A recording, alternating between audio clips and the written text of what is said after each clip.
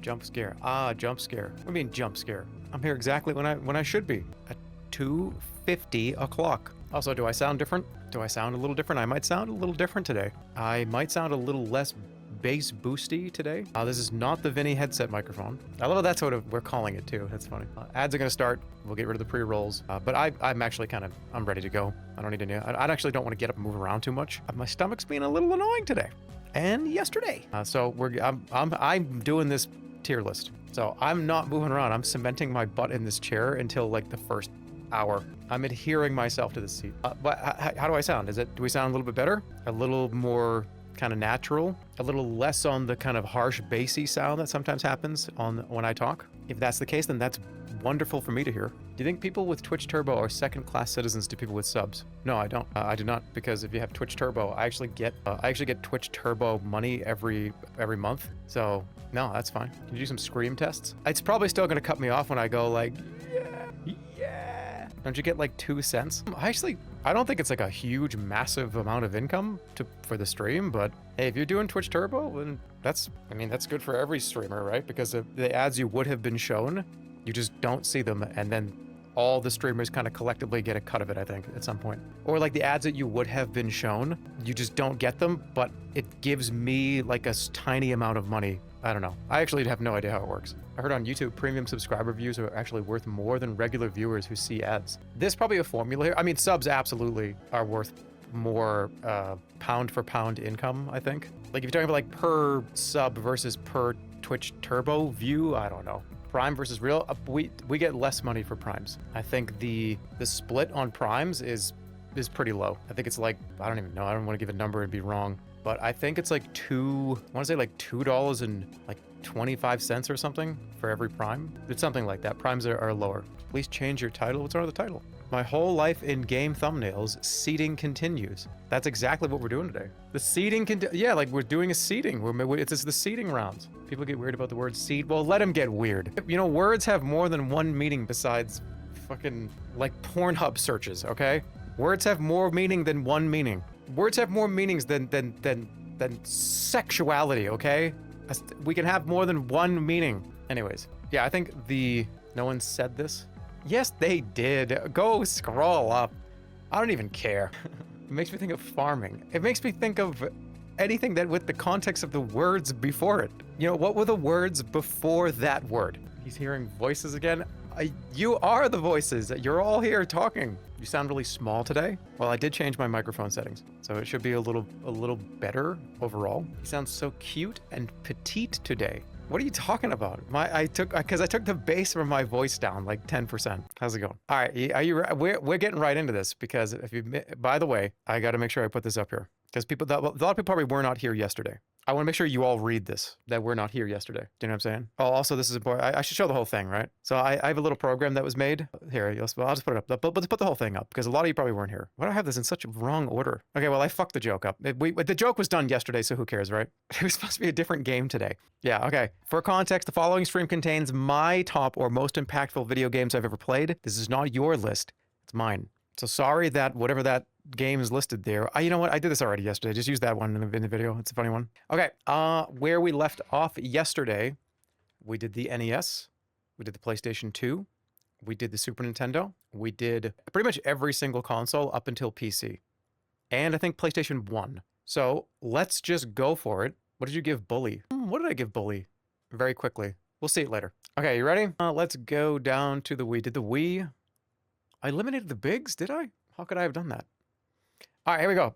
PlayStation 1. Right off the bat, we're going to do Chrono Cross. Chrono Cross is the sequel to Chrono Trigger, obviously. Also, I can do this. I think it'll probably be a little helpful. Will it be helpful? Maybe for the first little bit. Actually, can you read it if I go? How far can I go? Is that going to mess up when I go full screen? Let's find out. But anyways, Chrono Cross is sequel to Chrono Trigger. It was a PlayStation 1 game.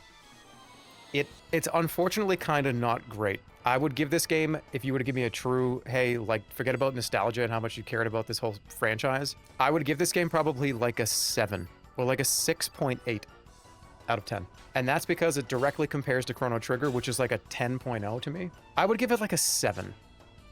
I think the game was just a little too... It went kind of completely off the rails. The story is kind of all over the place. It's interesting, but also not interesting at all. There's 40 fucking playable characters, so it can be kind of difficult to really get like a group that you, okay, this is the group of the video game. But in that same world, it can be fun to kind of make a weird team that is like, oh, can I make this team work? It's a kind of a Pokemon system where red beats blue. Everybody has like a magic kind of stamp on them. It's like, oh, red beats blue, but blue beats green, and green beats yellow, and yellow beats white, and white you know what I mean? It's one of those kind of systems. I'm not going to eliminate this, but it's definitely not 4. And I don't even think it's 3, but it's definitely up there. I'm going to give it 2, because I think that's where it belongs. As a sequel that sort of was all over the place and didn't make a whole lot of sense. Wait, can I do this too? Does this get cut off? Maybe a little, but I think, no, it's okay. So I can stay zoomed in like this. I think that's easier to read. I'll stay at 150. All right, there's your Chrono Cross take. I've given it many times. Bushido Blade. Bushido Blade.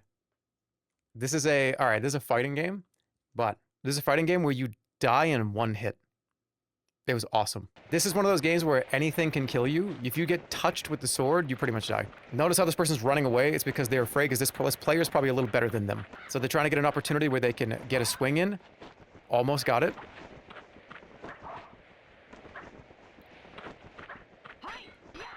No. There was a blocking system too. But if you got 1 solid hit on anybody, they were just dead. I think I streamed this, I want to say like a few years ago. Yeah, there was, oh, damn, this is a good match. Wait, that was it. Dead. And it does replays too. It replays everything you do. This game is so fun. Well, that was weird. Let's get some more gameplay here. Because and the characters were all pretty different too. They all had different weapons and different play styles. It was always so funny when somebody said their opening kind of tagline and yeah, like that. And they're just dead. Let's see that again.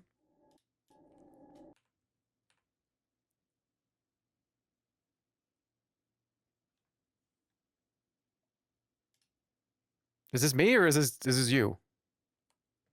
Okay, it was me.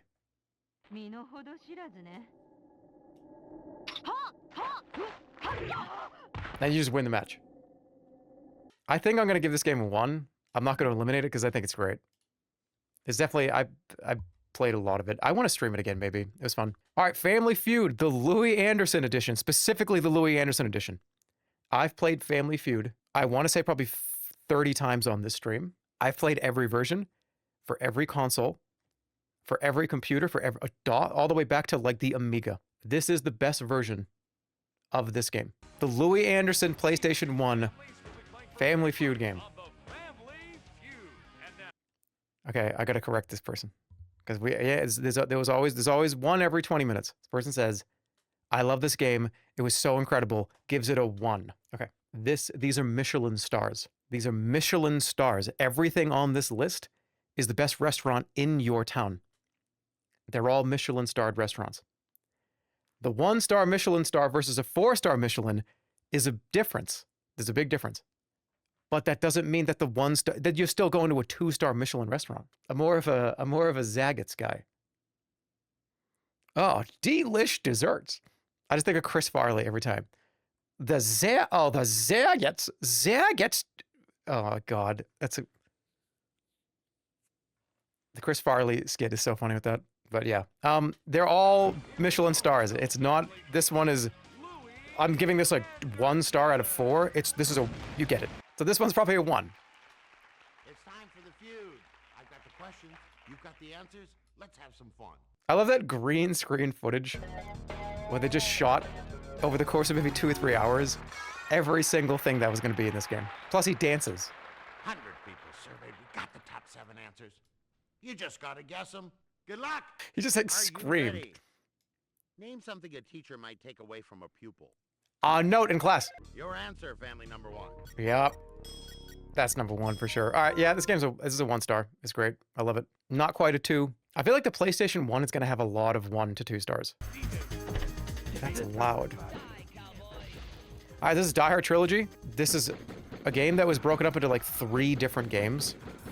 It was this third-person game. There was also a kind of a first-person on-rails shooter included in this as well. A lot of arcade ports, yeah, they are. Did I stream this? I think I did. Pretty much all these PlayStation 1 games I think I have during that PlayStation 1 Omega week that I did, right? But yeah, you play it as the Die Hard trilogy, Die Hard movies, This is back when licensed video games and licensed movies were great. They were very good. Some of the best games I've ever made were licensed games. Let's go to the on-rail shooter part. Where is it? Was that a different... Oh, no, wait. Okay, here's one. So this was a driving segment. There was a... I mean, yeah, there were driving segments.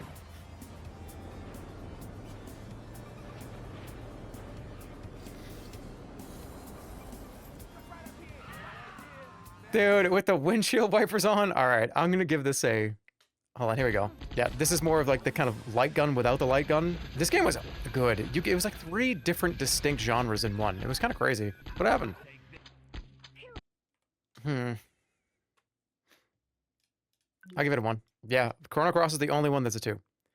Alright, this is where it gets weird because the original Grand Theft Auto, I spent a lot of time on. It was my first real kind of...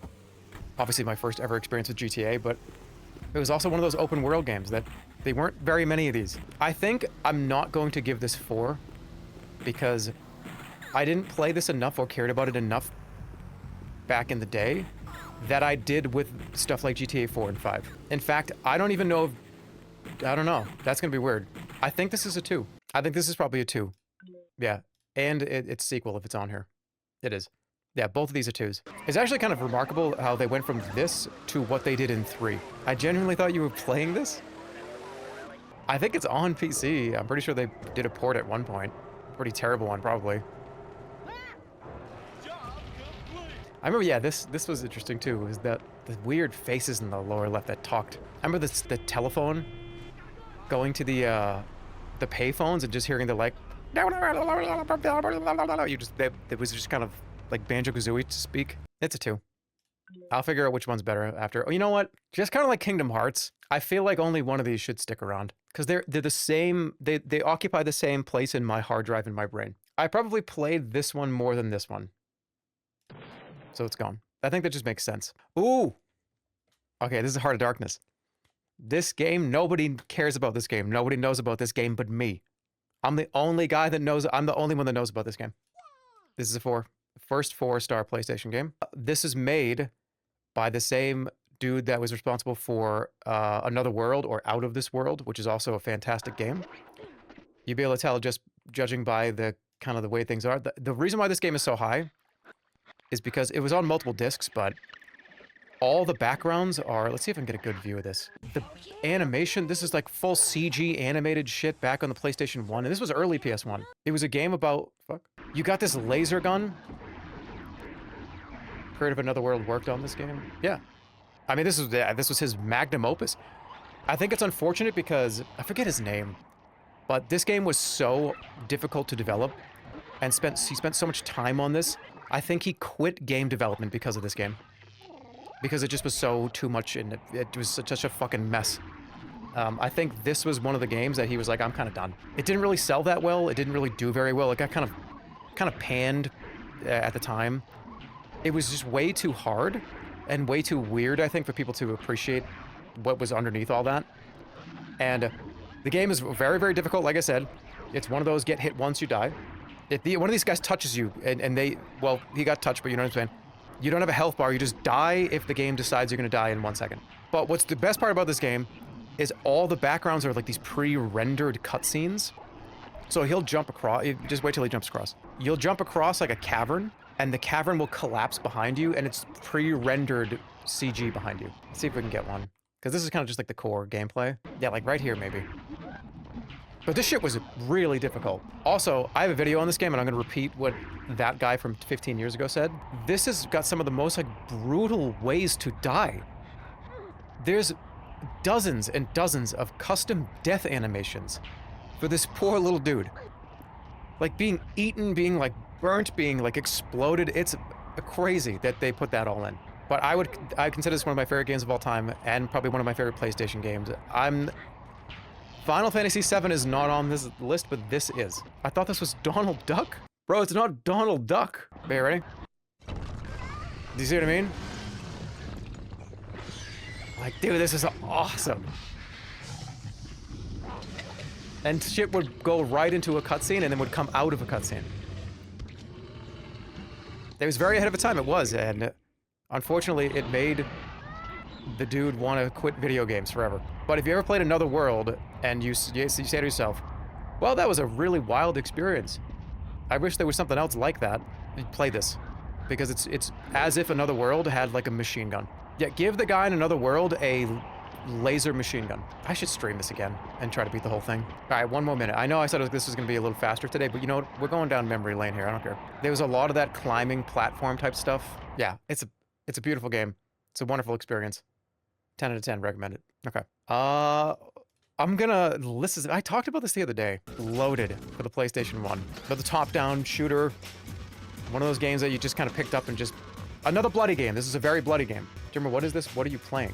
We're playing every game I've ever played in my whole life. This looks fucking awesome. It was awesome. There was a Loaded 2, but I think I like this one a little better. There were multiple characters. I think there was probably 7 characters or maybe 5 characters total. All had a different gun, all the different like, kind of power-ups and stuff. Maybe I shouldn't eliminate this because I loved this game. I played this so much that I think I almost melted the CD at one point. I'm making that up for comedic effect, but you know what I mean? It felt like that at some point. You know when you touch the top of your PlayStation 1 and it's hot?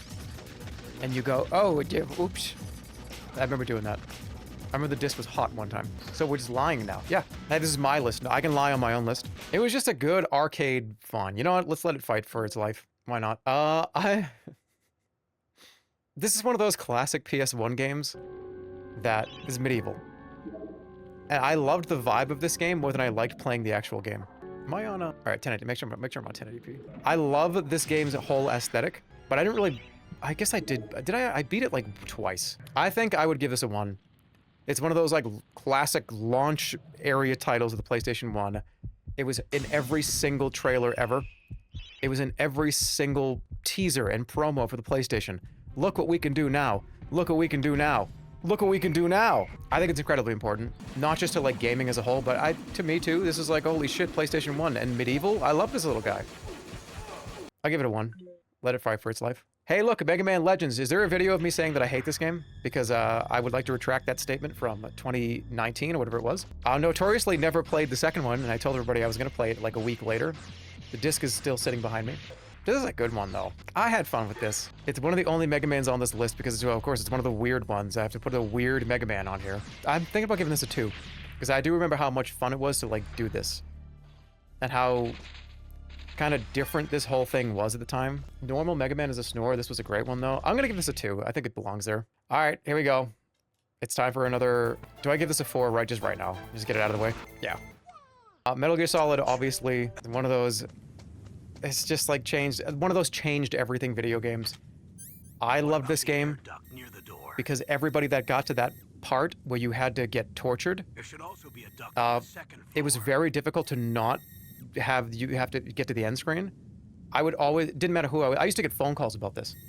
You had to tap circle as fast as you could to avoid getting... I think it was a very, very specific part of unlocking secret shit was you had to withstand the torture. And it was very difficult. And I could do that. I was in... Wait, that's in 2? No, that's in 1. That's in 1. That's definitely in 1. It was for a different ending. Yeah. That's the only way you get the true ending. So I did this one day over a friend's house. Because my friend owned this game. I didn't own this game. So he got to the part of the game where he needed my help. Because I was over there watching him play it. And I took the controller and I destroyed that and beat it. He got his true ending.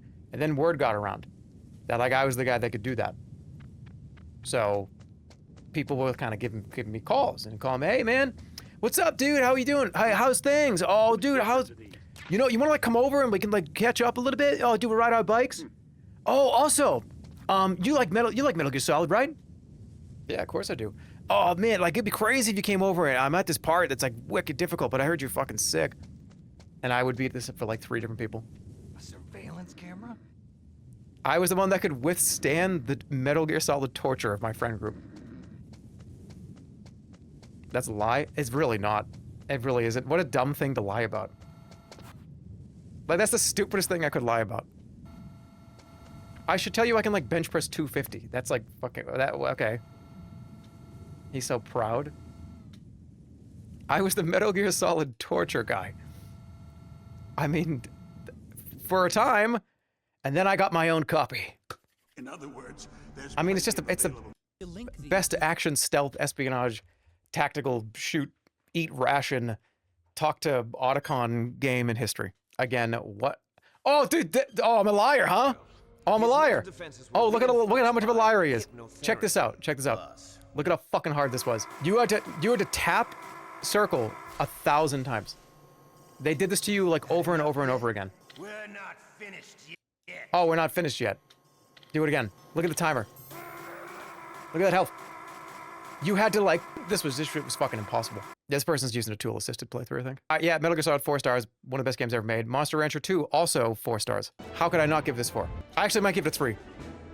I just thought about it for one more second. Hold on. No, this gets a 4. It's definitely a 4. It's definitely one of my favorite games ever. This could go toe-to-toe with Metal Gear Solid, which it will. But I have to decide which one's more important to me. This one's more important to me than anything. This is gonna beat like half the shit on this entire list. This is a 4. There's gonna be a lot of 4s, but that's fine. I'll be able to find out what's truly my top like 50 to 60 really is. And then all the other ones. All the stream content, all the like the tournament that we did, it's just both impact and fun. The CD shit, dude, you know how many draws I rifled through when I was younger to find every single CD in the entire house? Yeah.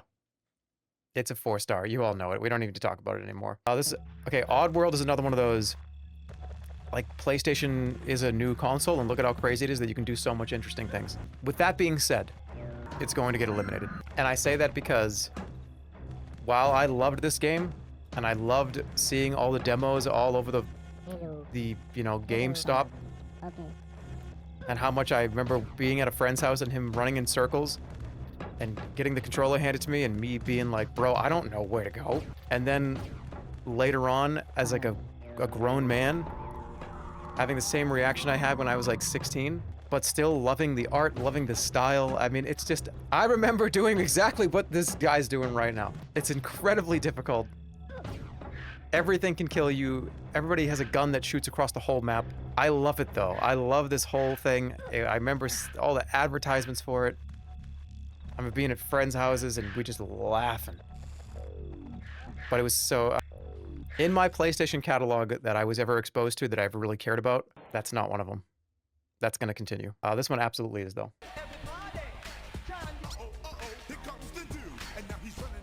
Yeah, this... you want to talk about impact? Parappa the Rapper. I got this on Christmas. And when I unwrapped that, and I saw what was in that present, I was like, there's no way. I actually got Parappa the Rapper.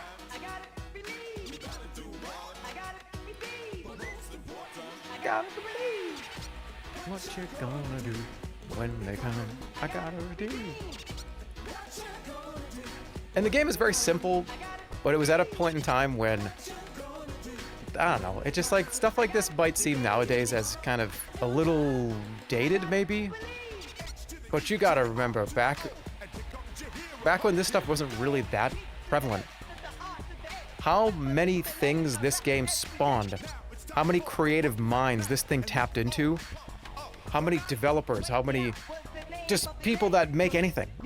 People put Parappa the Rapper like up there in their top 10, top 20. It influenced the entire space and everyone in it for a decade. You ever play 2? Oh, I've streamed all these games. Even the one that's coming up underneath this, that's going to be hard to rate. And again, I have another, the Burgah Boy technique. Getting cool was really, really hard unless you gave the controller to Burgah Boy, because he would just mash every button.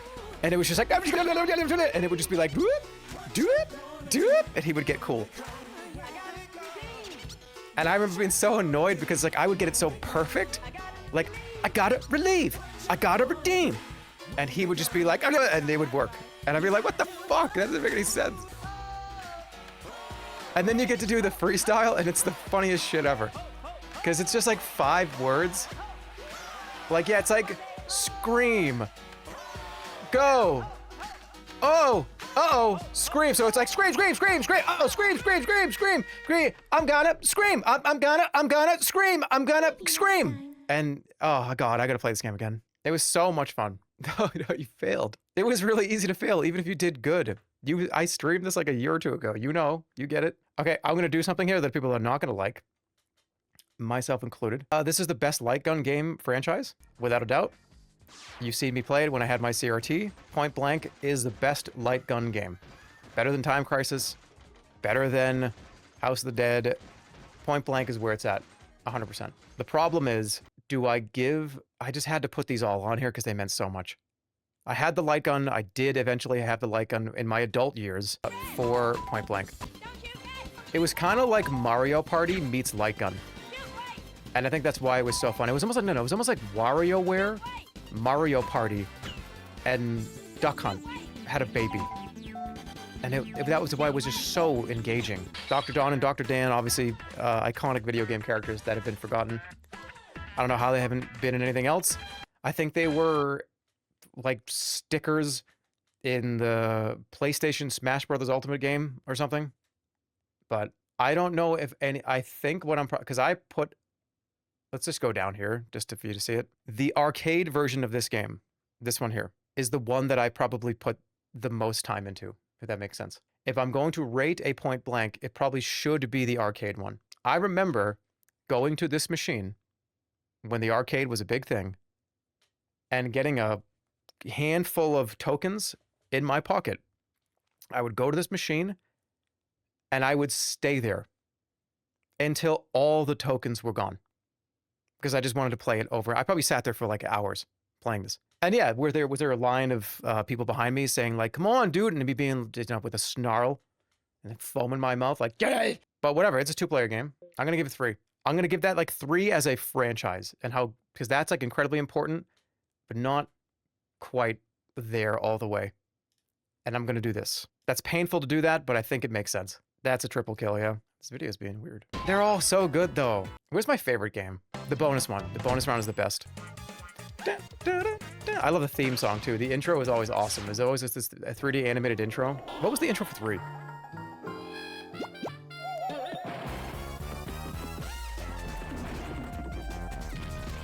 They were kind of like a Mario and Luigi that they never tapped into. They had a Bert and Ernie and Mario and Luigi built into one. These could have been franchise. They could have franchised this. This could have been huge. You got the brotherly kind of fun of Bert and Ernie. You've got the comedy and the jumping power of Mario. You've got the shy kind of little more reserved Luigi. You get the ability to count the number counting that Bert and Ernie would do. They really were the best version of Bert, Ernie, Mario, and Luigi. They could have been huge. PlayStation fucked up. I think it was Namco. Namco fucked up. Who made this game? Who made Point Blank? I think it's Namco. Yeah, Namco. Dude, they could have had a Pac-Man Point Blank crossover and really brought in the viewers. You know, they could have put American Dad after Family Guy and kept those viewers that were watching Family Guy. They just fucked up. All right, original Resident Evil for the PlayStation 1. I don't know how this gets anything lower than a 4. I think it's just a 4. The problem with giving this a 4 though, which I'm afraid to do, is that then every Resident Evil game that I also is on this list, I'm trying to think of what else is on here. Is it a Mario situation where they're all a 4? Or should I be realistic? Because Resident Evil 2 is on here. The remakes are on here too. Those are definitely not getting 4. Yeah, dude, that first zombie turnaround, I was over at my buddy's house and we were haunted. Where is it? Where's that iconic zombie turnaround? I think it's like right here somewhere, right? Where is it? Right here? Where is that? It's like, it's right there. It's like the first zombie you find. I feel like I would see it by now. Right here? Oh, where is it? What? Am I crazy? Is it? Well, you know the one. Everybody knows the one. I love the get this key to go in that door, kind of like Metroid-esque. I'm figuring something out about myself here. I love the Metroid sort of get this key to open that door. Those doors are locked, but you know they're there. Go back after you get that power up and go after you get that key and go in that door. A ton of these games do that. Not a single Metroid game is on this list. I don't care about Metroid like at all. I've never even played them. I played the Super Metroid game and I was like, oh, this is kind of good. I've never played a single Metroid game. Period.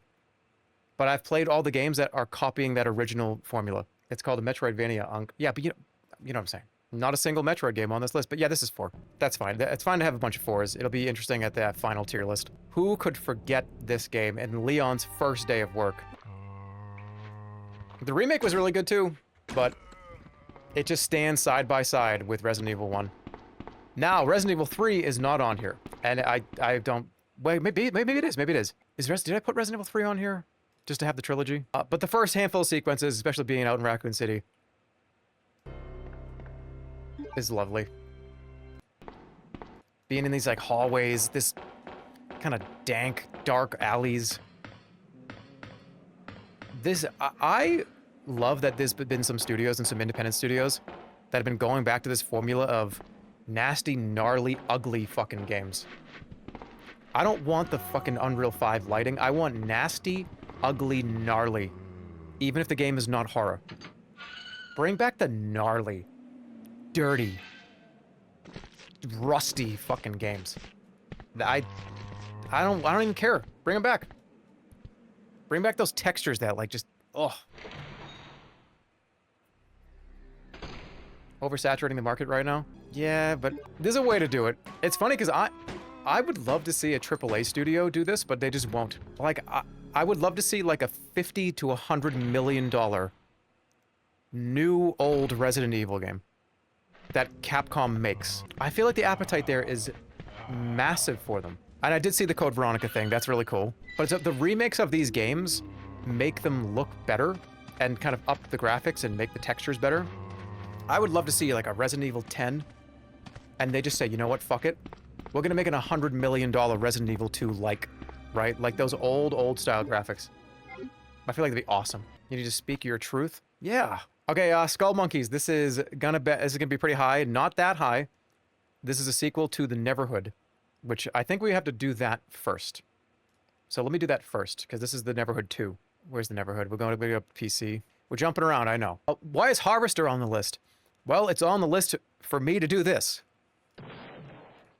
But Harvester is an unforgettable, horrific game. If you can stomach how uncanny and awful and weird this game is, it stays with you for months. And there's nothing even truly...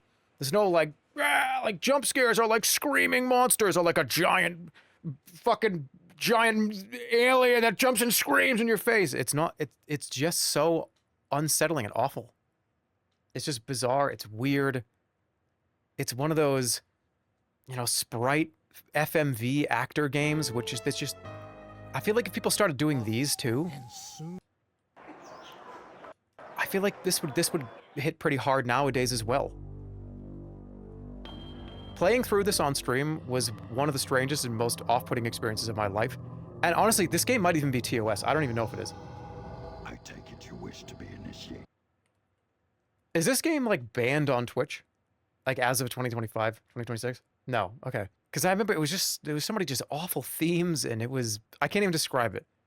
But it's not gonna, I don't think it's gonna move on. But it had to be on this list. So you could just see it again and realize if you've never heard of this game before, it is absolutely an M18 plus experience and it's going to stay with you for like 3 months. So if you're not prepared for that, I would not recommend it. I remember the Horsemen were talking about this, like, oh, should I play it? And it's like, if you want like till like a month to go by and have you to be like, just, ugh, it's just like, bleh. It's like, feel like gross. It's very memorable. But it's not even that bad. You get it when you play it. You're just like, everything, all this stuff feels just bad and weird. Okay, I got that out of the way. All right, here's the Neverhood. We're going to go through this. It's against TOS? Okay. Okay, the Neverhood. This is, let's just do that. I am going to be very honest with everybody here. It's going to be very difficult. In fact, nearly impossible for something to be more important than this game. Anything. I'm talking Team Fortress 2. I'm talking World of Warcraft. I'm talking Diablo. It's going to be very difficult. That's going to be hard to do this. This is the single greatest video game experience I've ever had in my entire life. Probably. Probably. This is back when DreamWorks. So this is a weird scenario here where like DreamWorks at one point was like, you know what? We're going to make crazy high fidelity video games. And it's back at a time when these kind of claymation based, clay was kind of really in back in like the kind of mid 90s. And it stuck with me for the rest of my life. Everything is like handmade in clay, everything. It's a point and click adventure game. They went on to make a couple of sequels that I didn't really think were very good, but still okay. The music of this guy, Terry Scott Taylor, you've heard this soundtrack 1,000 times. It's just one of the most important pieces of media. TV show, movie, book, game. It's up there in like the top 3.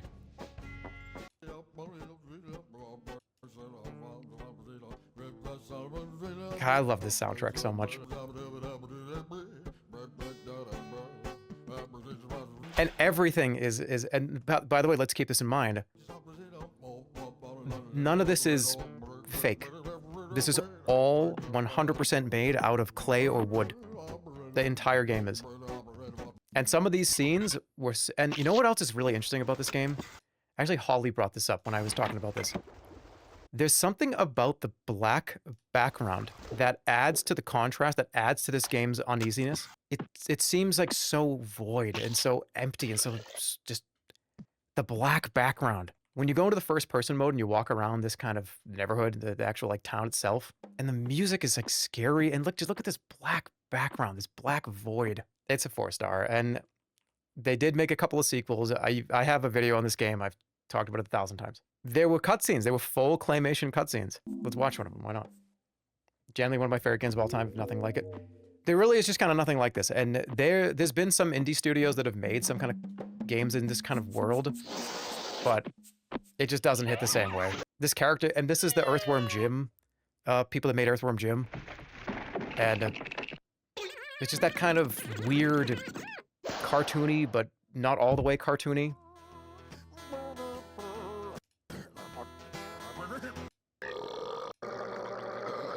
Where's that chase scene? Yeah, this one here.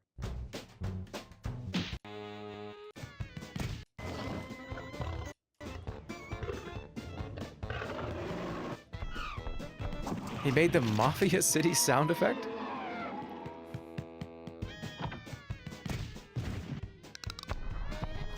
This game feels like an expensive Soviet film. Oh no, expressive Soviet film. Yeah, I kind of get what you mean. It stays with you. It'll stay with you forever. I played it when I was like 12, 13. And games like this is the reason why I turned into the guy that I turned into. It's just a fact. Doesn't matter how I want to spin it or talk about it. This just is a fact. And that's going to be one of the hardest games to beat in that like top 10 list for sure. So going back down here, doing all that, the actual reason why I want to do that first is because this is the sequel. This is technically the Neverhood 2. They decided that they were going to make it a kind of a platformer. It went from being like an adventure game to a 2D platformer. I still like it. I still really love it for its existence. The soundtrack is amazing. Again, it's Terry Scott Taylor again. But it just didn't hit the same. It wasn't really a great platformer as much as it was a great, again, showcasing what cool claymation can look like. And there's people that fart. So I know all you farters out there. So ugly. It's so ugly, but in the cleanest, most beautiful way. Do you know what I mean when I say that? This is what got me into wanting to do clay stuff too. Like it's just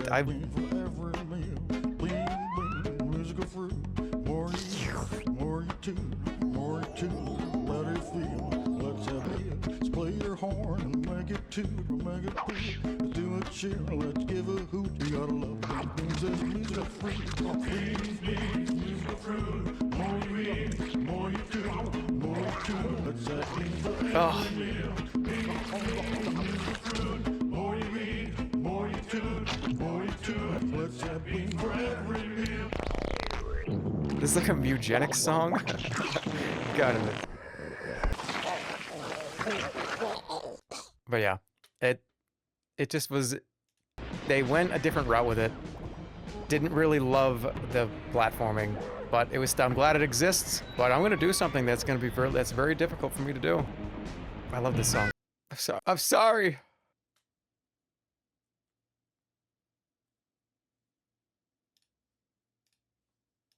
I had to do it. I had to give it one. I had to give it one. I had to give it one. I couldn't just let it go. I couldn't just let it go. It gets one. It can fight for its life. Theme Hospital. Great on PlayStation. They actually remade it, didn't they?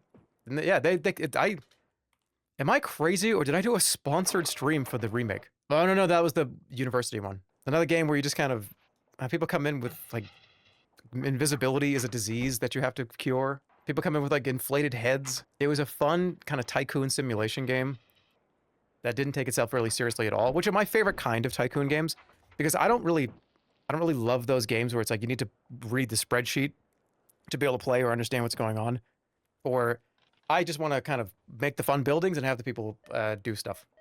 2 Point Hospital, right? Put the intro cinematic on. Doctor required an inflator room.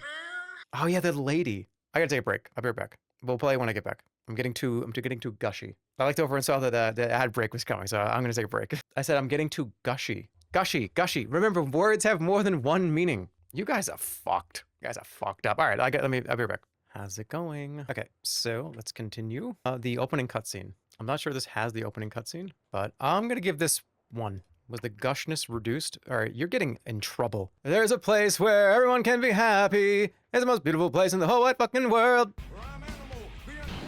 I actually probably shouldn't play this because the VOD is gonna get deleted.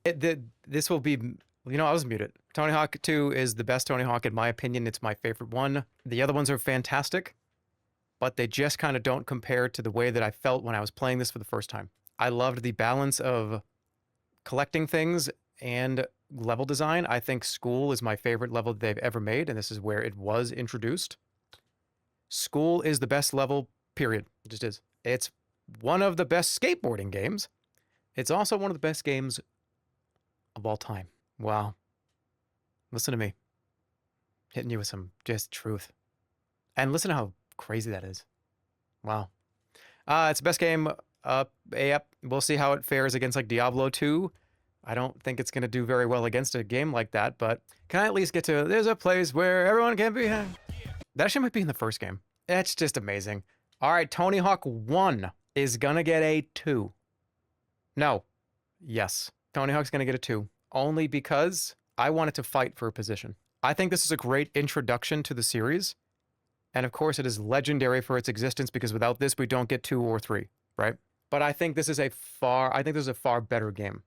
I had way more fun in this one. So let's see. It's got 2 stars. Let's see how it goes. It's got a chance to move up. Twisted Metal is not... Okay, and let me give you let's do a quick little story here. I played this game very recently, and I went into it thinking that this is one of my favorite... I have so many memories of playing Twisted Metal. Twisted Metal 2. Oh, it's me, Calypso. Oh, and how do you feel about that? You sure are now going to be in big trouble, aren't you now? Calypso. Everybody loved it. Of course, like the first 3 games. Oh, well, we do have an incredible... I have no lines. Give me a line. Give me a line. I don't know any lines. I'm just saying fucking, like, additives. Give me a line from Calypso. I am Calypso, and I thank you for playing Twisted Metal. That's why this is on this list. The game sucks. I played this recently, and I was like, my God, this game is not fun at all. This game's terrible. I have such fond memories of playing this game, and I went back to play it, and I was like, why is this so... This controls is so bad. I can't even see what I'm doing. But I think it deserves to be on the list. And just the original one. I know that there's 10 different versions of this game. There's a television show about this game now, but... It's this one, the one that I spent the most time with. Those that know? No. Let's let it fight. Hey, I'm Jerma Lammy. I'm Jerma Lammy is Parappa the Rapper, but you have a guitar.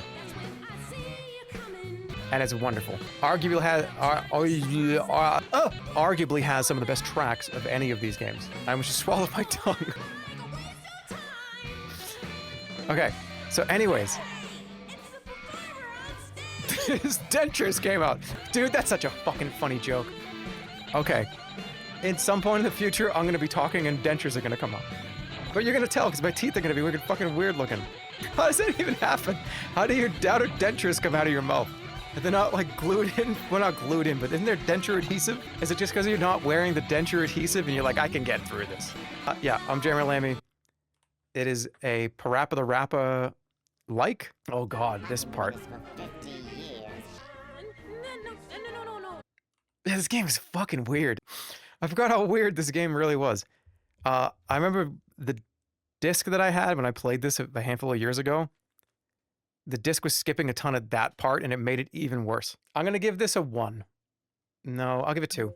This didn't hit with me the same that Parappa did, but I still really 2 Michelin starred it. Oh yeah, this game. WrestleMania, this game. Oh yes! WrestleMania, the arcade game.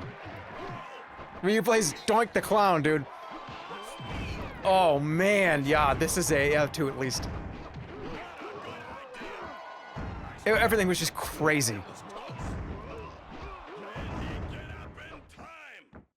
I played this not just here. Yeah, come on now. This saw multiple hours over multiple systems, over multiple friends' houses. Everybody had their own kind of. It was these FMV sprites, but also cartoony. Oh, the Undertaker has bats come out of him. Everybody had like their own little thing. Oh, nice. I'm glad we. Oh, the Undertaker versus the Undertaker. The Undertaker versus the Undertaker. That's back when games just put in. Oh, I love it. That just sound file. That just play sound file 1. Play sound file 1. This is getting a 2. Tonight's matchup, The Undertaker versus The Undertaker and Razor Ramon and Bam Bam Bigelow.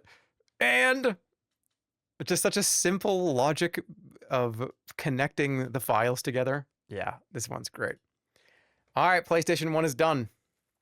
That leaves us with the biggest category, the only category that's left besides arcade, and that's PC. The PC section. Well, actually, and you know, I'm gonna do this. We'll do that at the end. Okay, hold on. I just saw this and I need to think about it. This is Lost Odyssey. This game's soundtrack is unbelievably good, and it's the only reason why it's on this list.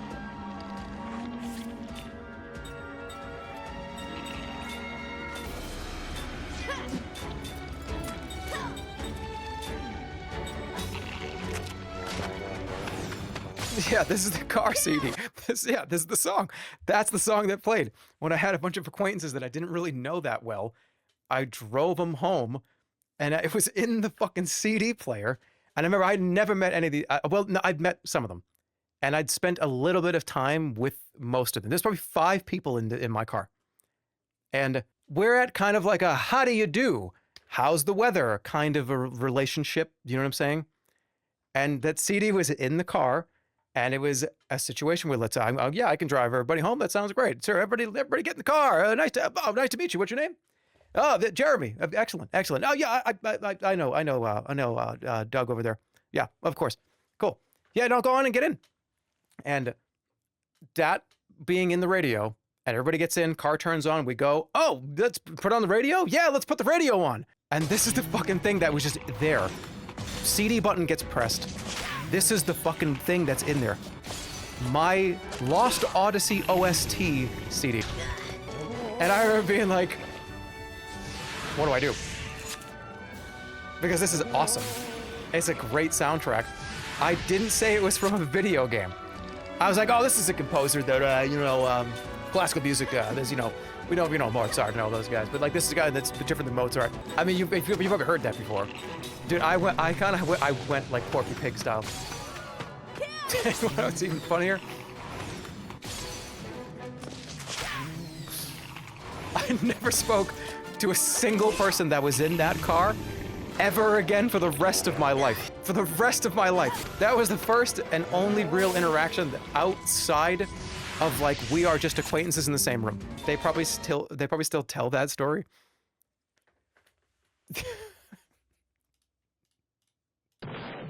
I have to get rid of it because of that.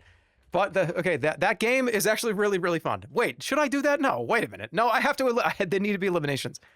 I only had 37 eliminations. The story probably doesn't even register to them. I probably don't even remember who I am. I'm just one of those people that turn to dust in your brain. Do you know what I mean? Just like oh yeah, nice to meet you. My name's Jeremy. And I'm just gone. You just turn to dust in their brain. The soundtrack is phenomenal though. It's one of the best soundtracks. You know what? Hold on. Let me put the boss fight music on and we'll see. That's just the battle music. Where's the boss music? It was a good game too. It was actually a really good game. It was a turn-based RPG. A lot of fun items. There was a bunch of playable characters. It had like a time-based attack system. Is this guy sitting in his chair? Is this guy leaning back in his chair? Oh, no, I think it's in the cutscene. Why does it sound like a guy moving like a big chair around?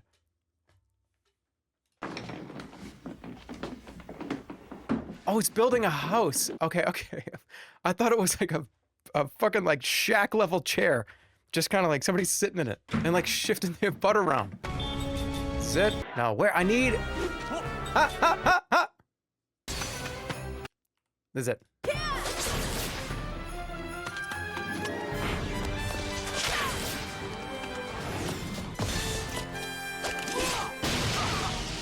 mere handicap. Consider yourselves lucky.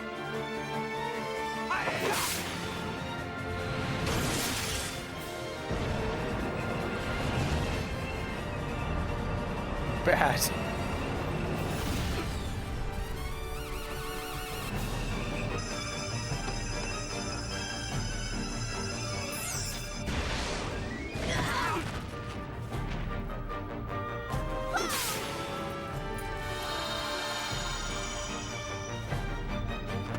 Same studio made a couple of games. You guys know the game Blue Dragon? They made a couple of these games. So they made Lost Odyssey, then they made Blue Dragon. Or I actually think it was in reverse. I think Blue Dragon was first. And this was like Xbox kind of was looking for exclusive stuff. I believe they were contracted to just, hey, we want to have some cool RPGs on the Xbox. Yeah.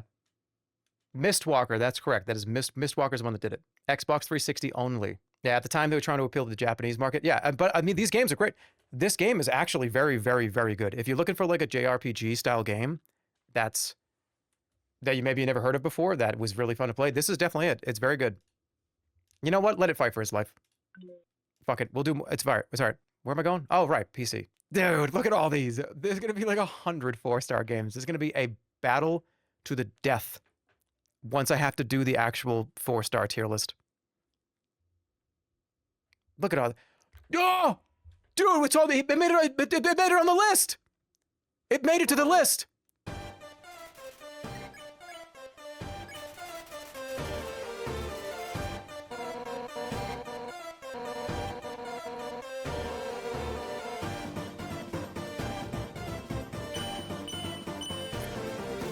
I know that a lot of people like fucking hate this game because they hate the community and they hate everybody that plays this, and it's like one of those games where, oh, the community, this game is incredible. It's one of the best. It's one of the best games. It's one of the best. It's one of the most fun games I think I've ever played. A lot of people see, like I said in my top games of 2015 list, it's one of those, again, like you have to play it. You have to play it. You have to play it. It's incredible. It's incredible. It's incredible. You haven't played it yet? You didn't do it yet? Why didn't you do it yet? Why didn't you do it yet? Why didn't you do it yet? Right? I've done that to Stir with this game for like probably the last like 5 to 10 years. So I get it. It's probably really, really annoying. But I do think just remove everything around this game. Just play it.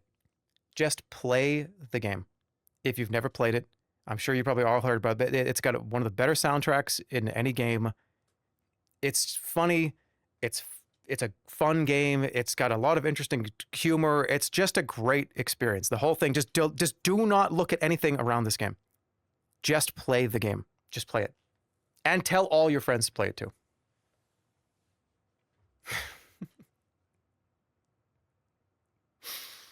Make sure you DM your friends every day about it. Okay, here's the problem. I gotta use some determination.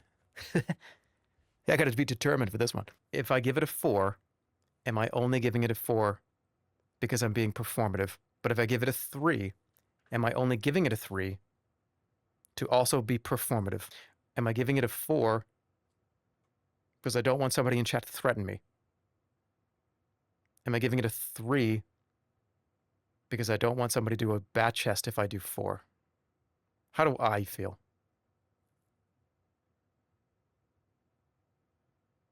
How do I feel really about this game? No, I'm just kidding. I did that for the clip.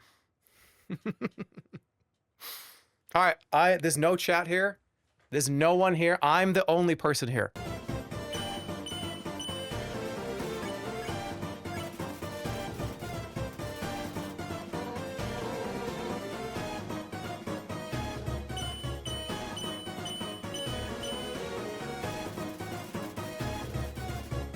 Uh-oh. Uh-oh. 3 stars. Undertale is a 3-star game. One of the best experiences I probably have had in a game like this. It stuck with me for a very long time, but I don't think it crossed over into that threshold of, my God, this is all I can think about every fucking day. But I think it is an experience that every single person should have if you own a video game related machine. Now remember, 3, let's be honest, we have to be realistic. Okay, let me help you out here, all of you that are upset that I didn't give it 4. Hold on a second. Where does Undertale stand next to Gotcha Force? This is gonna beat Gotcha Force. Wait a minute. Yeah, it is. Yeah, there's no doubt. Do you see what I'm saying? Now do Vampire Survivors. All right, dude, this game is sick. I told you guys that the PC list was gonna take way shorter because I knew everything about it, but that honestly makes it way longer because I have a lot to talk about it. Whatever, I don't give a fuck. I'll do this for a month. I'll do this for the next week. I don't care. Dude, I played this more. Me and Holly were obsessed with this game. It's like the first thing we did when we woke up and the last thing we did before we went to sleep at one point. Damn, this game is so good. But I think it actually should be, oh man, this is why this thing is so hard to do. It's definitely not 1, it's way more important than that. It's definitely not a 4, but maybe it might be eventually. Do you know what I'm saying, what I mean by that? I think 2 makes sense to me. And here's the thing, when this goes up against other shit and I have to eliminate other stuff, it probably will win most of those, which makes it up into 3, 4. Oh, Viscera cleanup detail, this game, oh, it's age restricted. Okay, Viscera cleanup detail, why is that age restricted? This is, okay, I'm gonna knock a couple out here back to back. I know I'm supposed to be going in order. I'll go in order. I know.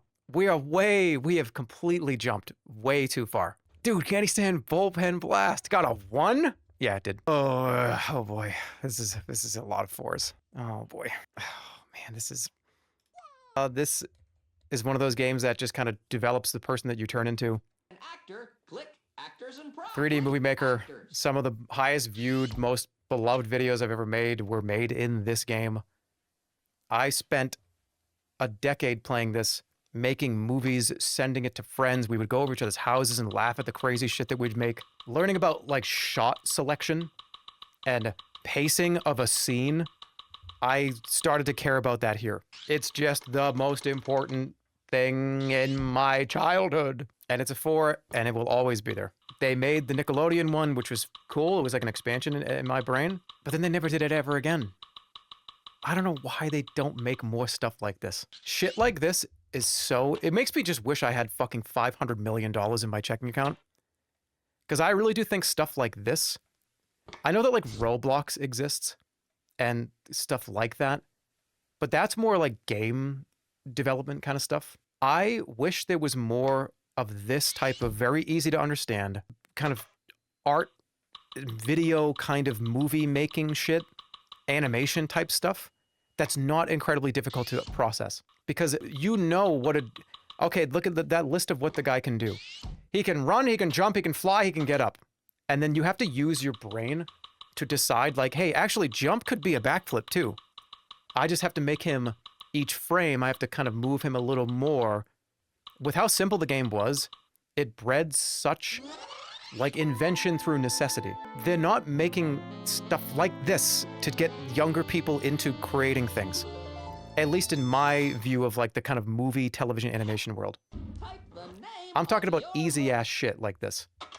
Yeah, you can learn Blender, you can learn like Godot, you can learn but there was a period in the 90s where there was so many of these like Looney Tunes, Acme Animation Studio, Mario Paint, 3D Movie Maker, The Simpsons, Animate with Spider-Man animation, Spider-Man CD-ROM animation game. There was like a half a dozen of these that came out in like 1 year. Little Big Planet, yeah, but that's also kind of a video game. Has something come out that kind of teaches you and lets you play in the world of just sort of making television show, movie, animations stuff and being able to share it with your friends. Source Filmmaker. Source Filmmaker is hard though. It's hard to learn, I think. I'm talking something that like a 12-year-old could pick up and be like, oh, I get it. I know how this works. Toon Twister 3D, Gmod probably, tutorial videos for Source Filmmaker. That's true, but I didn't need a tutorial to, when I was 11, 12, 13 years old, I just opened this and I just knew what to do. It was just the game played it out so perfectly that I didn't really, you were the tutorial. Your imagination was the tutorial. Get your popcorn. I wish they just made another one. Hot dogs, candy. Oh my God, it's so good. It is such a, wow. Okay, Black and White. This is the God game by Peter Molyneux. I have a lot of streams on this game. It's super funny. It's fun just to throw rocks at people. Good.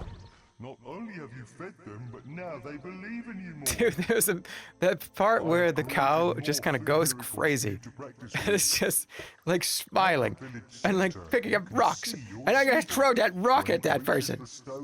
And I didn't tell the cow to do that. And it was just like, why are you doing this? Holding your hand over it shows Oh, how much that's Black and White too. Yeah, but they're both like, you know, well, I put them in the same category in my head. Wake me when the village believes in you and you are ready to continue your education.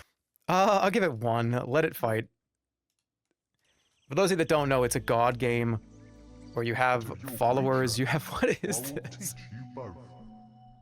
Is this in the game or is this a mod? Why does this look so fucking weird? Okay, so Black and White is a God game. You have followers and you build up a world for them to live in. It's very biblical kind of shit. But you also have this thing called your creature. And Please it's how you use interact with the me to world bring because your you don't fortune. have a, you know, you are an ethereal being. You're not. Oh, there's the monkey. I do hope they'll be friends. So the creature is how you interact with stuff besides like causing thunderstorms and whatever. And they have a mind of their own. And sometimes they'll just pick somebody up and throw them. Or crush somebody with a rock. Another creature. It's the Rune Bear from Elden Ring. It's great. A very, very good game. I'm going to give it 1. Command & Conquer Red Alert. Oh, man. Dude.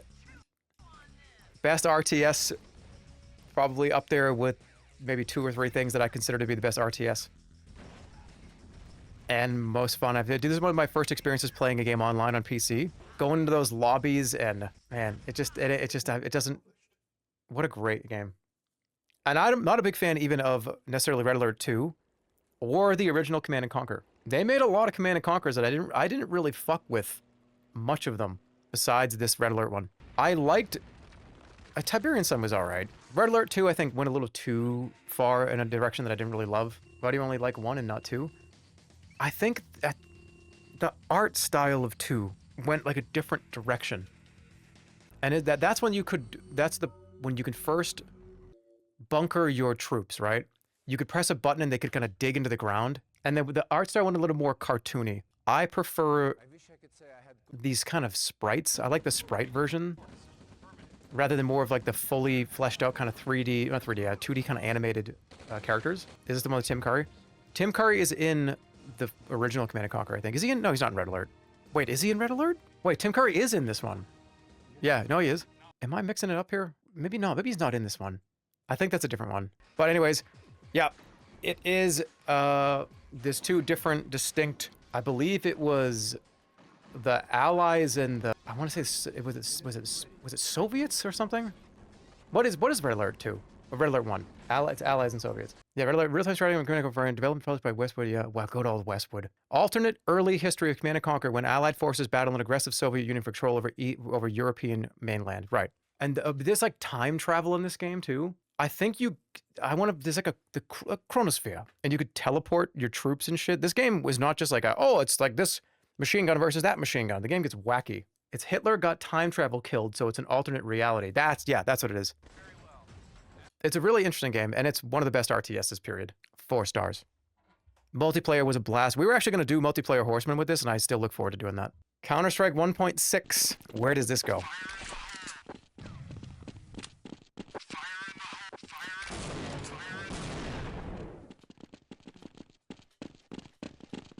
This is probably a 4, but it's probably a 3. The reason why I wouldn't give this a 4 is because I played way more TFC than I did this. But man, this was so good. This, Day of Defeat, and Team Fortress Classic are the trifecta of every afternoon when I was at this age. This original 1.6, the sound effects. CSGO is, I'm so far removed from the Counter-Strike stuff. Did they come out with Counter-Strike 2? So CSGO, then it was Counter-Strike 2. I've never even seen what the main menu of Counter-Strike 2 even looks like. It probably deserves more for me, but I'm gonna let that play out and see when it goes up to other stuff. I played 1.6. I didn't play a lot of CSGO. I tried to. I even made a video on my channel. There's a video on my channel talking about how CSGO is coming out, and man, that's gonna be my main game on the channel. Oh my god, I was so wrong. Dude, Desktop Destroyer. Now this is a good one. This is one of those classic, is this a virus, old Windows 95 games? Which I don't know. It was fun. It was fun. This is also one of those things where you pretended to fuck up your family computer. I remember very specifically doing the prank. This is how we pranked people back in the day. It's a series of little tools to like destroy your desktop. And all it is just a screenshot of the desktop, and you're kind of just playing with a layer on top of the screenshot. But Dad didn't know that. Mom didn't know that. Friends didn't know that. So you'd pull this up and be like, oh, hey, dude, you see, like, oh, dude, I'm burning my desktop. What the fuck? And it'd be like, dude, how are you going to fix that? And it's like, is this a joke, dude? It was so much fun. Oh, this song. And you think, well, yeah, that's cute. Why is this on this list, man? Because oh yeah, you can put bugs all over the computer and it'd be like, Mom, look, there's termites all over the computer. What did you do? How do I get to Quicken? I need to get to Quicken. I'd be like, I don't know how to fix it. It was just kind of dumb fun.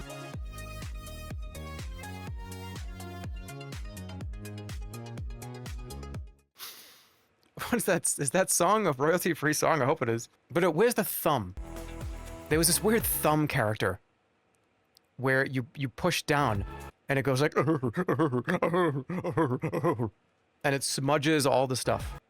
Okay. Oh, hey, look, Diablo 2. Oh, Beware. okay. The evil is strong ahead. Maybe I give this like a 2. Beware. I'm currently playing the remake right now. Look, just cut.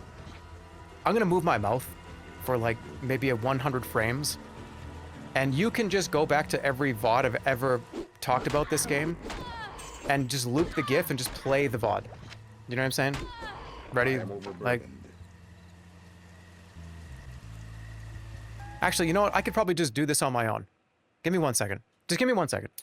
When did I talk about Diablo 2 the most? During that first, from like a couple weeks ago? Is this thing installed? Yep. Wait, what's going on? Where is it? This is gonna be the same conversation, so. From NASA, it's the Milky Way galaxy. And I go, dude, that's cool. That's where we are. Let me learn about that. Pick it up. I know, it's a habit. Randomness that feels like it did it the best. Hold on. Hello. Anyways. But it's that's how I feel about ARPGs. I like collecting things. Wait, I could have used that shit. I like having multiple characters that are very distinct from each other. I don't like making a barbarian that's just every single barbarian ever. I don't want to play as my barbarian and just get stuff catered directly to my barbarian and only my barbarian. I hate it. Play Grim Dawn. And look, like I said, I know that other ARPGs do this, but there's something about Diablo 2 in particular that feels like it did it the best. And everybody else seems to try to do it somewhat differently, and it's like, bro, no. Just do the Diablo 2 formula. You don't need to reinvent the wheel. The Dorito already exists. We don't need to reinvent the Dorito. I want the Diablo 2 loot system. I don't want a bunch of other weird bullshit. Okay, let's check out the new system. You've never had a Doritos Locos taco? That's my favorite item at Taco Bell besides the Cheesy Gordita Crunch. Do you even know me? Okay, so as you can tell, there's other games that have tried to do this formula, like I just talked about. Diablo 2 did it the best. Diablo 2 is the best ARPG ever made. It's my favorite video game of all time. Or is it? We're gonna find out. The loot system, the generations that you get to keep, having your barbarian hand stuff down, getting the uniques that actually worked and you just didn't out-level them in 2 fucking minutes. Oh, dude, look, a legendary just dropped. It's a level 5 legendary. Oh, a level 6 item just dropped. Dude, throw the legendary in the trunk. No, go salvage it. I fucking hate video games. You know what? Let's get it out of the way, because we're on the topic. Diablo 3, I put on this list to destroy it. I put it on this list to destroy it. And why is it on this list if you hate this game so much? I don't hate this game. I think Diablo 3 is fine. But to me, when they announced this game, I remember look, this is probably in that VOD. I could skip forward 10 minutes and tell this story again. I'm going to tell it a little differently. Me and my brother, all through college, were talking about, I remember the Game Informer cover of this, where it was like, dude, it's finally happening. We're getting Diablo 3. And it was like, holy shit, I can't wait. And then they got rid of all the reasons why I liked Diablo 2 in the first place. The loot system completely changed. They added the real money auction house, which was just stupid. They put a real money auction house in the game, which meant they had to make the drop rate of all of the fucking items in the game so unbearably low that, like, you had to buy it. There were like 3 or 4 legendaries that even anybody cared about in the first place. I remember playing through the entire game. I'm not fucking kidding. I played through the entire game. I did not see one single legendary drop. Not one. Over, I think, 2 characters. At some point, they said, wow, maybe we should just delete the real money auction house because it's kind of stupid. So they delete the real money auction house. And then things got a little better. They patched it a few times. It was okay. But I don't know, man. Fuck that. They finally come out with the expansion. And the expansion fixes a lot of problems. The expansion actually made the game, I think, the best state that it was in. Reaper of Souls made this game actually fun. But I'll tell you something, too. I fucking hate it. And I wish I could just delete it from the game. When you kill more than 3 or 4 things in this game, as you probably see, it gives you a pop-up window about how awesome you are. Get out of here. Get the fuck away from me. I don't need a pop-up to pop up and say, hey, dude, 25 monsters killed plus 4,400 experience points. I don't. Stop showing that to me. I don't care. If there's any way to take you out of a video game, it's to tell you every 10 fucking seconds that you're playing a video game. Why? This is the norm. This is what it is now. Hey, dude, you're playing a video game. You're playing a video game. You're playing a video game. You're playing a video game. You're playing a video game. You're playing a video game. You're having fun playing the video game? Yeah, you're playing a video game. I know I'm playing a fucking video game. I bought the damn thing. All right, settle down, everybody. And you can't turn it off. I remember when the game first came out, dude, okay, we're going to move on after this. When this game first came out, I was like, oh, that's stupid. I hate that. It's probably a UI setting I can just disable. No, it's the easiest thing just to let me toggle off and on. I want to suck. I don't want to get fucking magic missile, frozen orb, destroy, splash, power, boom, 20,000, 10,000, 10,000. I want to have a fucking club in my hand and I want you to beat my ass. I want to have a shitty fucking gray weapon. I want you to beat my ass while I have a gray weapon in my hand. I want to earn it. I want to earn that unique that I get. But I know those of you that are typing up like a 5-page essay about like how wrong I am that D3 is terrible. I still played it a lot, and I did enjoy it. I did enjoy it with friends. I'm just a hater, and that's it. Because for the longest time, Diablo 1 comes out. Damn, what an amazing game. I didn't love Diablo 2 the way that I love Diablo 1 the way that I love... Oh my God, hold on. Correct the record. I didn't love Diablo 1 the way that I love Diablo 2. Diablo 2 felt like a direct sequel to Diablo 1. Diablo 1, great. Diablo 2, damn, we're moving on with that same formula. Diablo 3 felt like a different game. It was just too different for me. I wanted Diablo 1, Diablo 2, Diablo 3. Instead, we got the fucking real money auction house. Okay, Unk, we get it. You're banned for life. I'll do it myself. Where are you? How do you ban somebody in chat? Delete that message. Anyways, Diablo 3 deserves to be on this list. I just don't... That was, to me, that was like the start of that sort of like Blizzard, Activision, public company dog shit where I could go on. You know what I mean? Like the Activision Blizzard kind of dog shit, I believe, to me started at that point between like Diablo 3 forward. And I love this company. I love Blizzard. I still do. Blizzard's a great company. Blizzard makes great things. I love the things that they've had. Look, Diablo 2 Remastered was great. You personally just reached into the chat and squeezed that guy? And look, I will say this as well. I grew up with D2. If you grew up with D3, we imprint on the things that we grew up with. And I know it might sound like a personal attack from me to you if I say that Diablo 3 stinks. But just listen, that's not what it is. It's about like the Three Stooges. Three Stooges go to Manhattan. The Three Stooges. And they poke each other in the eyes and they fall down the stairs. Oh, right? And then the second movie comes out. And, oh, get out of here, get out of here. And then like in the third movie, like they do that for like a decade. And then in the third movie, they're like knitting. And it's like 3 different guys. And it's like, wait, this is what, where's the Three Stooges? But they're still called the Three Stooges. They're literally still Moe, Larry, and Curly. But they don't, it's like it's like a completely different direction than like what the last 5 Three Stooges movies were. And there's a bunch of cameo celebrities. You turn something lots of us know about into something way less of us know about. The Three Stooges would be a 4-star on this. All right, anyways, there you go. There's my Diablo 2, man. And I heard somebody say this too, that I might not even be a fan of ARPGs. I'm just a fan of Diablo 2. And that would make sense to me if some of the other games on this list also weren't in that category. How do people not know the Three Stooges? I mean, it's just easy because I guess you just don't. Okay.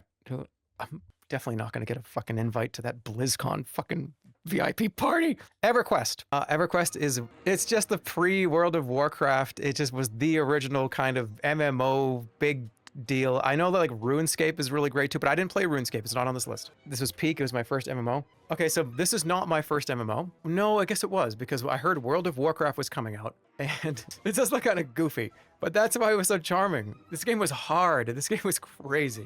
I heard that WoW was coming out and I believe I got this because I heard it was kind of what WoW is inspired by. And I played it for a little while and I was so bad. I just didn't get it at all. I was so terrible. This game was so stupid hard. I didn't know what to do at times.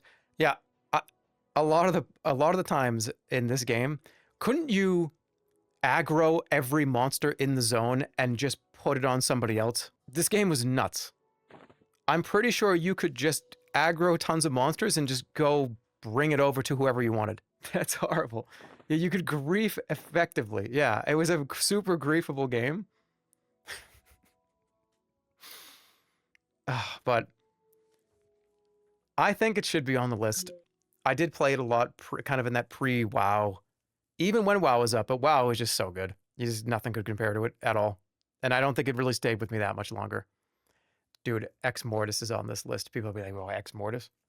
It was a Flash game. This is a horror point-and-click Flash game. It was on Newgrounds. This is a very well-made...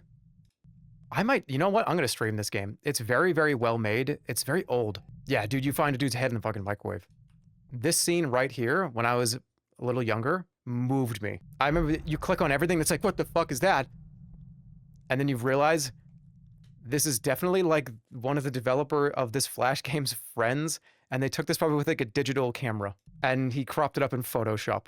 But yeah, it's like a point and click escape room type experience. I think it's a great little horror game. It has a lot of, just like you can tell, like a lot of love went into making the environments and stuff. It's just a great game. It's just very, very nice. Back in the heyday, the absolute heyday of Flash, which for me to announce my upcoming stream. I'm going to be streaming. We're going to do an improv Flash night where, I don't know if you've heard of this thing called the Flashpoint Archive. It's like 250,000 Flash games, and it is pretty much every single thing you've ever heard of. It's a curation and a preservation project because Flash is dead. Flash has been gone for a while now. And I thought it would be kind of funny or fun to get it. And because there's such a vast amount of these games, and they range from Super Mario, side-scroller go-kart where he shoots carrots out of his mouth. And it's just like, what the fuck is this? To games like this. And I think it would be fun if I just pulled out random keywords from the audience. We do like an improv style. Porn games, what I will make, there's tags in this archive. I'm going to make sure that all the not safe for work tags are all unchecked.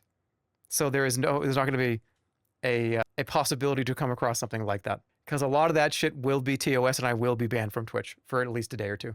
So we got to be very careful on that stream. I'm going to have to like have it on a different monitor and like vet it as they come in. Because some of that shit that's been archived is like, oh boy, that's a ban from Twitch for sure. Anyways, it's a great little horror game. Do I think it's going to... I'll give it a chance. What's it called? It's called Ex Mortis. All right, I'm coming up on a break. I'm going to take it. There's preview screenshots and varied tags. You should be good to check them on a second monitor. Yeah. Insane Aquarium, bro. Yep, that's going to be at least 2 or 3, I think. Look at this. We're moving through this already. It's only been 2 hours. We're almost done. There's still like 120 games I got to get stars for. I'm good. Let's go. All right, I'm going to take a break. I'll be back in a few minutes. We will continue the journey to seed all of these games for the next elimination round. Play a song, please. I'll do you one better. We'll put on, what's some background gameplay? How about just like Mario Kart? All right. See you in like 3 minutes. My name is Peter. My name is Peter. Hi. Sorry. I had to make a tea because I wanted one. But, yep. I'm here. Let's get back to it. Thank you for your patience. I appreciate it. Dude, that track was hard. Now turn it off. Okay. Hello. All right. We were at... Where were we? At Diablo 2. Ex Mortis. Gearheads. Oh, Gearheads. This is another great one. I have the box.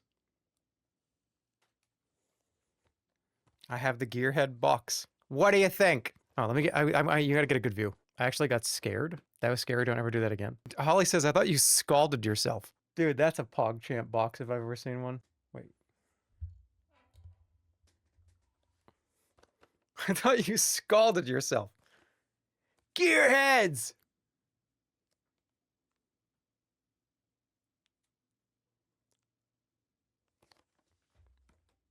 Okay, what am I doing? Why am I acting like somebody else is going to stream? Like somebody else is going to tell you about it. I'm not just there to hold the box. Why was I like I'm in a Discord call with somebody?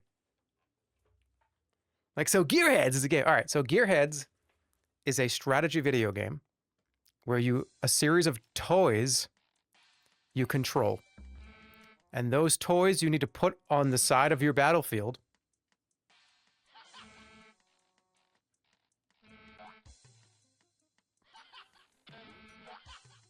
I fucking hate these things.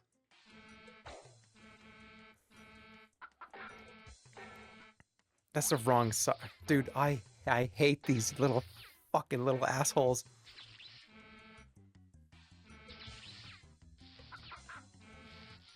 Get in there and stay in there. What do you mean, H music? Is it listening to me? Oh, it's okay, it's not transcribing me, alright. Alright, so Gearheads is a game where you control the toys, and there's various toys, and it's usually a 2-player game. Somebody has one side of the keyboard, the other one has another side of the keyboard. A keyboard was smashed when I was younger over this, and I didn't talk to a friend of mine for about 2 weeks.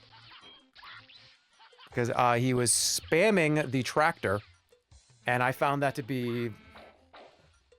Everybody's using the tractor. Yeah, everybody had their own path and their own reason why you would want to use. Dude, this would be sick to play with somebody. Chicken was pretty based. It could come out and it had summoning, and it summoned other monsters unless you got rid of it. Why was that actually listening to me? It was pretty simple. The game was not crazy, but it was one of the games I believe that came with my Sony Vaio, 1995 or 1996, that my parents had. Dude, this little robot could electrocute things. It was awesome. Vaio were sick. Vaio was awesome. This is the kind of game you get out of a cereal box, and that's kind. I just showed you the box. It was its own cereal box. I wish games on PC still came in the cereal box. This thing's as big as a Captain Crunch box. It gets intense though. Oh, the bugs were so good. Is this all the game really is? Why do I have a distinctive memory of this being way, way more detailed? This is like $2 in the bargain bin at CompUSA. It was so much fun though. You know what? I'm gonna give it a 1. Okay, this is a big one. This is Half-Life 1. Oh, go to the thing after this? Yeah. Yep. Okay, where is the thing for PC? This is PC Man. Where is the thing? I'm not gonna look at chat because apparently you are betting on this, or where I put this. The Thing is a horror third-person action game. It was, I think, some of your favorite streams. I'm pretty sure that a lot of people here, a lot of memes came from those streams. I had a lot of fun. The game was kind of annoying to play, but it was goofy and janky in all the right places. I have incredibly fond memories of playing this. I own the box for this too. I have the completed box for this. It's right there. It's literally been on the Reddit shelf for like 3 or 4 years. And if I think about like, okay, when I think of a stream or a video game content that I have done, this is the stuff that I think of where I have my most fun. A game that's not too bad, not too good, that has a lot of just funny stuff in it, where there's lots of openness for you to kind of mess around if you want to, and has difficult sections that need to be replayed over and over again. Stuff that has just enough crust on it, which makes it fun and funny. I think this is that perfect spot. Now, where does it stand? Okay, so this game, if you don't know what I'm talking about, you've never seen any of those streams. It's based on the Thing movie franchise. And you get little companions that you run around with, and you can test them to see if they're an alien or not. You could just shoot this guy right now, and this guy could be an alien. Yeah, one of these guys could be the Thing. And there was stress there, it was fun. You have a tester where you can like...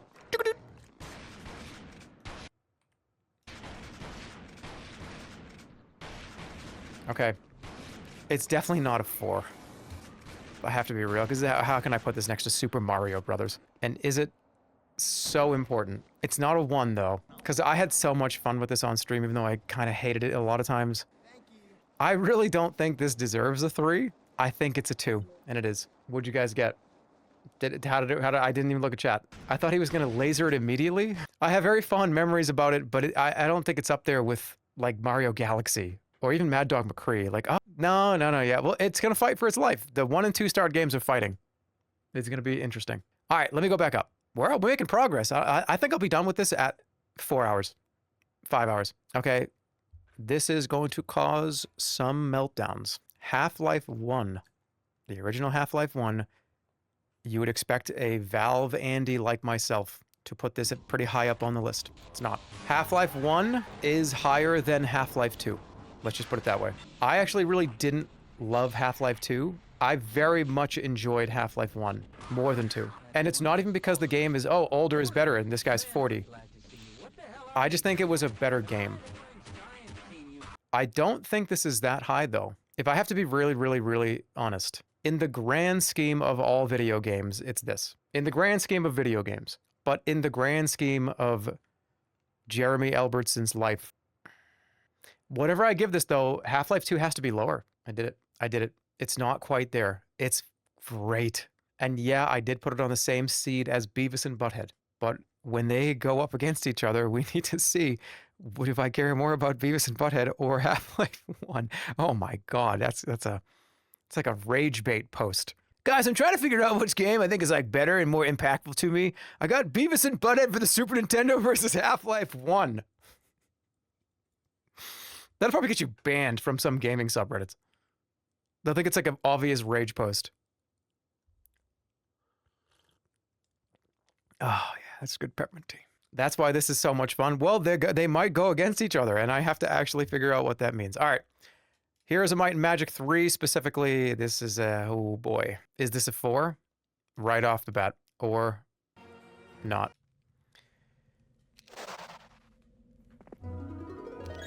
I've played this against myself thousands of times probably. Streamed it a couple of years ago. Deserves to be streamed again. Just to give you a little bit of context, this is back when the Heroes of Might and Magic games were absolutely goated. Everybody, this is probably up there for a lot of people in the top 20. Especially 3 and 4, I would say. A top-down kind of turn-based resource gathering hex grids fighting system where you fight. It's got everything. My favorite part about these games was exploring and picking up the coal and shit. Defending the castles was always super fun too. Yeah, so when you get into a fight, it's this kind of hex-based system. You had to have, again, if you had more monsters, it showed up as, that's not health, that's how many of that monster you own. For those of you that do not know. It's just a wonderful game. It's so charming. The soundtrack is great. The art style is great. It has so much lasting appeal. People still play this and care about this to this day.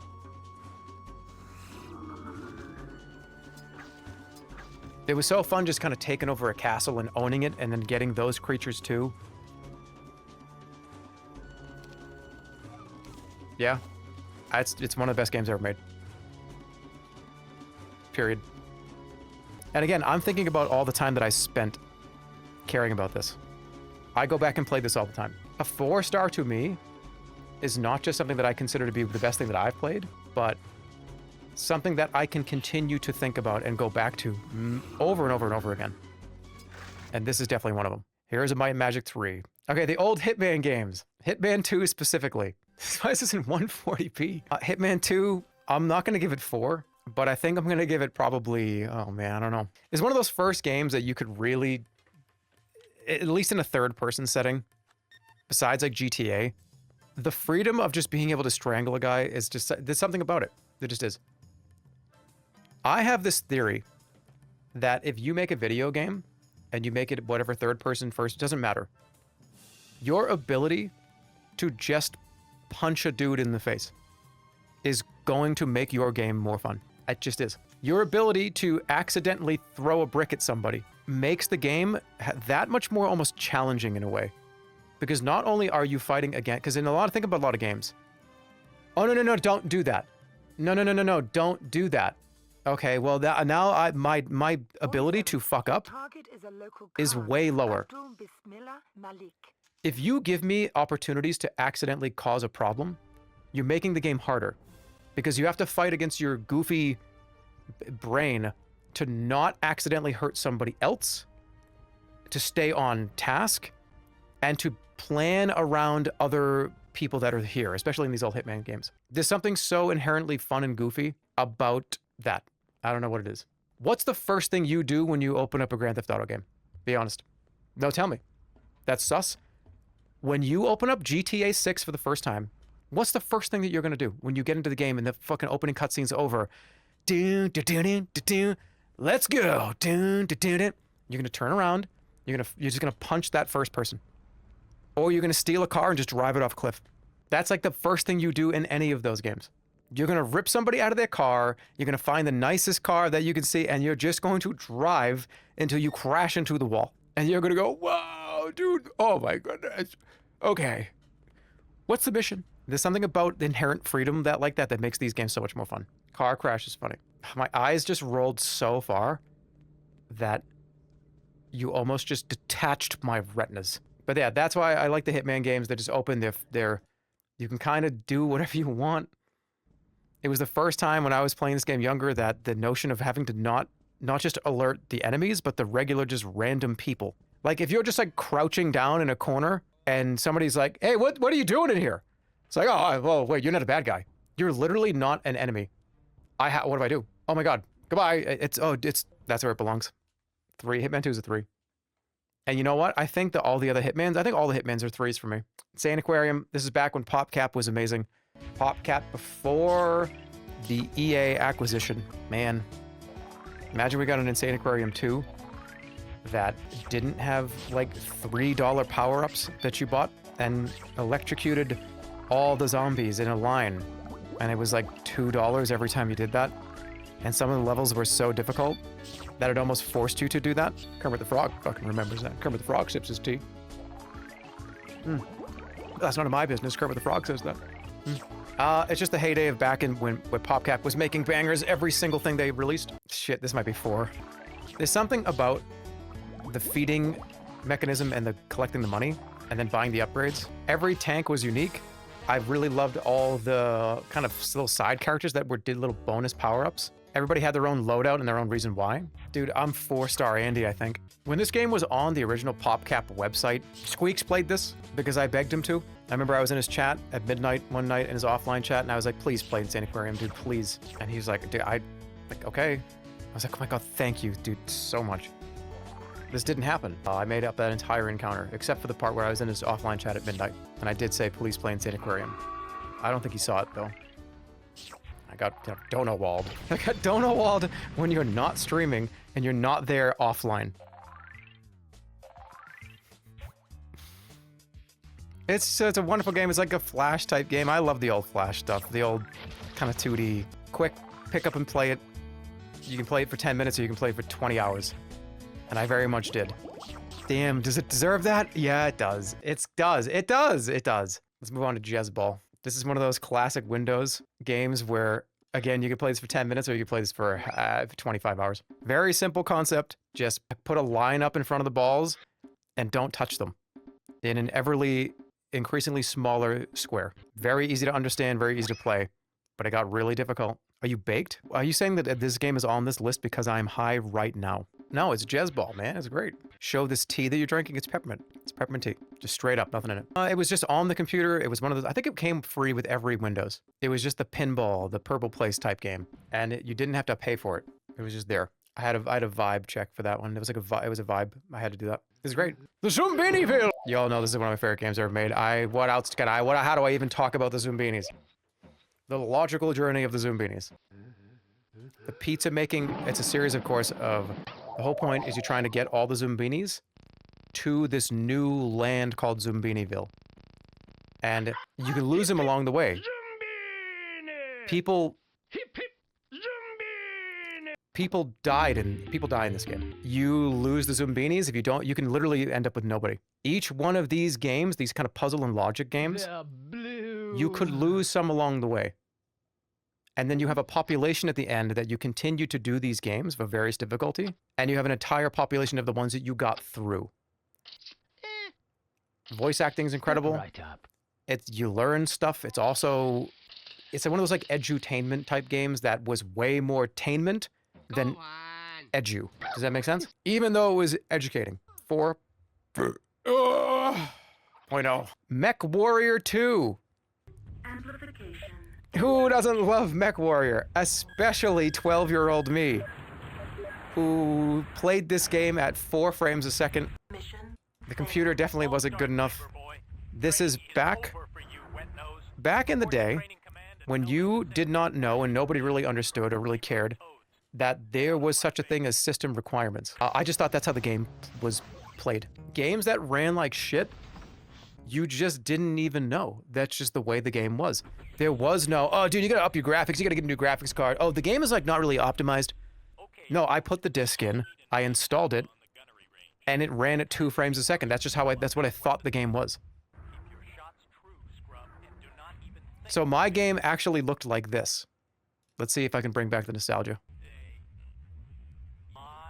No, it was worse than this. It was even worse than this. Okay, this is close. This is kind of close of what it actually was like to play this game on my Sony Vaio. But make this all happen faster. Were gaming PCs even a thing back then? I mean, not really. Hey, streamer, you're being really loud. What? But yeah, it's a classic Mech Warrior. Who doesn't love? I keep saying that shit. It's like the word of the day. Who doesn't love Mech Warrior? Probably a lot of you. Pilot kind of mech shooting first-person, third-person game. It came bundled with the Sony Vaio. And it ran like shit, but I loved every second of it. Proceed to nav beta. Shoot the stationary target, scrub. It would have been more impactful if I could have really played it for real. Oh, this is OG Missile Command. Yep, the first ever stressful video game that I ever played when I was like fucking 7. Missile Command, you gotta defend your town from meteors or missiles, and there's a lot of skill. That predictive shooting, kind of that, this is the first time I ever used the Huntsman. This is what it felt like. It sits up there, classic video game, classic. It's just, it belongs around here. I don't think it was that important, but it definitely was. It was important enough for me to care about a lot. It's wonderful, game still holds up, the gameplay's still good, gameplay loop is still fun. People have been making games like this for decades after. It is a 1. I already know. But damn, what a good one. Number of munchers. Playing this in the school computer lab, because it was the only thing that we were allowed to do, besides whatever the assignment was. Math Blaster? I was more of a number munchers than Math Blaster. Don't you turn into, like, there's multiple levels, right? Yeah, there were cutscenes in the game, too. I forgot about that. Let's watch a cutscene.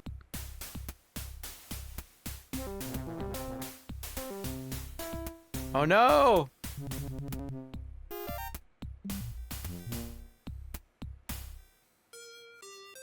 I'm sorry, everybody. I want to apologize to everybody watching. I did not know the game was kind of... It came out a long time ago. I didn't know there's that kind of violence in the game. I know that this channel is pretty much... We try to stay away from the violence, but it was more kind of cartoon violence. It wasn't really like that graphic or anything, but I do apologize to all the parents watching.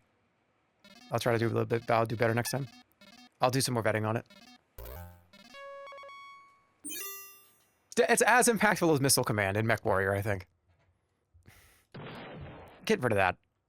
This game's... I saw that and it got immediately annoyed that it was there. Yeah, but it was the free game on Windows. Do they even do that anymore? Another reason why Windows sucks. What happened to this? What happened to the stamp on the operating system? Do you know what happens if you type in games into the search bar on Microsoft Windows 11 and Windows 10? You gotta go to the store. You gotta go to the fucking store. The default game is Morrowind. Do you know how cool it would be if they actually did something like that? It's just like Morrowind is just installed in every Windows 11 computer. It's just, it becomes the purple place. Talked about this for a second in offline chat. What a great opportunity to bring this up. Somebody in offline chat before the stream said that there's some console, I think there's like a switch that you can take a switch out of the library. You can check out the switch from the library. And it got me thinking about that and how hopeful, I really do think that would be awesome. If you want to get people back into the libraries, you want the public libraries to actually be something people care about. Why is every NES game and the NES not there to be able to check out? Is it a monetary thing? I think that would be awesome. If there was like because I think that's what a lot of people in my generation and lower are going to care more about than books. And I don't mean that to be negative. I mean that just to be in reality. They're expensive. Kids will break them. I think if you had one or two that you just were like the we don't give a shit machine, and I guess maybe you could do a thing where it was at the library, but not necessarily you rent it out. You're just saying that because you're illiterate. I'm saying put it in the Jumpstart games, man. You go back to all those old edutainment games. I think you'd fill the libraries back up if there was, you could check out like a little computer or something that had all this shit baked into it. Emulation could work too. I feel like there's a world where a lot of these game companies could just like shut up for a few minutes and like your old catalog, give it to some of these libraries to be able to like be checked out with like potential emulation. The ones that like nobody cares about, the ones that like people aren't really, but you know what I'm saying? I feel like there's a world where that would be awesome because I don't think there's going to be very much money to be made on re-releasing half of the entire NES collection that aren't like Donkey Kong or, you know, first party Mario titles or like Chrono, you know what I'm saying? I feel like there's a lot of opportunity to do something cool. How much would a monthly library pass be? I don't know. You make it affordable enough where it would make sense. I think that, well, the whole point of a library is it's a public library. It's the government. Where's the government on this? Get some funding to those libraries to get us Super Nintendos to check out. He's a communist? Let's give them those, let's let those kids check out the Super Nintendo from their library. He's a communist!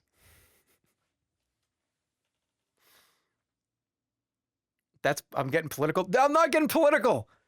I just said I want a world where little Isaac Albertson can go into the library and there's a wall of regular NES games and they all have a punch card to check out. And we go back and it's like, hey, son, yeah, of course, that track and field really was a fun game. That's what I read when I was a kid. Read the books that Dad read. He wants everybody to have a puppy. No, I don't. That's a terrible idea. Animals are not just a funny little thing for you to have. Everyone shouldn't have a puppy. What if you're not ready for that? What if you're not ready for the animal, the responsibility to take care of it? Oh, ban that person for 15,000. Ban that person for 15,000 years in the deep part of the Andromeda Galaxy, which is about 4 to 7 seconds in that time to get to for the light to shine back to Earth. That would actually be like 500,000 years. Ban that person for 500,000 years. Rise of Nations, another RTS that's up here. This is one of those games where you start at the Stone Age and you go all the way to being able to drop nuclear bombs on each other. And it always sucked when somebody you were playing against got to that military age when you're still in the slingshot age. But I think this formula, I think they did it the best out of all of the potential, because there was a lot of games like this that came out in this period. I had so much fun playing this online. This was one of the man, I can't even, like, the building, the food system, yeah, that's right. I'm sorry, I'm just all flooding. It's all flooding my brain. Yeah, you had these lines where you couldn't build past your line. And the only way you could continue to build out, especially in a multiplayer experience, was you had to take over their city, and that gave you more kind of a border to build into. I love that system because you could end up and you own the territory. Nobody can build there. So if somebody, and some of the other RTSs, if somebody wants to like drive like a caravan down here and like build a bunch of bullshit down here, they can't do that unless they own the land. It's AoE mixed with Civ, yeah. Or you could advance a city near the border and push your influence further. Yeah, you could like really start to build up here, and it would be a little tug of war, but you couldn't build like over here. I don't know if this is a 4, but let's see some like later stage gameplay. The gameplay was great too. The actual combat was fun. You could end up having hundreds and hundreds of enemies on the screen. I love the music too.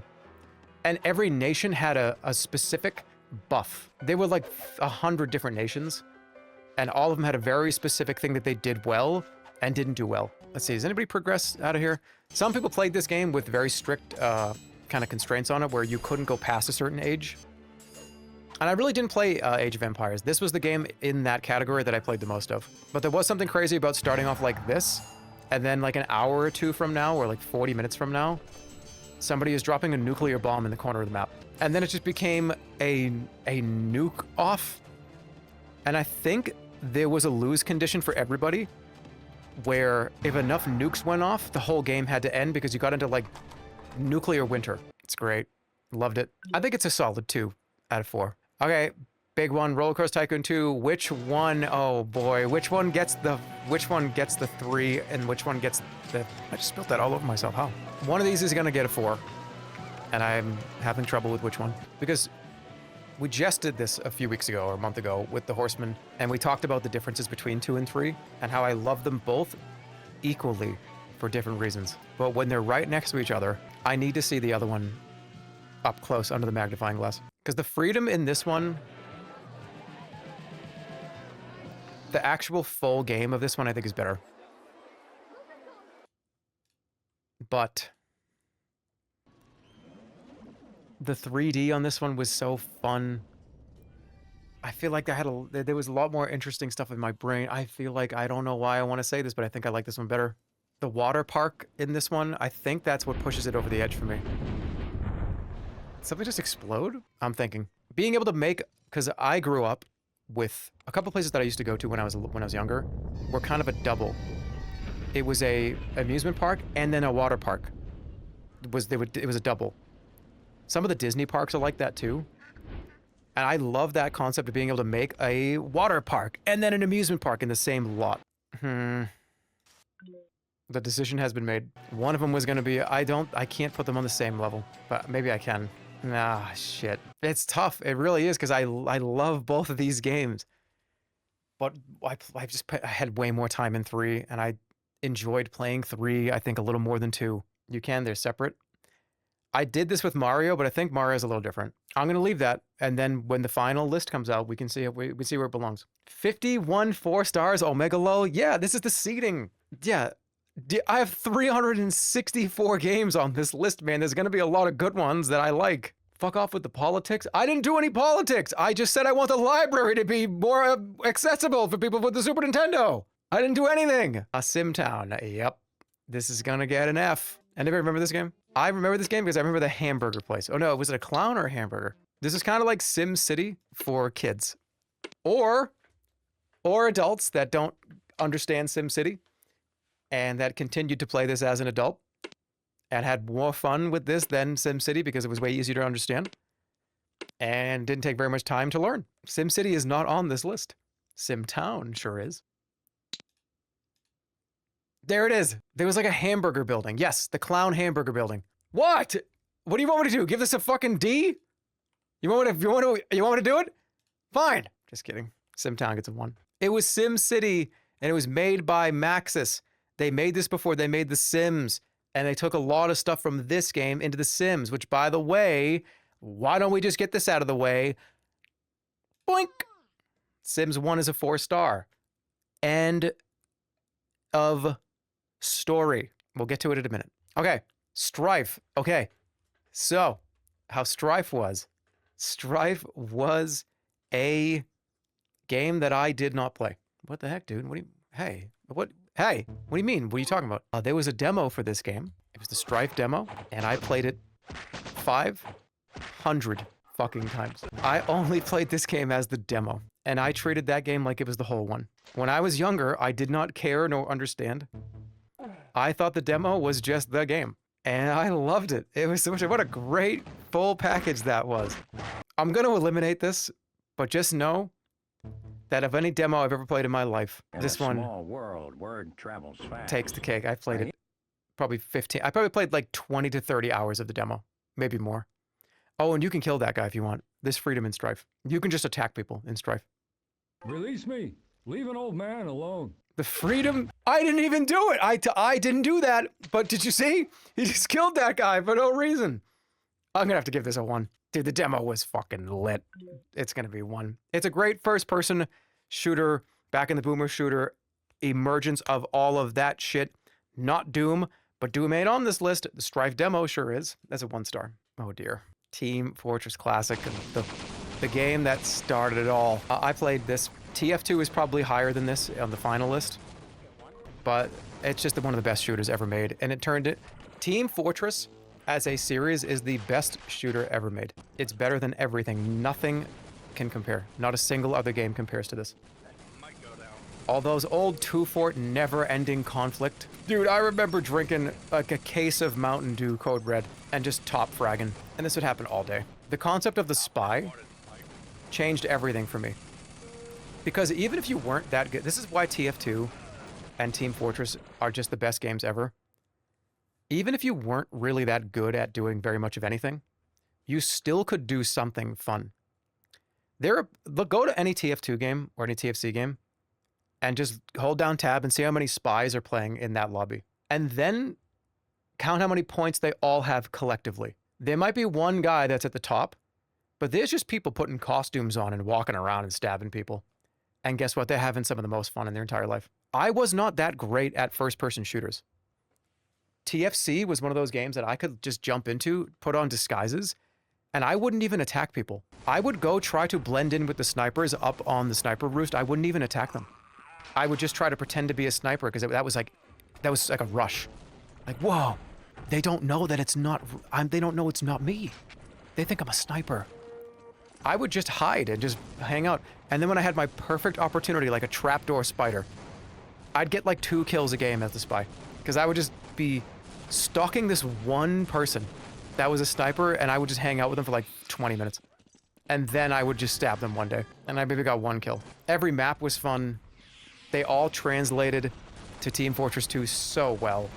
And let me be very clear. Let me be clear. Valve took Team Fortress Classic, which was already kind of like in that little bit later, but like the 1996, 1997, 1998. Diablo 2 comes out. Think about how much shit came out, by the way, in those few years. But I'll leave you with this while I take a break. TFC, everything you see in TFC, and then what they made in TF2 was a direct incredible sequel that was better than the last one and did what a sequel should truly do. Make another game that's hopefully better than the last one and just stay in the same road. You can change lanes, but please drive to the same fucking destination. If we're on a road, don't just get off at an exit and go a different road over to Utah. Stay on the road. We're taking a drive to California. Please stay on the road. You can get there a different way. But TF2 to TFC to TF2 is how I think a sequel is the best original to sequel ever in the history of all media. And I'm biased. And that's why I think, I know people are at ads right now, but that's why I think there's never going to be a TF3. But do they have to do that? They don't have to do that. What if it's just good? And what if they don't? It's like, hey, we made it. We made one of the best things ever. Why are we going to make another one? I think the biggest fear that all of you should have in regards to Valve's IP is if they do get bought and we do get a Team Fortress 3. If somebody ends up coming in and, offering $50 fucking billion for Valve and they get all the IP and we get a TF3, that's where I think you should be the most concerned about. I think TF3's existence would speak to it not going well overall. Deadlock is TF3. I guess you could say that. Because as much as I can sit here and just kind of be the way things used to be, the way things they were before. Valve is one of the only companies that are left that did not get absorbed by somebody else, that have made that many great 10 out of 10 experiences. And I don't know if at one point somewhere Valve along the lines was like, if you make like 5 10 out of 10s in a row, I think as of Team Fortress Classic, and then obviously like Half-Life 2, Left 4 Dead, TF2, Portal 2, I mean, that you make like 10 10s in a row. Valve has made some real dog shit. I think that most of the recent Valve stuff has not been very good. But I think that's because they made so many wonderful, incredible things that it's almost like they like, okay, we don't need to do that anymore. Let's make some weird shit. People like Deadlock and CS2. I think those are just mainstays. I don't think those are ever going to go away. Although I have heard that Deadlock gets changed like every few months. I heard that Deadlock is like a different game now than it was even like a year ago. So we'll see. I don't know how much I'm going to play that game. But Valve really is one of those companies that have a AAA big company that made banger after banger that kind of didn't get merged or acquired by somebody else. And I think that all those IP, the billions of dollars worth of those IP that they have, if they ever did merge with somebody like Blizzard did, it would be like, oh boy, oh no.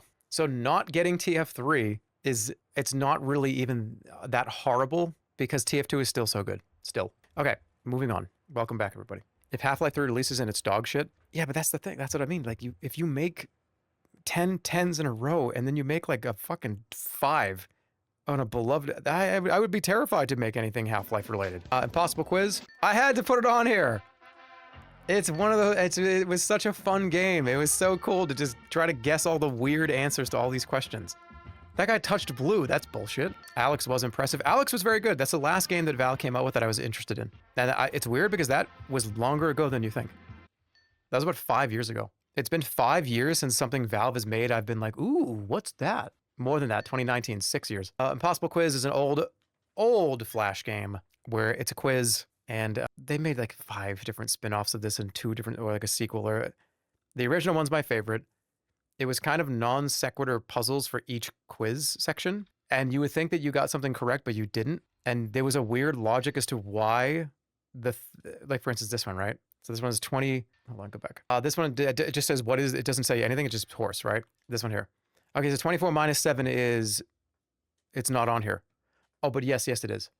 It's literally up there. And some of them, to this day, I have absolutely no idea what any of them actually meant. You memorize it and you just click the button that you memorized. I wanted to stream this. Maybe I will.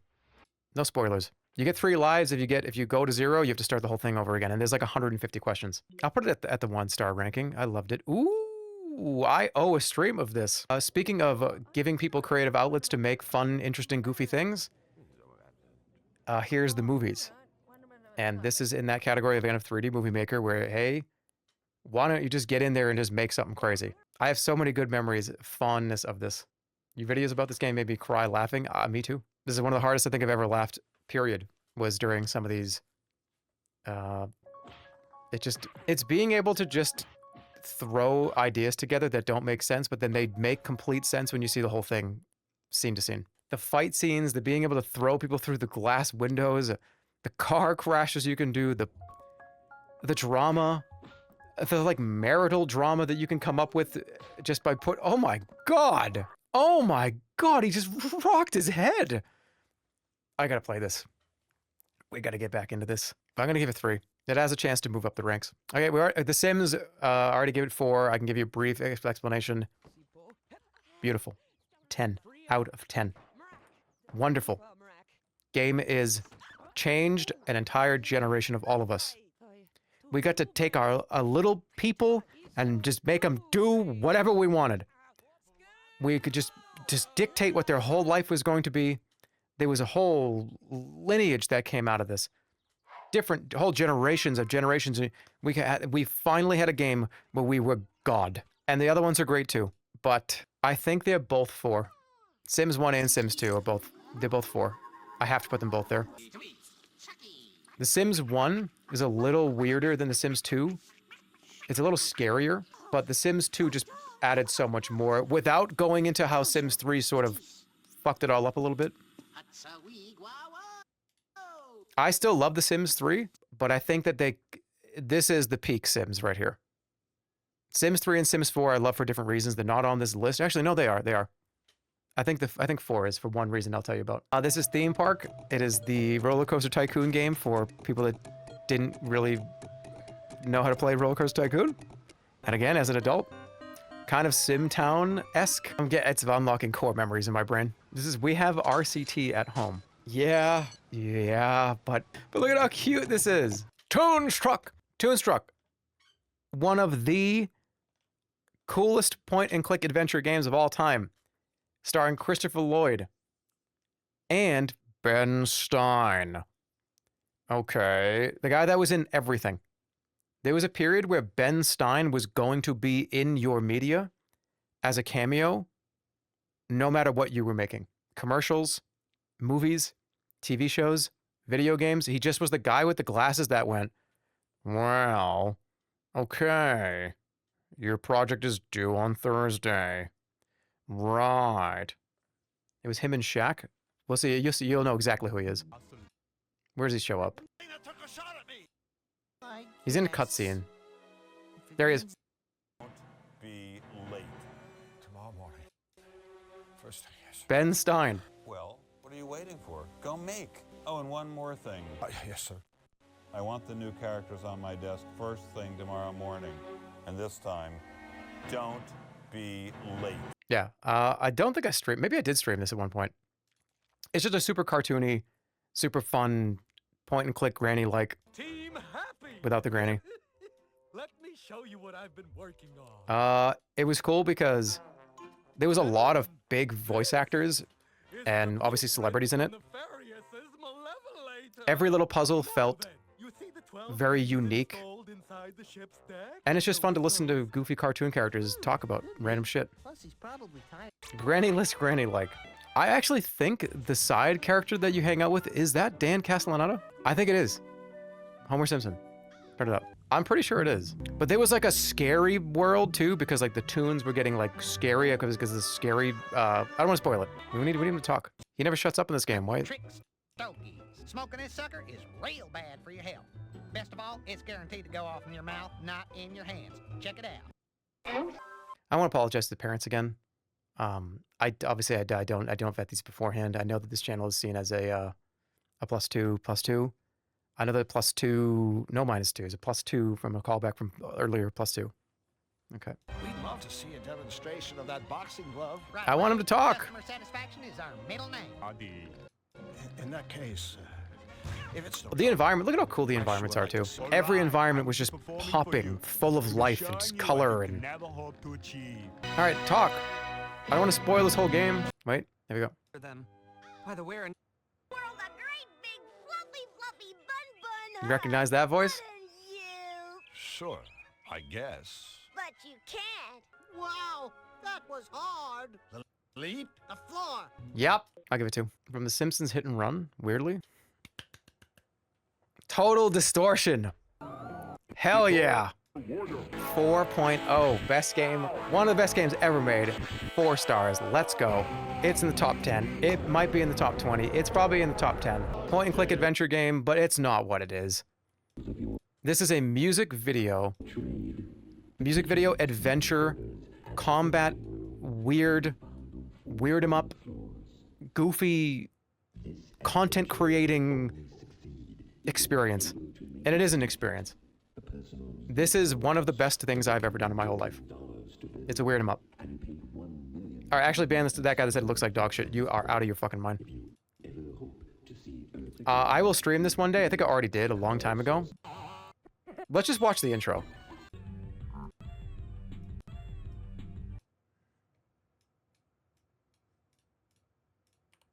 And you'll find out why I like this. I love this game. Another one of those absolute quintessential, why did I become the guy that I became? It's because of games like this.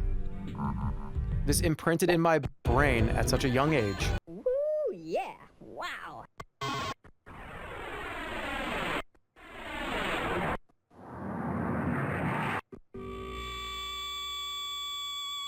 And another thing.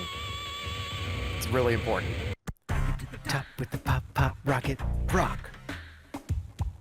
Rocket to the top with the pop pop rocket rock rock rock rock pop rocket.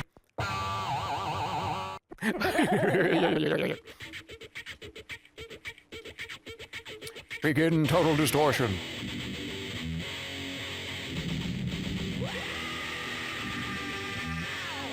Made by a guy named Joe Sparks.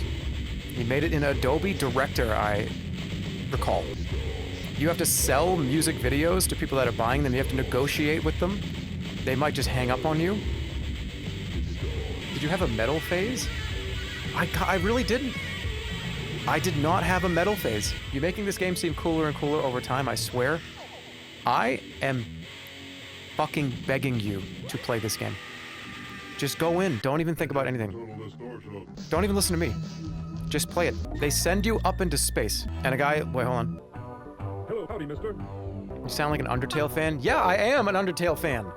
Mega Fame, get ready to pay the price. What will you be known for? Am I an Undertale super fan? No. Difficulty level 1. Oh, please. Don't be lazy. This setting is for the brainless. Level 2. Come on. Challenge yourself. This setting is for little kids. Level 3. The normal setting. A modest challenge. Level 4. Yeah, a good challenge. Level 5. Yeah, you are going to lose. Danger level 1. This setting is for cowards. You little baby chicken wimp. Level 2. Don't be a baby. Come on, get tough. Level 3. The normal setting. All the games that you see that are like this, that are like weird and kind of crunchy and dusty and have like weird characters, this is the patient zero of all of those. This guy, Joe Sparks, just went wild one day and created one of the most fucked up, goofy, interesting, amazing experiences ever made. Level 4. Yeah, you might get killed. Level 5. I have this box. Prepare to die. Level 3. Level 3. The best part of this is the bookshelf. I just watched the... But I gotta rate more games. But... Let's go to the play part where you make sandwiches. Do not come any closer, or I will destroy you. I love this song too. I think about this all the damn time. Joe Sparks looks exactly how I would expect him to look. Oh, you mean like a Giga Chat? Yeah. You can make any kind of gross sandwich. I used to make these gross sandwiches and I would show it to my friends and my like siblings and they'd be like, why did you do it? Pepperoni, cheese, and lettuce soup. Okay, doing hamburger bun, beef patty, beef patty. Wait, are you just doing like a double cheeseburger? Is the tahini crostini possible? Probably. Okay, the audio on this video is a little crunchy, but it sounds a lot cooler. This game has so many little secrets. There's so many little mini games to play. But the real game, hold on. This is when you go to, yeah, this is when you go to sleep. Oh, won't you go to sleep? We gotta watch the sleep and then we have to watch the game. Joe Sparks still answers questions about this game on your original YouTube video to this day. That's wild. That's so cool. That makes me happy. All right, so you just went to sleep. The whole point is you don't want to have the nightmares touch your brain, and this game was so hard. If you had a nightmare, it fucked up your entire playthrough. Getting health back was kind of annoying. Getting energy back was difficult. Like if you had a nightmare, you may as well just reset the whole game. All right, so you got a good dream. Now watch out for the knives. He's doing pretty good. It's funny when you get hit by one of these. Because it does that like... Oh, okay. But let's... You know what? I'm going to show you a lot because this is definitely in the top 5, top 10. So you go outside and it becomes like a first-person adventure game where you have to go around and you have to take pictures of stuff. You fight stuff with a guitar, and here's the first enemy of the game. And the point is for you to take videos of stuff for you to use in a music video because everyone's looking for the next big thing. So you went to an alien planet to get some footage of shit that like could be in a cool music video. The master of this dimension, the Metal Lord, does not welcome you. We're gonna have a third day of seeding? No, I'll get through it. Who are you? I am a guitar warrior, loyal to my master and creator, the Metal Lord. Joe Sparks did all the voices too. The Metal Lord, and he's so is good. the He's great. supreme dictator of the Distortion dimension. They're just kind of that. Every character just sounds kind of fun. My Lord will not allow fools from Earth to plunder and exploit his dimension. But I come in Do peace. not come any closer, or I will destroy you. The master knows why you are here. Who is the Metal Lord? The Metal Lord is the supreme dictator of the Distortion dimension. Why am I not welcome? My Lord will not allow fools from Earth to plunder and exploit Guitar his warrior. dimension. But I come in peace. Liar. The master knows why you are here. Cannot. Then why am I here? Cannot. You know why. You plan to steal away all that is unique and sacred about our dimension. For a second, I was like, oh, I gotta click one. I am not a thief. I only want to videotape. I don't know the. I really want to do. All right. I could gush for a year. Oh, yes, I There we go. can. No, you can't. I can too. Cannot. Can. Cannot. Can. Cannot. Can. Who is the Metal Lord? The Metal Lord is the supreme dictator of the Distortion. Please stream it. The Metal Lord is an idiot. No, you are the idiot, and you must leave. Do not come any closer, or I will destroy you. Guitar warrior. Battle time. And you had to. I think you had to match the actual scale, or you had to go past it. You are almost dead. The master asked me to give you one more chance to save yourself. Turn back now, or I will finish you off. Do not come any closer, or I will destroy you. We need to hear the song too. Guitar warrior. He's probably gonna die. This game is impossible. Turn it up. You are dead, dead, dead. You are dead, dead, dead. Thought you were hot. Guess what? You're not. You are dead, dead, dead. You brought your whole adventure to a screeching halt. You are dead, dead, dead. Your heart has stopped and your brain is cold. You were so dead, and now your body is starting to mold. You were so dead. This dimension cuts like a knife. You are dead, dead, dead. What a pitiful waste of a human life. You are dead. That old directory too is so cool. It's a great game. Developmental impact imprinted on me at a young age. This is why I am the guy I am. And the one right after it too. Twinson's Odyssey, Little Big Adventure 2. Is, you talk about voice acting, I imitate these people to this day. You now bear the title of wizard. I love the voices, I love the atmosphere. It's a game, if you don't know what Twinson's Odyssey is, it's a sequel to Little Big Adventure. I actually don't really care about the first game, which is so weird because I played the sequel first. It's very difficult. It's a platformer with really kind of awkward tank controls. But also you get weapons, you get all kinds. It's a great game. It's an adventure action, isometric for the most part. And every character has such a fun way of talking, has such a fun way of... It's a great just listen to this kind of game. The soundtrack is incredible. Could you help me treat my injured dino fly? Turn this one up. Could you help me treat my injured dino fly? Yeah, you have to become a wizard. To the lighthouse at the You effectively end of are a the wizard island. already, but you have to get your robes, and then you have to start... You have to kill this guy at the end of the game. I can't even talk about it. I'm gonna start to get emotional. But let me show you where some. Let's talk. Where's the elephant? It was hard too. There's some sections that the platforming is like Jump King. It's so difficult. Winds and tornadoes. This is definitely a like 8 to 10 p.m. stream game, and I plan on doing that. Yeah, you could just literally fall off the shit and die. It was equal parts fun platforming, equal parts challenging, equal parts fun to listen to, equal parts impactful, equal parts imprinting, equal parts 4 stars. Now they've remade the first one. I wonder if they're going to remake the second one. You get a car too. It's just a lovely, lovely game, and it meant so gosh darn much to me. Hey, we are close. We're close. We only have one more section, and it's only been 3.5 hours. Oh boy. Okay, Unreal Tournament 2003. This is a great shooter. I think this game was like 5 discs. It's just one of those old FPSs that everybody was playing at the time. Gunplay was awesome. The weapons were so much fun to use. Yeah, the voiceover. It was kind of like Halo before Halo. This to me is what Halo. When I look at people play Halo 2, I see Unreal Tournament. That's what my brain puts together. Easy top 10 for me. I don't think it's that high for me, but it's pretty high. This was in that same era where I was playing TFC all the time. I was still loading up like Team Fortress Classic. My multiplayer, kind of like Counter-Strike, Unreal. I wasn't a big Quake person though, but Unreal, it was all over this. So competitive too. I wonder if they'll ever make something like this, if they make another Unreal. Did you ever get the settings all the way to max?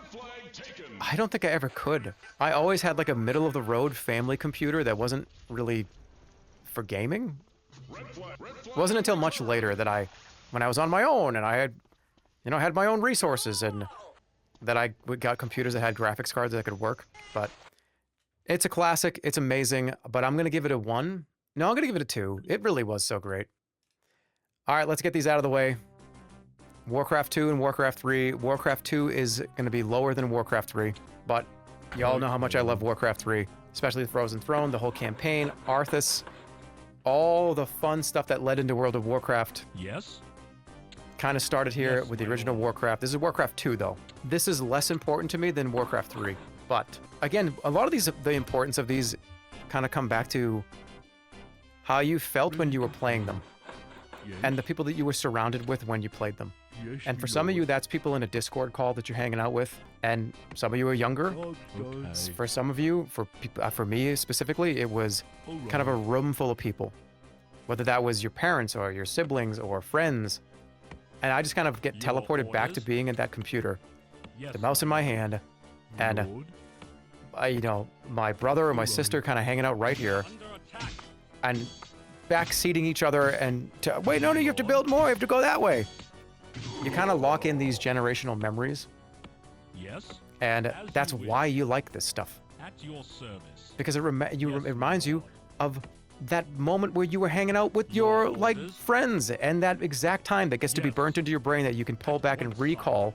I can't recall a lot of stuff back in this time period, but I can recall very specific moments where I was playing this with my brother and sister. I can remember it like it was yesterday. Yes, my lord.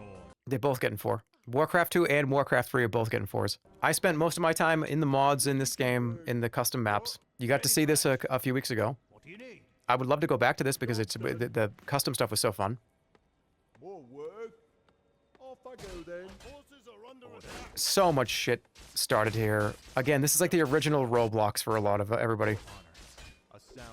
The introduction of characters like Arthas and it's just so good. Frozen Throne is so good. What more do you say? Warcraft 2, Warcraft 3, 4 stars. Okay, Worms is on here, but it's not going to stick around. I just played so much of it, and it was so... I have a love-hate relationship with Worms. I think if they only made 1 or 2 of these, I wouldn't have the hate relationship with it. They were so fun, though, especially the original older ones. Worms Armageddon's the best. Yeah, that might be true. But I love these old, crunchy ones. 1995, that's crazy. I'm going to give it a 1. I don't think it was that important. Oh, here's Yeti Sports. Anybody remember this game? I sat here for so long trying to perfect this swing. Ready? It's just a simple game where you have to... Penguins say, "I'm coming!" and they jump down, and you have to knock them as far as you can, and the physics on this was so detailed. And I believe this was sponsored by eBay. Yeti Sports. Where does it say it? It's like, yeah, eBay had something to do with this.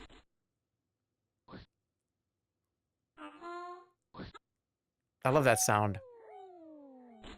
But trying to just beat your score over and over and over and over and over again. Oh, it was so fun. Wasn't there also a gore option? I don't... Okay, I don't remember this. I don't remember this part. Why is there so much blood? Holy shit, I didn't play this one. Oh my god, that's fucking gnarly.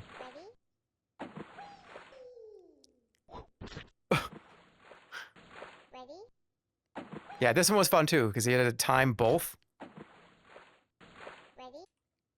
How do I give this? Do I just drop this? It was so fun though. I didn't do the gore one. You repressed that memory? No way. I definitely didn't do the gore one. That's an unlocked memory I didn't know I had. I know, but not that one for me. I don't remember this shit either. I all I remember is this one. Dude, this version looks so cool. I'll give it a 1. It was a generational. What can I say? Who doesn't love 700,000 games?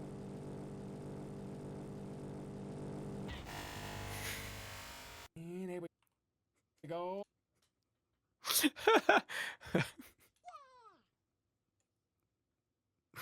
No, fuck that. It's 3. I'm not giving this a 4. That's not going up next to Diablo 2. I'm sorry. Big head tennis. It's funny that the source for this is my video. Has anybody played this game on YouTube? This is what you came for, ladies and gentlemen. Spike it. Click the 3 globs. Mine's Oh wait, Jewel Wizardry. every game. But I mean, let's be real here. Oh my At god. what point do you just burn it? 1 cent. I forgot about that. Like, I bought this game for $10. So if you use the lowest valuation of this game, I paid for nearly 1,000 copies. And I'm That's gonna play fucked up. every single game in the box. Okay, to give some brief context for those of you that didn't watch any of my old YouTube stuff from 15 years ago, or from some of you that are here now that don't know what this is. I went on a kick where I was trying to play a lot of these compilation games for the PC, and this is the one that I kind of found that I had the most fun with. So this is 700,000 games. There's not 700,000 games in here. There's maybe like 150 games, 10,000 hidden object games, 10,000 jigsaw games, 50,000 like words. It was just like kind of clones upon clones upon clones. The games that were in here though, the unique ones, were just so weird. And I love to death. I love this stuff so much. When a company makes something like this and they just put a bunch of dog shit in here, picking through the trash sometimes is the most fun you can possibly have doing anything that we do here as gamers or as media consumers. Whether it's a bad TV show that you watch because you think it's funny, something like The Room as a movie is a good example too, where something can be objectively not great, but it's so charming because it exists and because it's so bad. This is definitely up there. So I better get started. Great. Where it's just a compilation of just mush, of just porridge. The thing that's in France has nothing to do with ancient Maya. Go ahead and toss that in here. Why not? Did I just lose? We're on. You don't even have to. It's bringing back memories. aerial dogfight by Factory. Oh, classic. The classic game of dual wizardry. If you think you're powerful enough to take on my challenge, I'm wearing a fucking red dress and a bathrobe with a Diablo 2 paladin scepter. It doesn't deserve 4 stars, but it absolutely deserves 3. Just for the sake of, this is during the YouTube arc where I was trying to find interesting things to make videos on. And it's during that period where I was getting kind of bored of making just, another TF2 video or another gaming video. It was just like I was always kind of on the hunt for something different at this point in the YouTube arc. And it's right at that moment where I was like, this is so much fun. I have a newfound like love for making videos because it was so fun to make a video on. So that's why it belongs here. Dark Room, you saw me play this last year. Browser-based game at first. It's been ported a couple times to iOS and Steam. I beat the whole thing on stream. To kind of reiterate, it's just a very minimal, good, awesome thing to do when you're just chilling, hanging out, laying around. Put it on a different monitor, just pay attention to it sometimes. It's cinema. It's cinema. I made a port of this myself for fun in Visual Basic. Really? It's very, very basic. It's very simple. It's just you just have to continue to... People come over to the village. You make huts. They get wood. You kind of treat them poorly. You have to walk around in the like kind of that ASCII art, right? Where is it? Oh, part 1. He didn't even get there. That little kind of like old roguelike kind of, you're a little character on the screen, but you're like the @ symbol. Did you get a new mic? It sounds crispy. Crispy in a good way or crispy in a bad way? That's important. Good?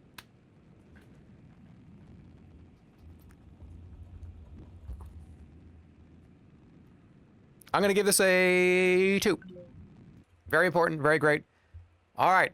This is where we get into the modern world. This next like 70 games is modern, new, over the last 10 to 15 years. Amnesia, the darling of YouTube, the darling of 2015 YouTube. So many content creators, so many people, including myself, have dozens of videos on mods of this game. 2012 to 2015 was dominated by Amnesia and Amnesia mods, as well as Slenderman. The original game itself is also still pretty good, but I think I enjoyed this because of the mods. It's another Warcraft 3 scenario. I'm trying to decide if this should be a 1 or a 2, just because of the sheer amount of YouTube content that I got. Scare Saturdays was based on doing exactly this. I'm gonna give this a... Let me think about it for 1 second. We'll see, because I can fight. All right, this one here, Balatro. I debated on putting new games in this list once in the last year or two, because I had this philosophy where more than a couple of years had to go by. Like, is it fair for the recency bias to put games of the year from a year ago? And my idea was that I think like 2 or 3 years had to go by for you to remember if you loved it as much as you say you do. But then I said, whatever, who cares? Let's see how it fares against Diablo 2. Let's see how it fares against a lot of these games. I don't know if this is a 3 or 4. I think it is genuinely one of the best games for what it does. But I would be kind of full of shit if I told you that it shouldn't be 4, just because of how much I've played this without you ever seeing it. I love card games. I'm a big, blackjack, obviously.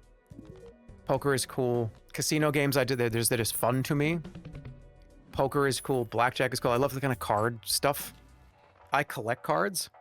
I have, like decks of cards. And just the absolute sheer amount of time that I spent in this game is uncountable. The hours. It's got to be in the hundreds or thousands. Not the hundreds of thousands. The hundreds or thousands. But should it be next to some of the other ones? I'm going to give it 3, and when I see it in front of other stuff, I can make a decision. This is the easiest 4. Binding of Isaac. Hold on, I got to turn the volume up. Yeah, Binding of Isaac, all the way from the original Flash game to where it is now. I think this is Edmund McMillen's best game.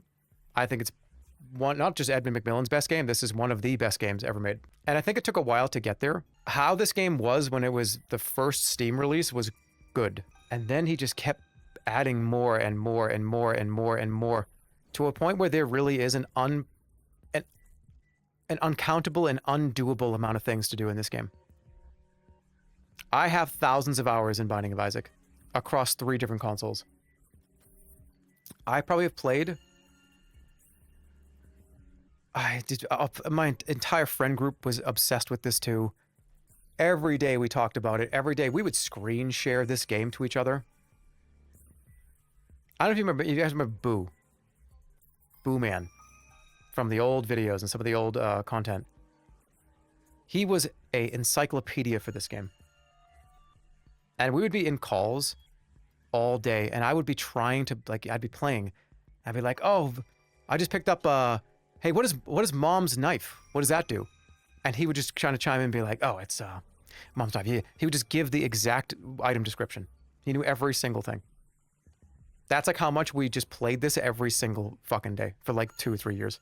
And Pooh is in the call. What a weirdo. What is wrong with me? Like, I don't know what the hell I was doing. It was just like too much coffee. It's just like a means to like, hey, look, let me like be the jumping off point for people to participate in things. It's just like, I'm just a fucking weirdo. Zelda is, you know, this is based off of the Zelda formula. I think this is, I think this is better than Zelda. Binding of Isaac, I think, is better than Legend of Zelda. Should I hold the shield up? BioShock Infinite.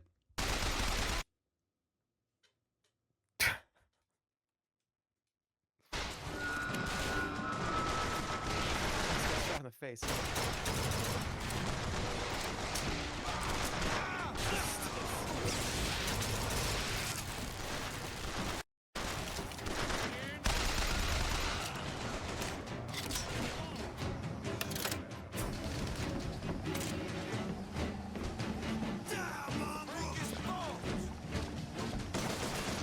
Go ahead. You bet.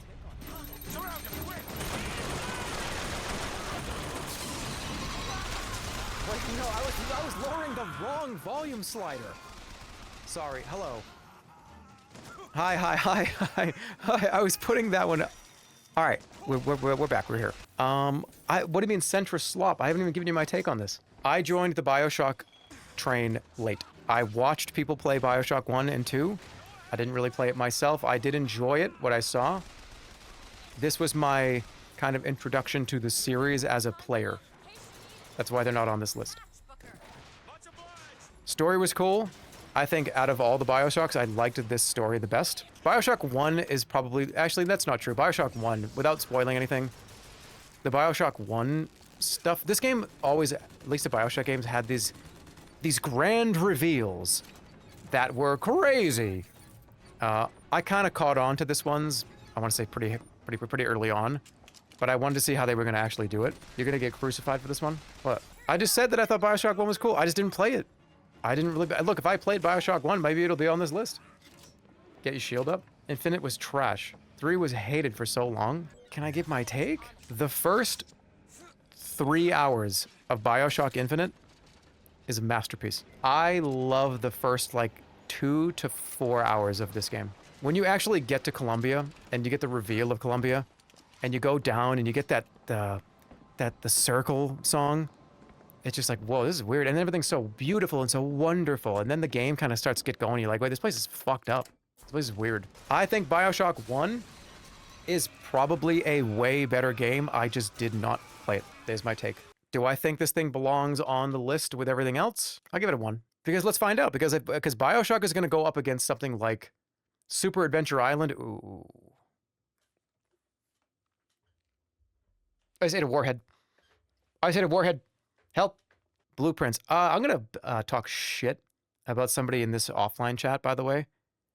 Somebody in offline chat said, I actually can't believe that you even played this game all the way through.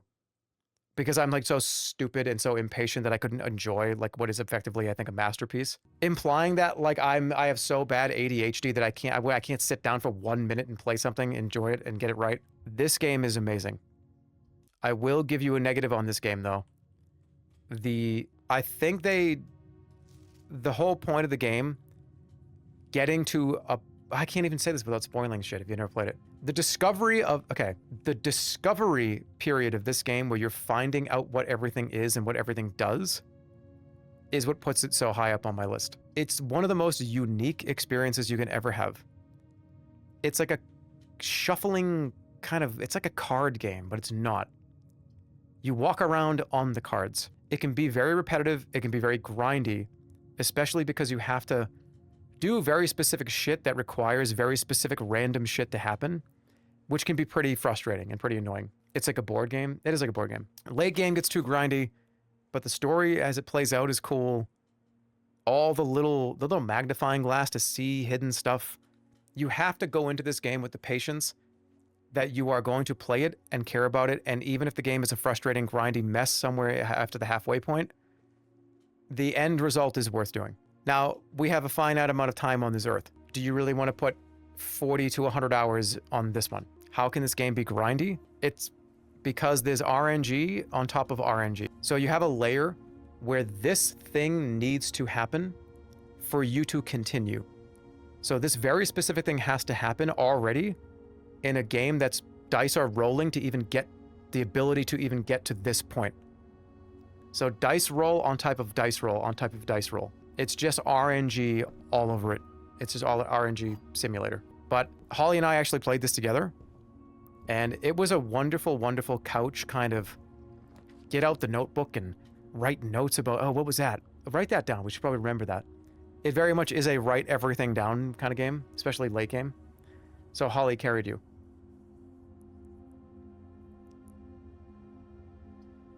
No, you see, he can never do anything. So somebody else had to do it for him. That's the only way. So his girlfriend is smart, so his girlfriend did it. That's the only way he could do that. He's too stupid. He's my stupid streamer. He's an idiot. He's an idiot. I hate him. I hate him. I love him. I hate him.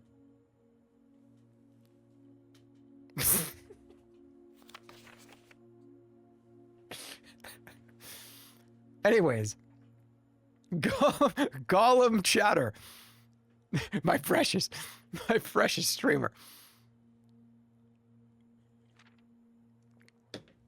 It's fantastic if you have the time. It was one of my top games last year. I'm gonna give it a 2 because I kind of want it to fight for its spot later. Call of Duty Modern Warfare 3. This shouldn't be on here. Grandpa is the only reason why this is on here. I made a you know what? No. You know what? I have to fucking do this. I have to do this. This changed my whole life. This changed my life. This changed my whole life. It changed my entire life. Why did this change my whole life? Because I was a YouTuber and I was making YouTube videos and my channel was doing okay.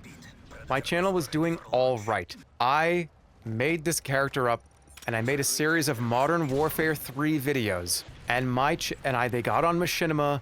They got like spread around. People thought they were funny. It was a character that I did in Modern Warfare 3 for like a year straight. This was the first time I ever got like a viral video. This Modern Warfare 3 Grandpa, at the time, when we're talking before viewer inflation, by the way, that Machinima Grandpa video got like 280,000 views. My most viewed video at the time on my channel was like maybe 10,000. Maybe like 5 to 10,000 views, period. A ton of you came over from those Machinima videos. And it's one of the reasons why I continue to get larger as a YouTuber. Because of this stupid ass game. And I loved it because this game, I have to give it at least a 4. It's not stupid, it's just, I'll deliberate when I come back. But it literally changed my whole life. I went from being like a 10K Andy on YouTube to being like a 200K Andy on YouTube in like a week because of that game and because of that character. I'll be back. We'll deliberate. You peaked at Grandpa? I mean, that's not even true. I peaked at Dollhouse. There were 2 different peaks. There was the YouTube peak, which wasn't even Grandpa. The YouTube peak was Jerma Rumble Live, and then the Twitch peak was Dollhouse. And then now, wherever the fuck we are now, okay? Please play Chapter 4 of Deltarune. You can use the Grandpa voice in it. The person's trying to use nostalgia for me to play Deltarune. Okay, I gotta go to the bathroom.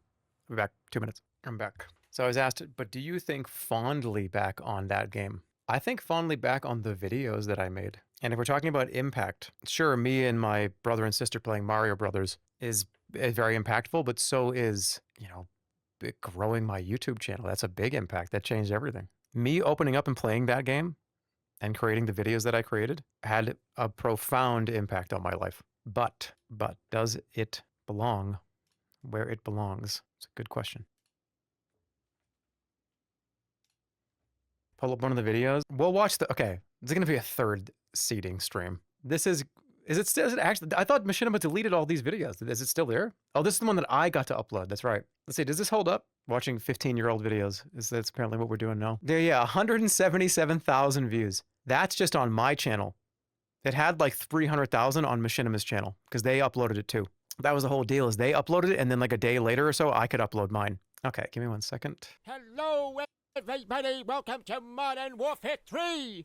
If you're as excited... Hold on. No, everybody don't get so excited. This video looks like shit, by the way.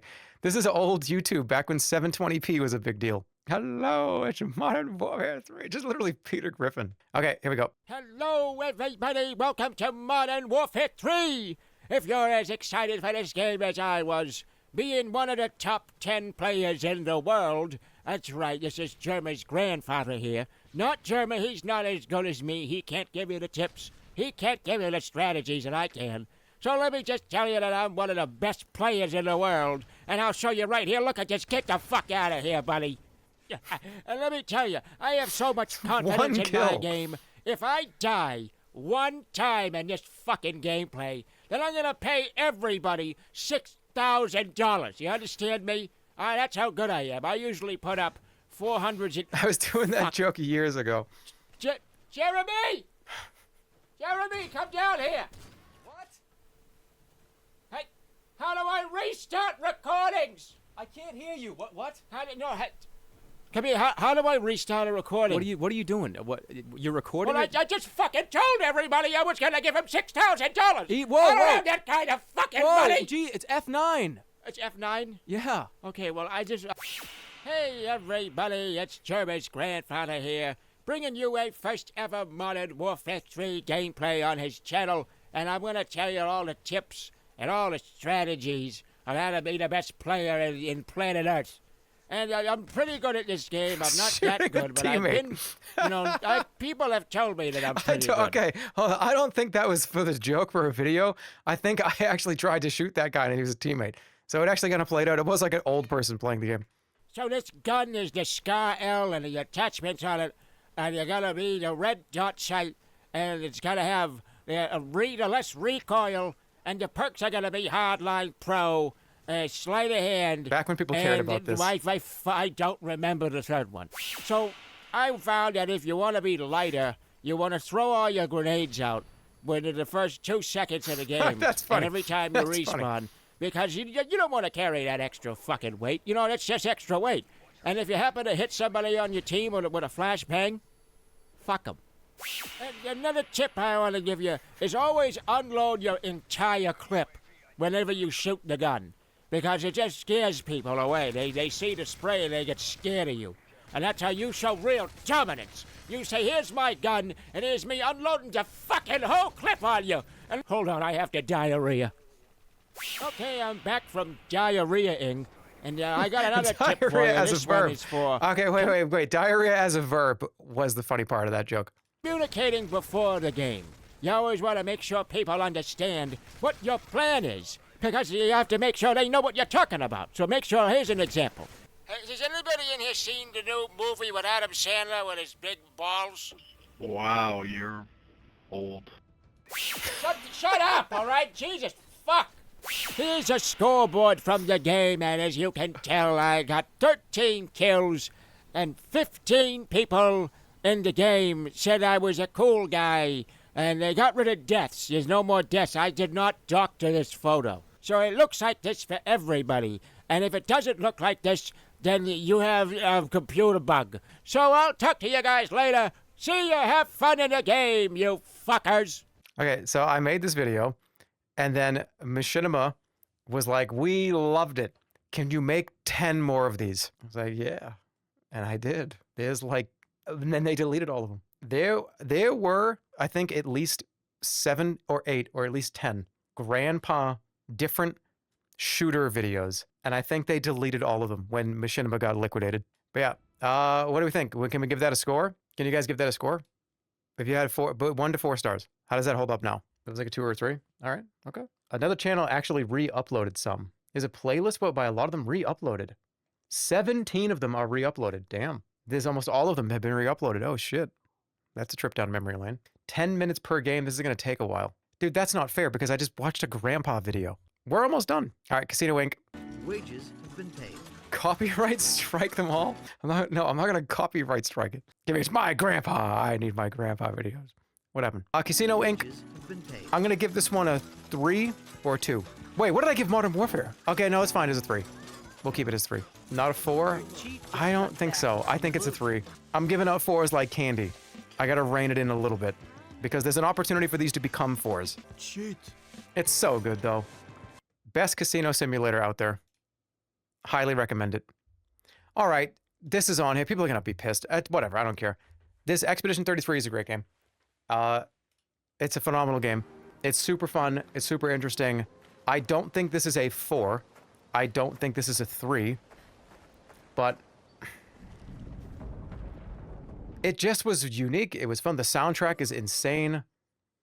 I love the open world kind of go around and find the hard shit to do. It was very difficult if you wanted it to be. Chat's gonna become enraged. Okay, well, hold on a minute. Fuck this game! Expedition 33 sucks! Alright, I'll see you like next stream. Alright, haters, we're out of here. Fuck that game. See you next time on the next stream. Stream's over. Goodbye. Take it easy.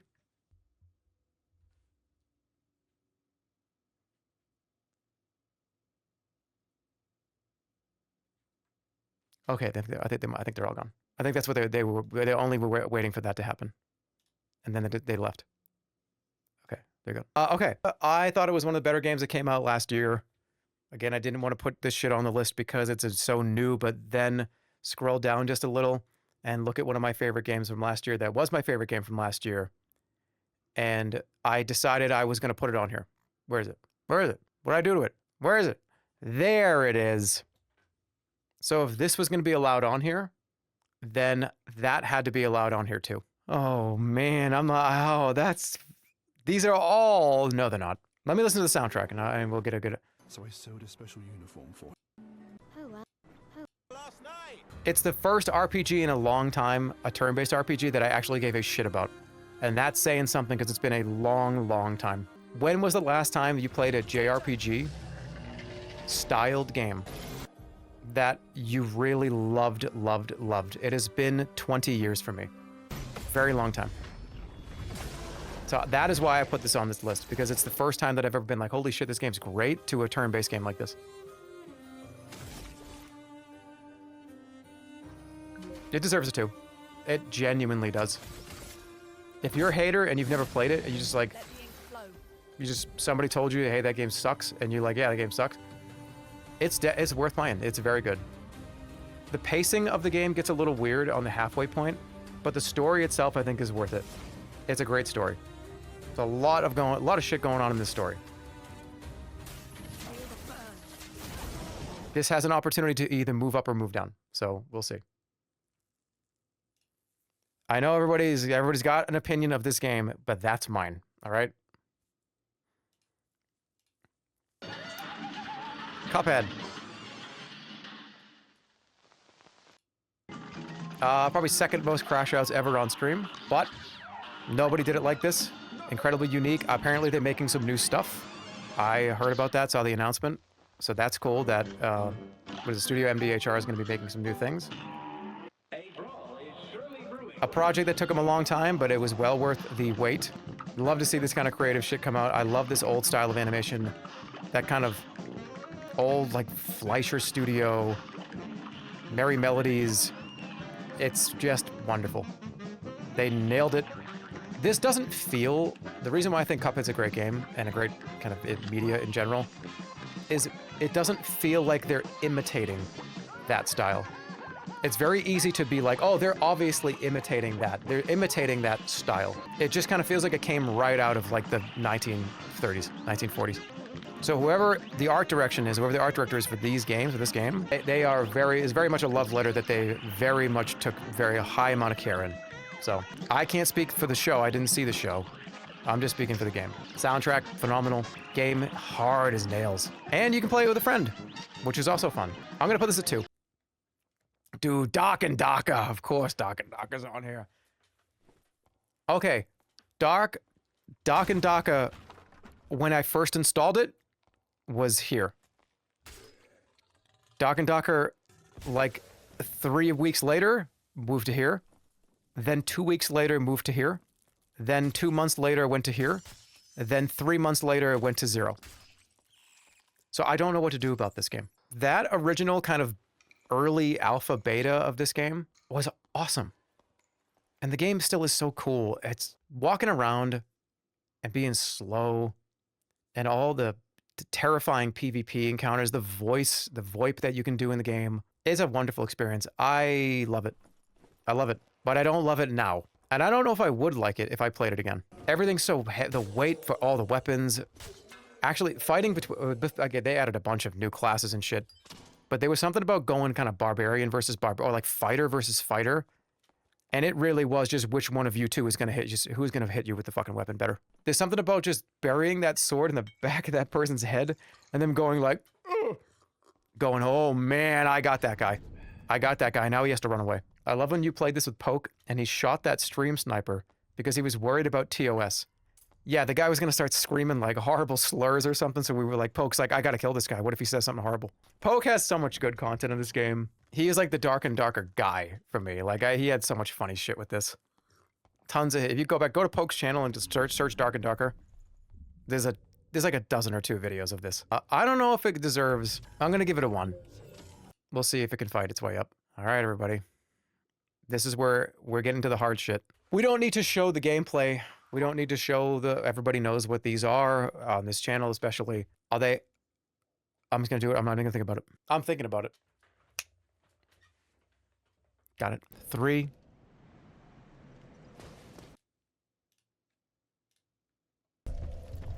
2. 1.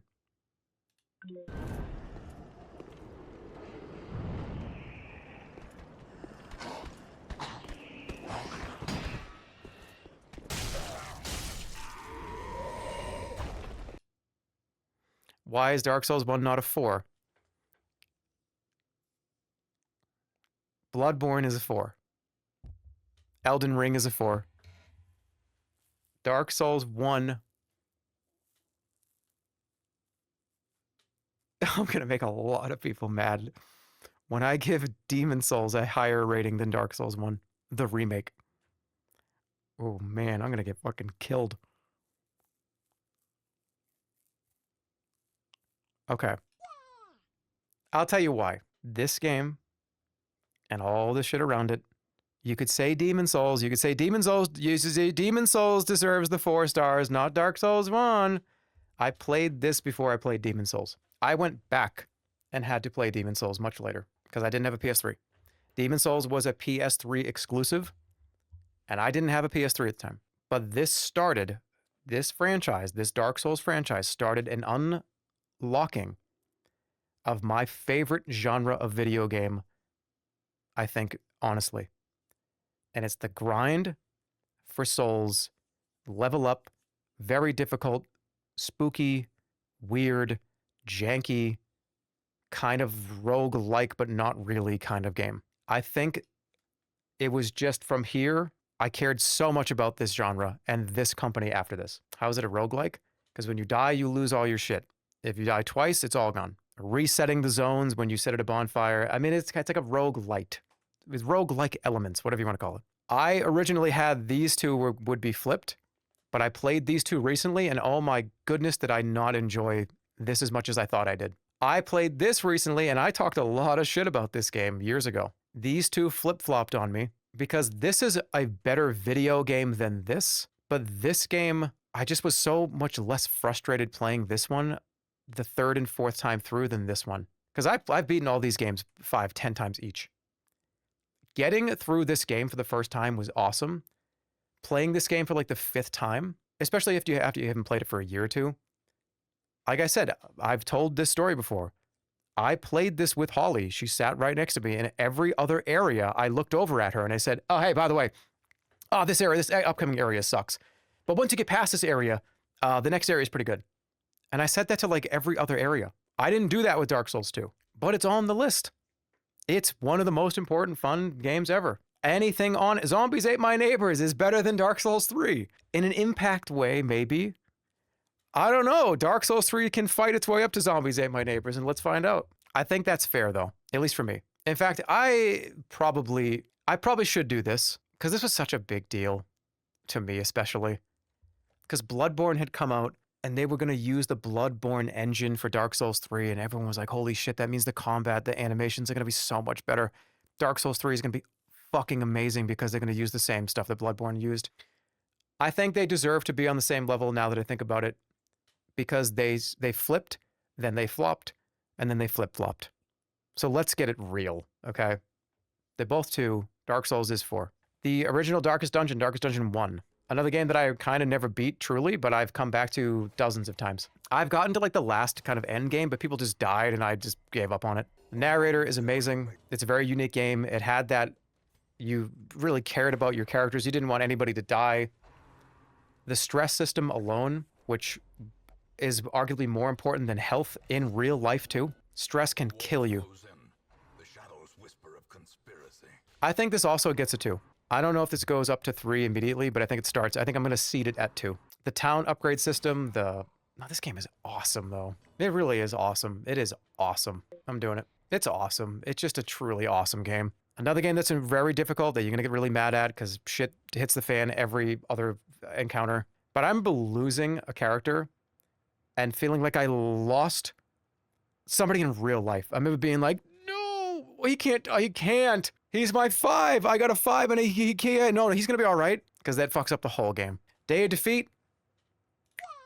Another 4. There's our 61st 4. Oh my goodness. It's going to be freaking impossible to go through all that. Day of Defeat is a banger. Another Valve game. Oh no, Valve didn't make it. It is the best World War II shooter. In that same era of like Team Fortress, CS, Counter-Strike 1.6, Day of Defeat. I would love for them to make another like military game like this. This footage is from DoD source. That's fine. Same concept, same thing. I think, but the original DoD, man, it was so much fun just to, all these weapons felt good. I think out of all the video games I've ever played, every single weapon in this game felt fun to shoot. Especially those single shot, like, oh. If you landed a good shot with that, like, I was like, damn, I just got that headshot. It's awesome. Right there, that's an interesting name. That kill right there was awesome. He probably felt so great.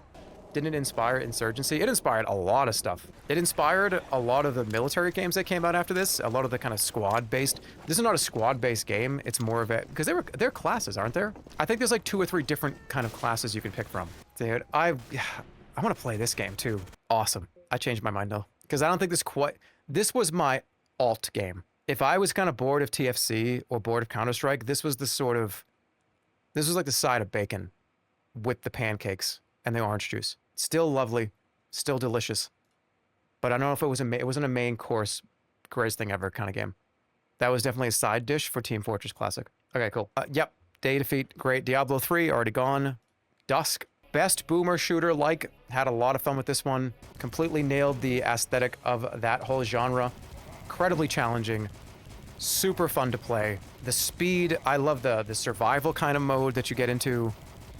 Boss fights were awesome. It was funny, it was interesting. And a lot of people have tried to make games that are like this, and I don't think they hit this well. The boomer shooter kind of look, I made a boomer shooter game in 2025.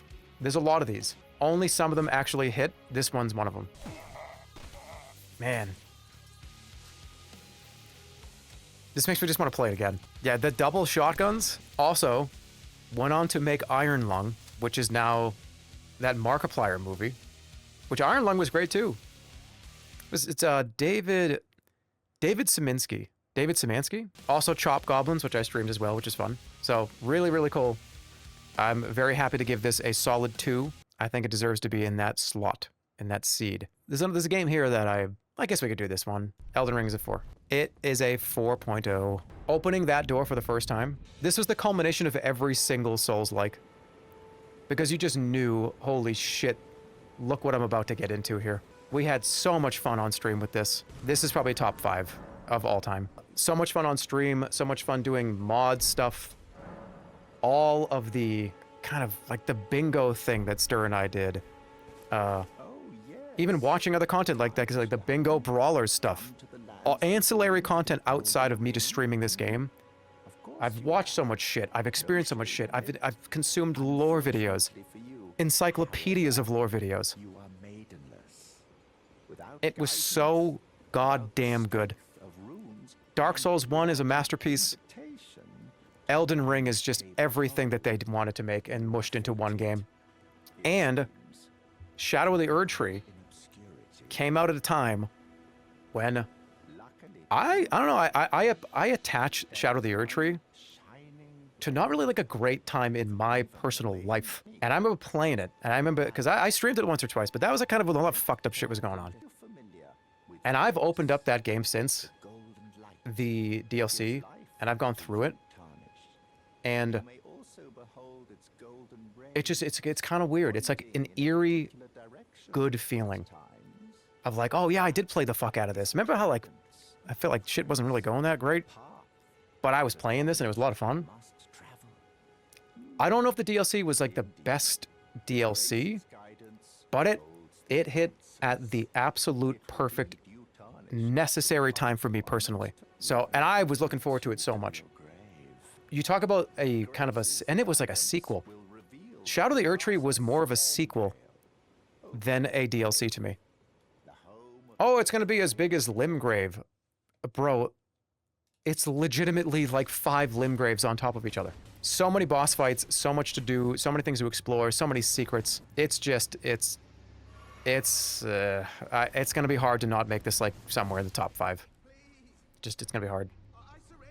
Putting this and Bloodborne together is gonna be difficult, truly. But yeah, I believe it deserves to be there. I don't know if very many people are gonna disagree with that. Okay, here's Enshrouded. Kind of a surprise probably to some of you that this is on here. This is an awesome game to just chill and eat a sandwich and just explore. This surprised the absolute hell out of me, how much I thought this game was fun. The whole premise of the game is you have this little part of a map that you're on, and there's this kind of, it's the shroud, the enshrouded shit, and you can only be in the shroud for, yeah, see, like 5 minutes.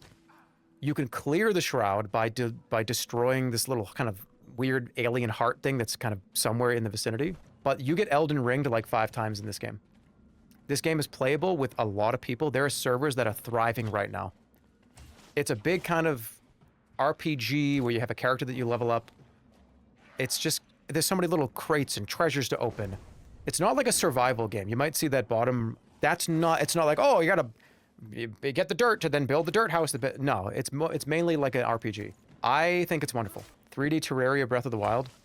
Yeah, the traversal is so much fun too, and the game is hard. It is not easy. It's got bland combat. Yeah, that's fair. I think the combat's not the strong part, but the strong part to me is the whole package of like going and exploring like this person is doing. And the fact that you can play it with so many people, I think adds to that. Like, I mean, look at the combat in, like, you swing the sword, you shoot the magic spell. That's pretty much all there is to it.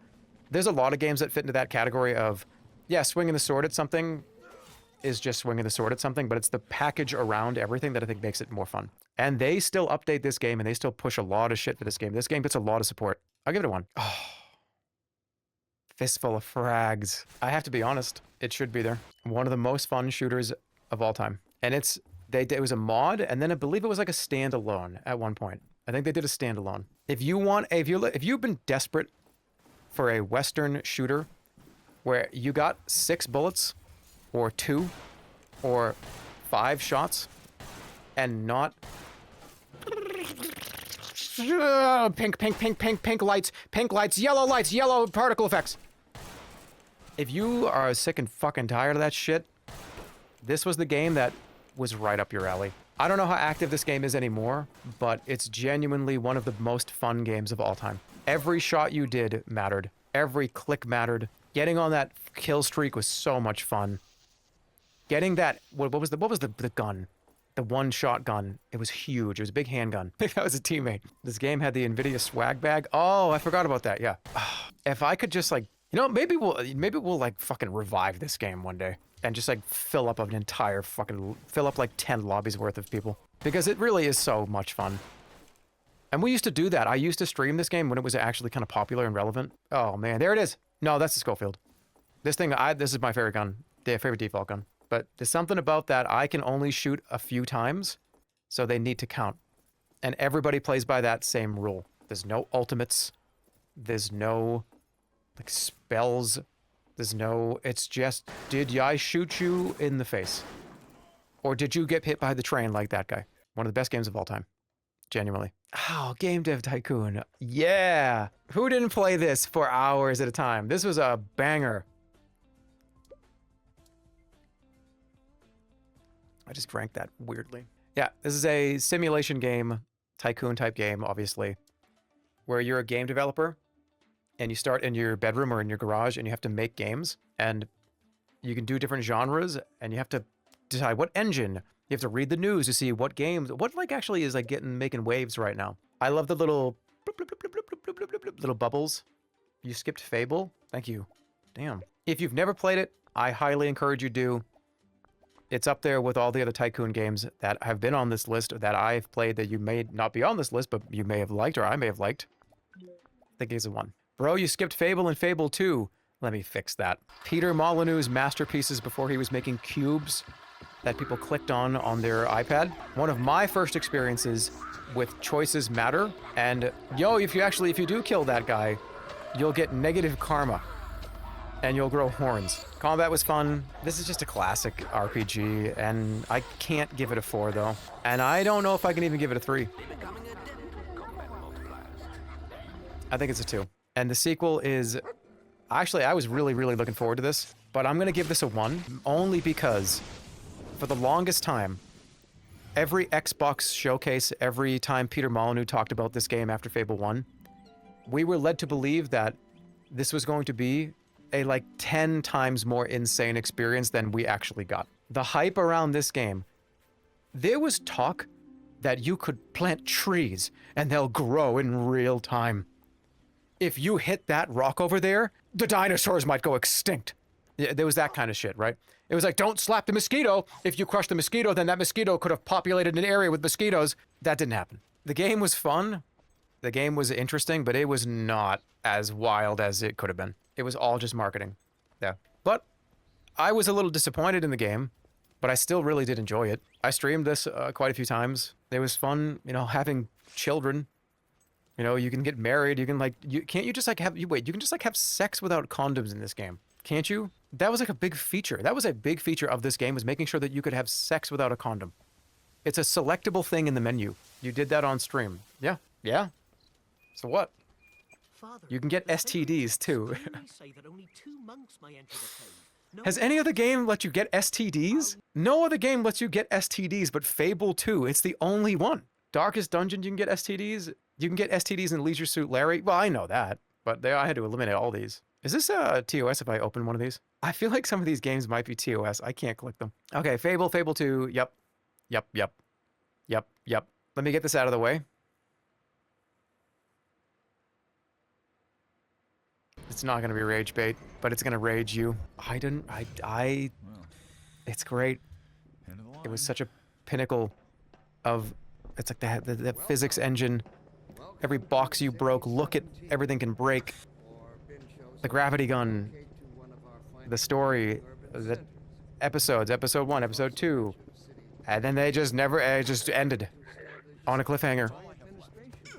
It's a great game, but I liked Half-Life 1 better. The boat level almost made me throw up. Would I give Half-Life 1 a 3? I'm gonna give this a 2. Half-Life 1 was a 3, right? No, also a 2. Oh, that's true though. Let's let them duke it out. Why not? GTA 4, it's a 4. GTA 5 is also a 4. I don't even know if I can compare these two. They're just both immaculate video games for different reasons. Again, talk about impact. This game, especially the 4th one, it's just so much YouTube content came out of here. This is back when YouTube videos were just barely blowing up. People were making crazy GTA videos. It was just, everybody was making them. There was so much funny shit, so many funny mods and hacks and stuff to be played here. And the money is good, very good indeed. Rockstar just does not miss. They really just don't. I said this too. If GTA 6 is dog shit, we're gonna have another 1986 crash of video games. If GTA 6 is bad, there's gonna be a 1986 kind of crash of video games. Because every GTA is a stamp on an entire decade of everything.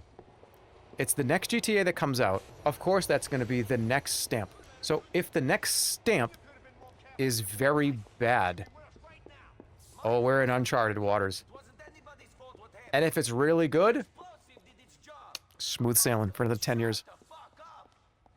GTA is the canary in the coal mine for the video game industry, either doing very good or very bad. We'll have to find out. Video games are over. GTA 5 is a 2-star? No, man, it was so, like, so much fun. I played this it was all, so many people, so many friends. All, like, the streaming friends and YouTube friends. This is what all we did. GTA Online, it was just, like, so funny. It still is. I have a sinking feeling GTA 6 is going to be very Assassin's Creed-like. I mean, there is the fear that maybe they don't take as many risks, but no way. No way. I'm going to hold my breath on how I feel about GTA 6 until it's there. They've never disappointed before, and if they do, it would be, like, whatever, you know what? Holding people to that kind of standard is the same thing, same way I feel about Elden Ring. It's like, dude, Miyazaki, another fucking dude. I can't wait to get an even bigger, and even better, even more of a masterpiece, right, dude? Right, Miyazaki? Like, you're gonna do that, right? Give us another masterpiece now. I don't like that. I just let them work. Let them cook. If they want to make something small, I don't know. I just don't want people to get too bent out of shape about. This has to be so incredible every time. So saying, man, GTA 6 is going to be fucking incredible. It's going to be Ocarina of Time. It's going to be GTA 5, better than 4. Let's just see what they do. They're both 4s. They're both great. So much fun, crazy shit. They're best games of all time. They're up there. That's not good next to that. He's got Half-Life 2 as 2 stars and he gave GTA 5 only 4 stars, Rick. This is a good one too. Hand of Fate. Hand of Fate 2. What the next town holds. Very good game. Very fun. So many mechanics, so many unique ways to play a video game. The uniqueness alone, it's at least a 1. I don't know if this goes into 3 territory, but it's definitely at least a 1. I think I'm gonna give this a 1. Another game that I started to play on stream like a month ago and I just didn't play it again, but I want to play it again. It's awesome. It's no Wonder Boy 3.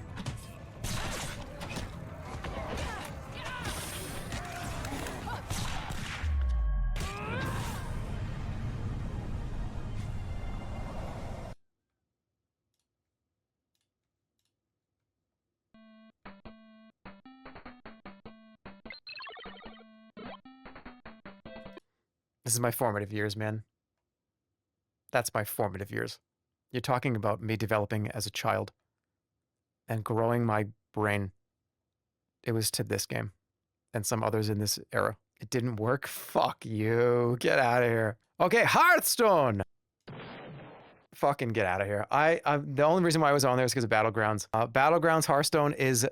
Can I rate Hearthstone Battlegrounds? I don't want to rate Hearthstone the game. I just want to rate the Battlegrounds version of the game. It's your list, man. All right, so that's how I feel about Hearthstone. But how do I feel about Battlegrounds? Because that's the only thing that I play and the only thing I care about, and it's the best thing that they ever did to this game.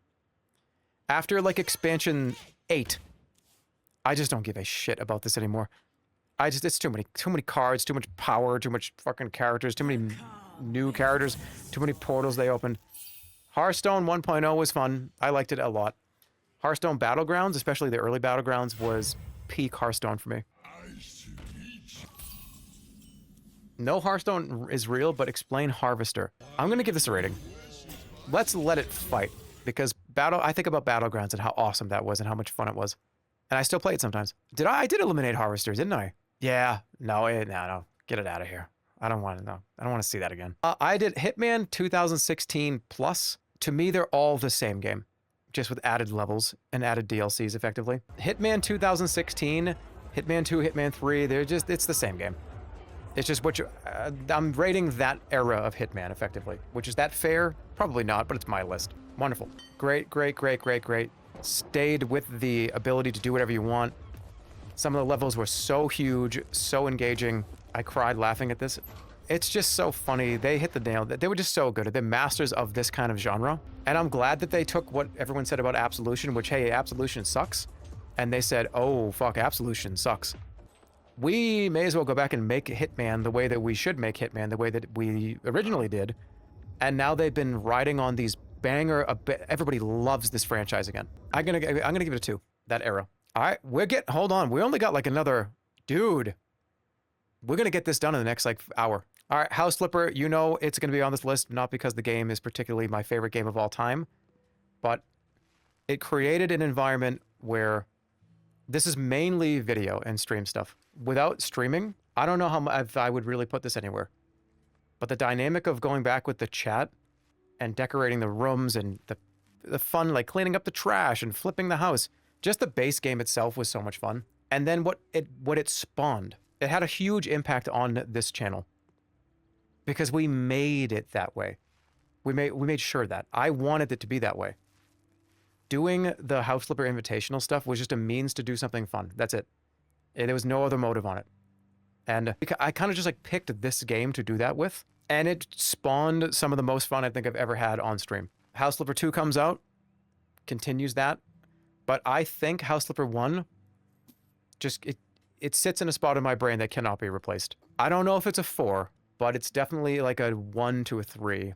And I think that means it's probably like a, I think so. Just because of all the fun that spawned out of this, like I said. All the fun shit that happened from that game. Dozens of streams, tons of events, just so much shit around it that was just worth, it's worth putting it at 3. All right, and well, this is age restricted. Okay, let me open up a different tab. Showing gameplay, this is gonna be tricky because it's just a movie, it's an FMV game. Wait, let me copy the link. Hold on a second. Can I just open this link? I can, all right, hold on. So this is an FMV game, and it's not the traditional FMV game. This game can't even really be explained or described. I can't even really show it off. It doesn't really make any sense unless you play it. It's a game where you go through video files, and you're trying to figure out, it's just like, I don't even want to tell you what it is. So how the game works is you're trying to solve a mystery, and everything in these scenes, so much of this shit can be interacted with, which plays another video. So for instance, you look at his eyes, right? You're gonna go to another scene that has this guy in it. Hey, Tony. This was one of my game of the years when it came out a few years ago. Like if you click on that glass on the table, it will play, it'll go to another video where that glass was in the video. This game, I was high as fuck when I played this, and this game moved me. At a point in this game, it literally moved me. I don't date cops. And I will never forget it. It's a great experience. Don't look up anything, just play it. But okay, let's see her. Okay, she doesn't have any other videos. That cup's got another video though. You have to piece together this big, weird story. And it literally was moving. It was crazy. One of the most unique, most fun, most interesting things I think I've ever done. Gush or no gush? Mega gush. You're a terrible man. I don't want to show anything else. It's stitching together a story based on things that are in the last video you watched. Just experience it. That's all I need to say. It is wonderful. I think I'm going to take another break. Mega gush warning? What do you mean? Yeah, here you go. Let me see if this gives a good explanation. Immortality is a 2022 interactive film video game developed by Sam Barlow and published by Half Mermaid Productions. The game is based on the fictional model-turned-actress Marissa Marcel, who had starred in 3 movies from 1968, 1970, and 1999, but which were never released. Marcel has since gone missing, creating a mystery for the player to solve. Done. Done. That's all you need to know. And it is a 2. Sweet. I'll be right back, and we will continue. Is there a fuck scene in that game? I don't know. Is there? Is there? All right, be right back. Hello. Okay, here we go. What's going on with this? Why is it so light?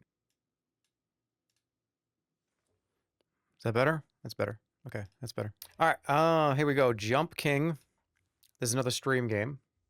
Why so red? It's just the lighting. I want to give this an elimination, I think, but it had to make the list. I never played the DLC. I only did the base game, but it was a lot of fun. So addicting. Just the addicting nature of this game. Forget about all the crash outs and all the times all the curses. I'm not talking about swear words. I'm talking about actual physical curses that I put on this game. Forget about any of that. The addicting nature of the game was up there. This was a huge meta on Twitch for a long time. It was just dominated the whole platform. I think just because of that, it should be 1. I did never do the DLC. I saw what the DLC was and I said, no. Absolutely not.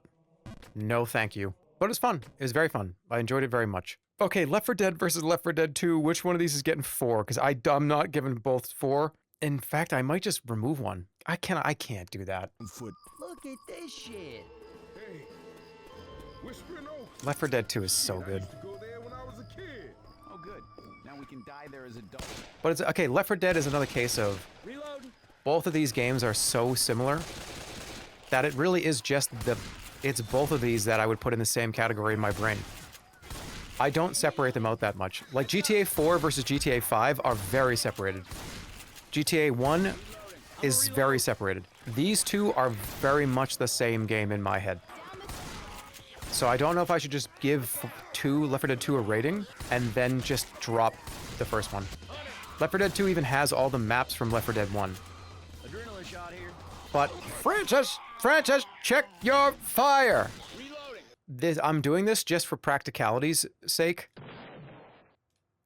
I did not shoot that. I merged it into this, and it's a 4 for sure. Across every console, every PC, nobody's done it like this since, and I don't know why. Why has there not been another wave type defense survival shooter that was this fun? You got to give more games a 3, maybe, but this is definitely not a 3. You know, when I'm all done, I'm gonna go through them and give them a one more vibe check, and we'll see. But Left 4 Dead, dude, I just remember being on that rooftop and fighting that. No, it's a 4. Everybody locking themselves in a bathroom and realizing that that's a terrible thing to do, but doing it anyways because we thought we were better than everybody else at the game. We were going to do it right this time. We were going to defend the bathroom better than everybody else did when the tank comes. That's a 4. That's a 4. So that changed your life. I mean, maybe. We'll do a vibe check. I need to get everything done first. Speaking of giving things higher scores than maybe you think I'm going to give. Game of the year last year. Look Outside. I don't want to show very much because I'm probably going to stream this game soon, so let's just do like the intro. So good. The vibe, the aesthetic, the atmosphere, the horror, the comedy. If you liked Undertale, you would probably like this game too. In fact... No, don't say that. Don't say that. Don't say that. Because I don't even know if it's true. And I don't want to be spitting out shit that is not real. That was close to... Oh, boy. I'm just going to drink my milk. The game had a crazy save system. If you don't know about Look Outside, it's a RPG, kind of like in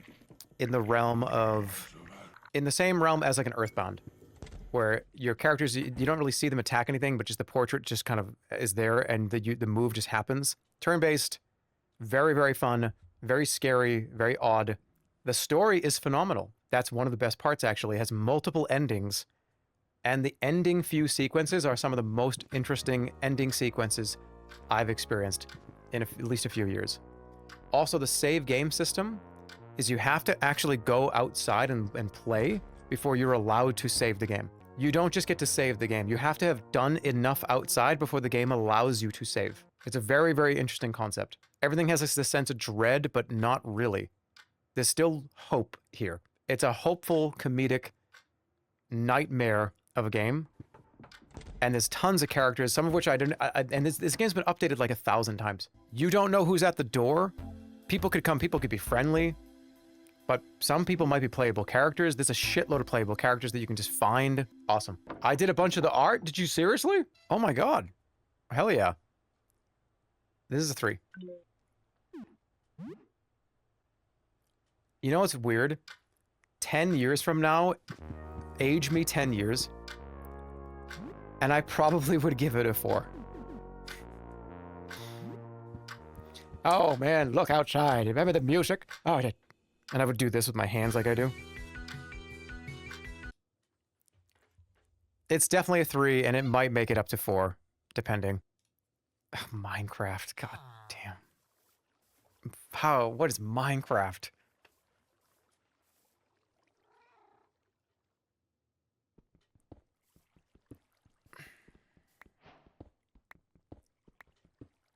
It's not a 1, it's not a 2, it's either a 3, but I don't know if this is a 4 for me.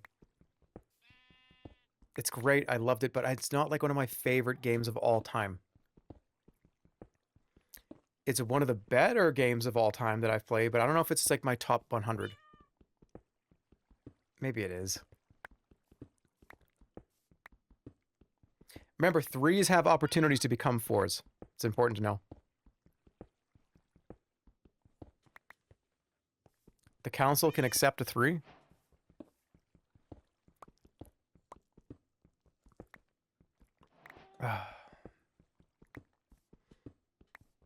Just the music too. I remember just sitting there just vibing out with it on a rainy day.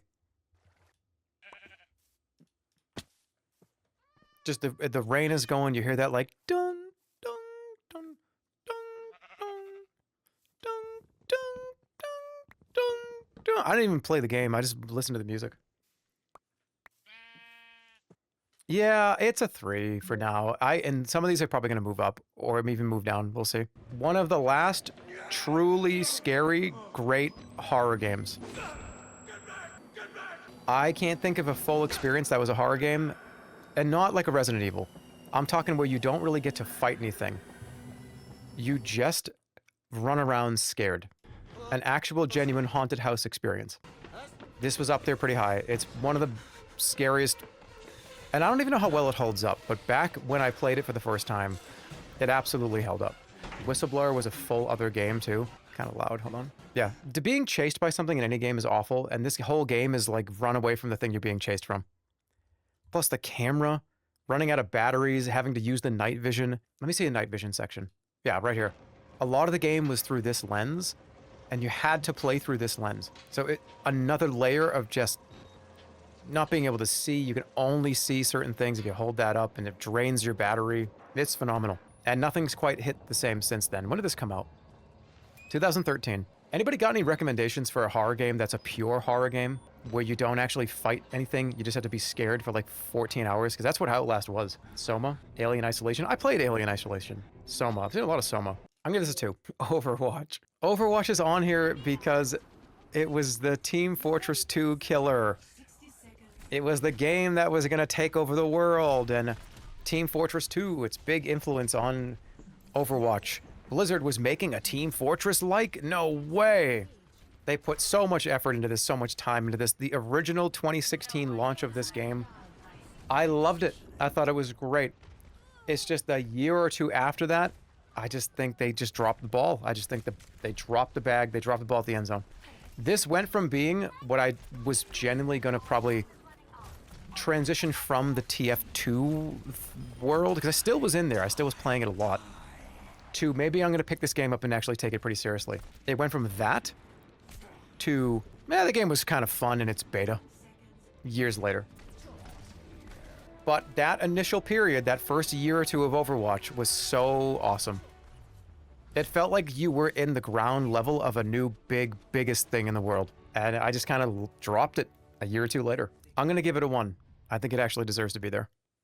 At least that initial period. One of the best indie games ever made. Papers, Please.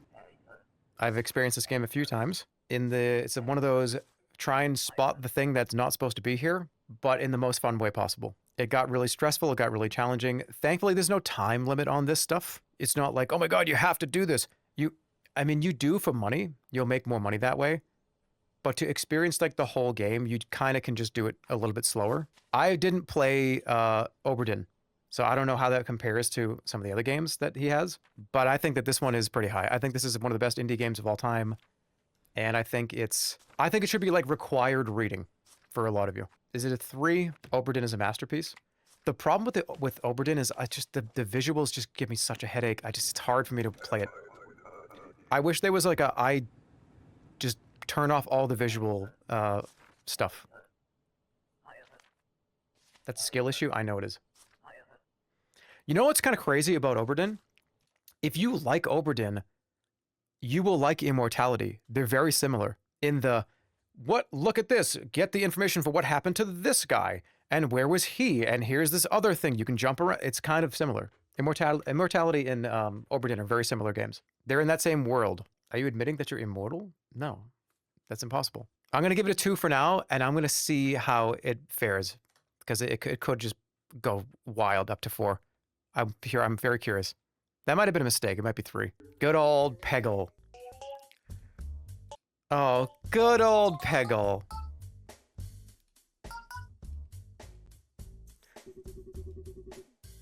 Do you know what I mean? Who doesn't love Peggle? Do you know what I mean? Do you know what I mean?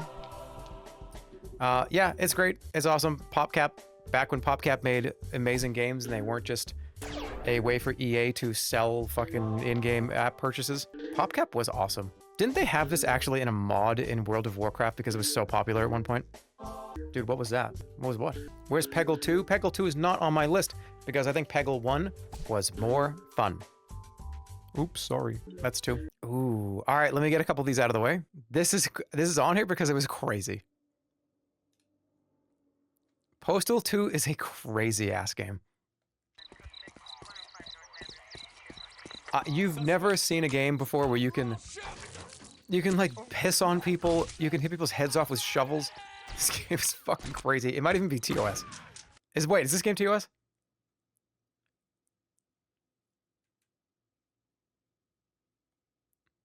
No? Okay. Wait, somebody said yes. Oh! Not anymore?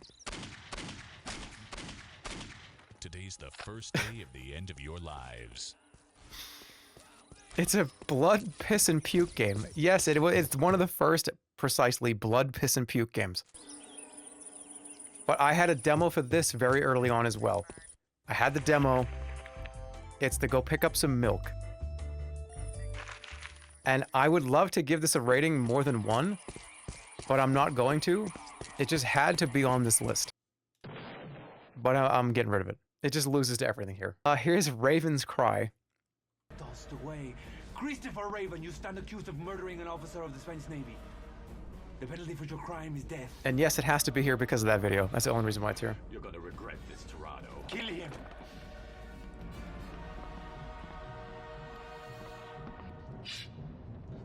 You lose 25 reputation to Spain. Oh, God.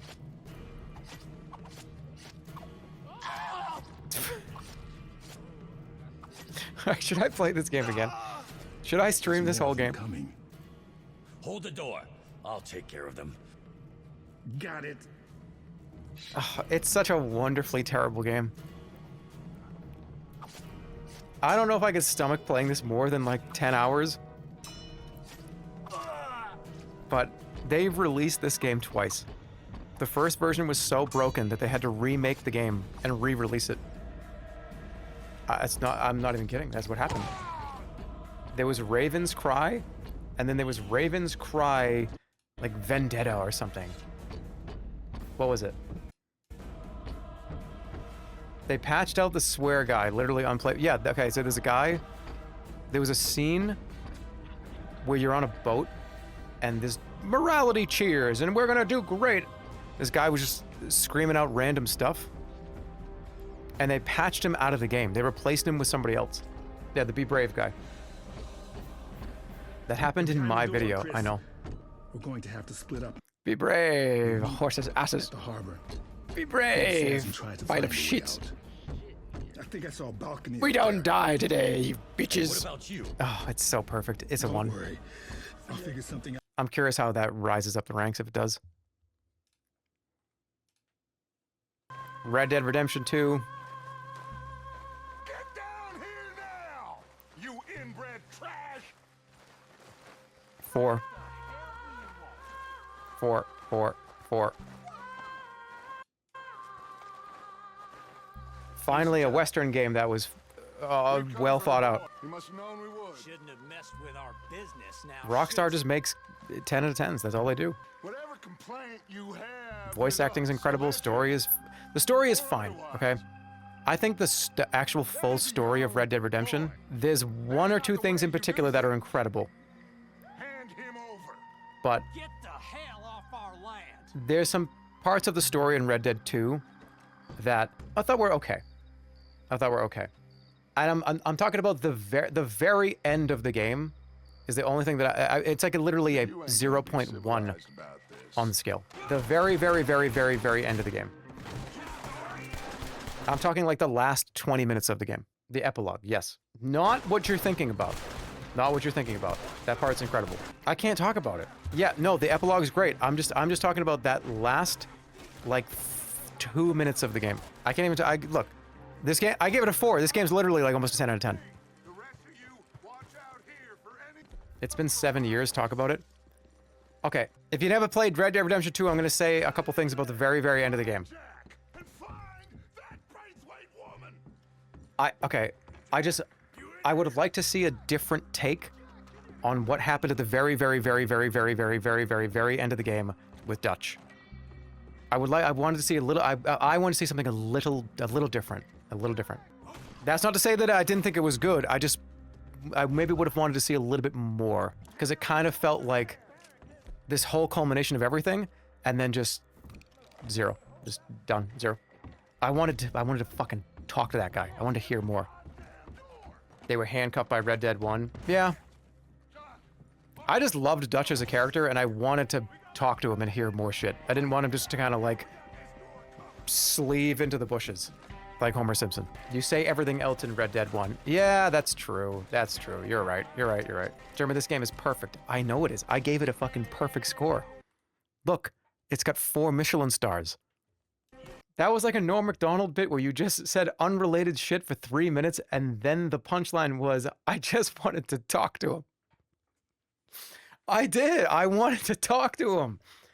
I wanted to talk to him. I wanted to hear more shit from him. Okay, you can unmute. Yes, you can unmute. You can unmute. You can unmute now.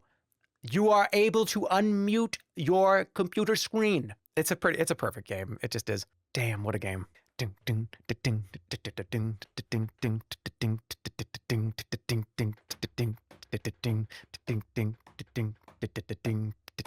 can't do it. This is age restricted.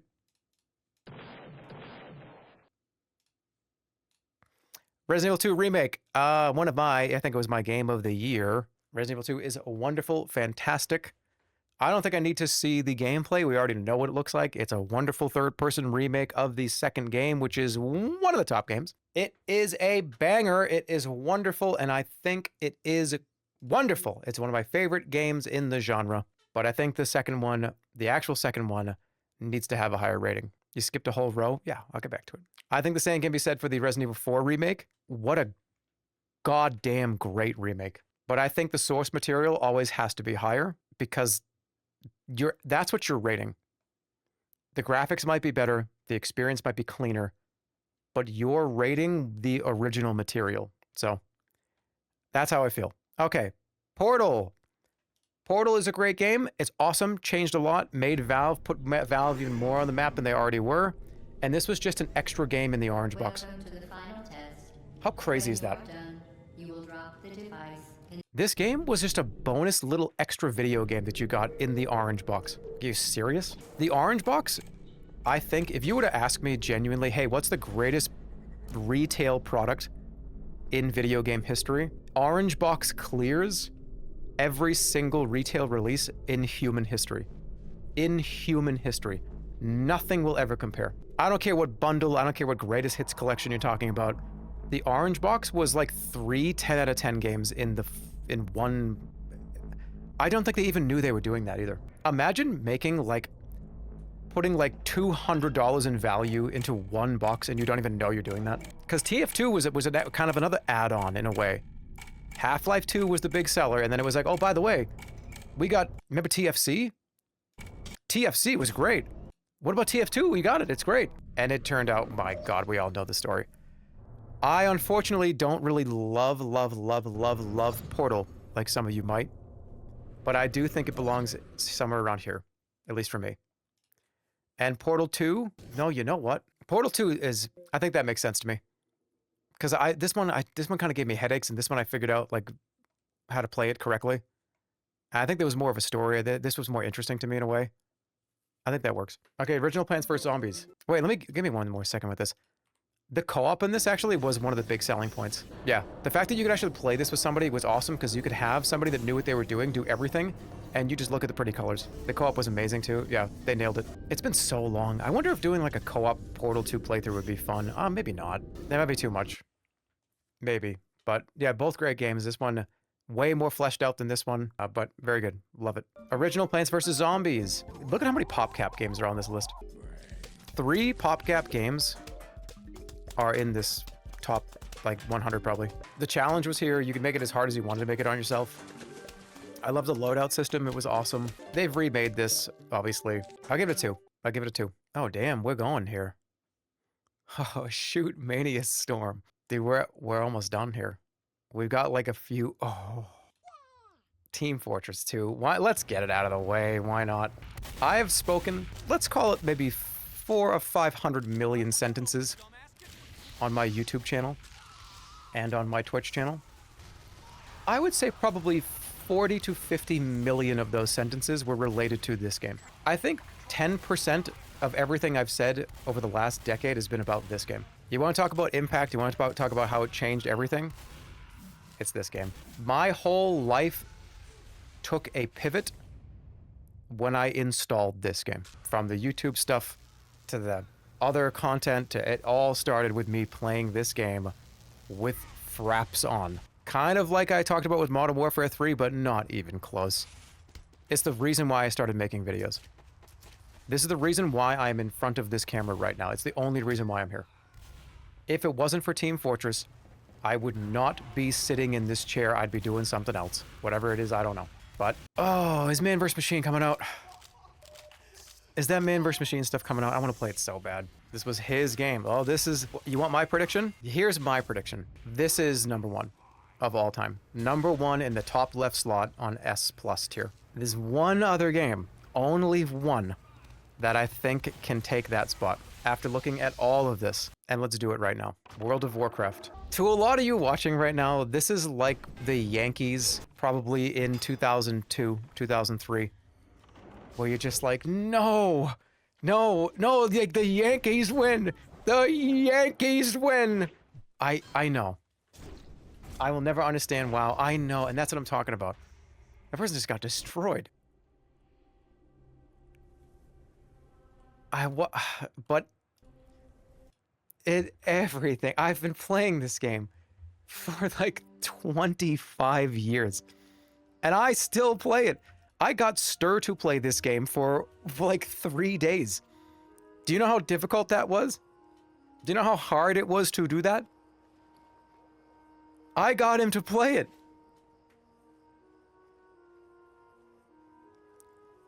I think I probably could successfully perform brain surgery more than get Stir to play World of Warcraft for 1 hour. And I did it. The community that came with this, the friendships, the whole entire ecosystems were built on this game, especially Classic. And it's just up there. It's top 3. If it's not 1, it's 2 or 3. And I don't know where it is, but who knows? I might be full of shit. I remember playing this with, we talked about playing this with family, and obviously here are all of the expansions. Let me just do you a favor, okay? I'm gonna do you a favor. That one's gone. We don't even have to talk about that one, but it had to be on here. We're gonna get rid of that one. But should these, should these be individual, or should it just be kind of just mold them all into WoW? I feel like Legion is a different game. Because individual, but World of Warcraft might be 1, TBC might be 2, and Wrath might be 3 of all time on my all-time actual final list. That would be fucked up.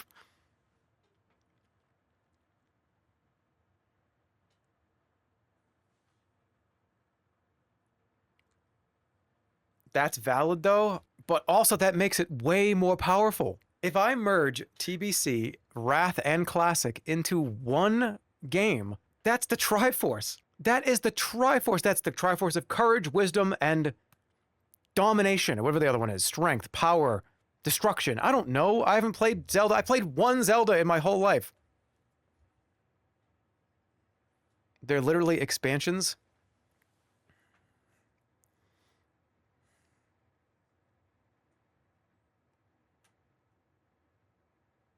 It's just more content in the same game.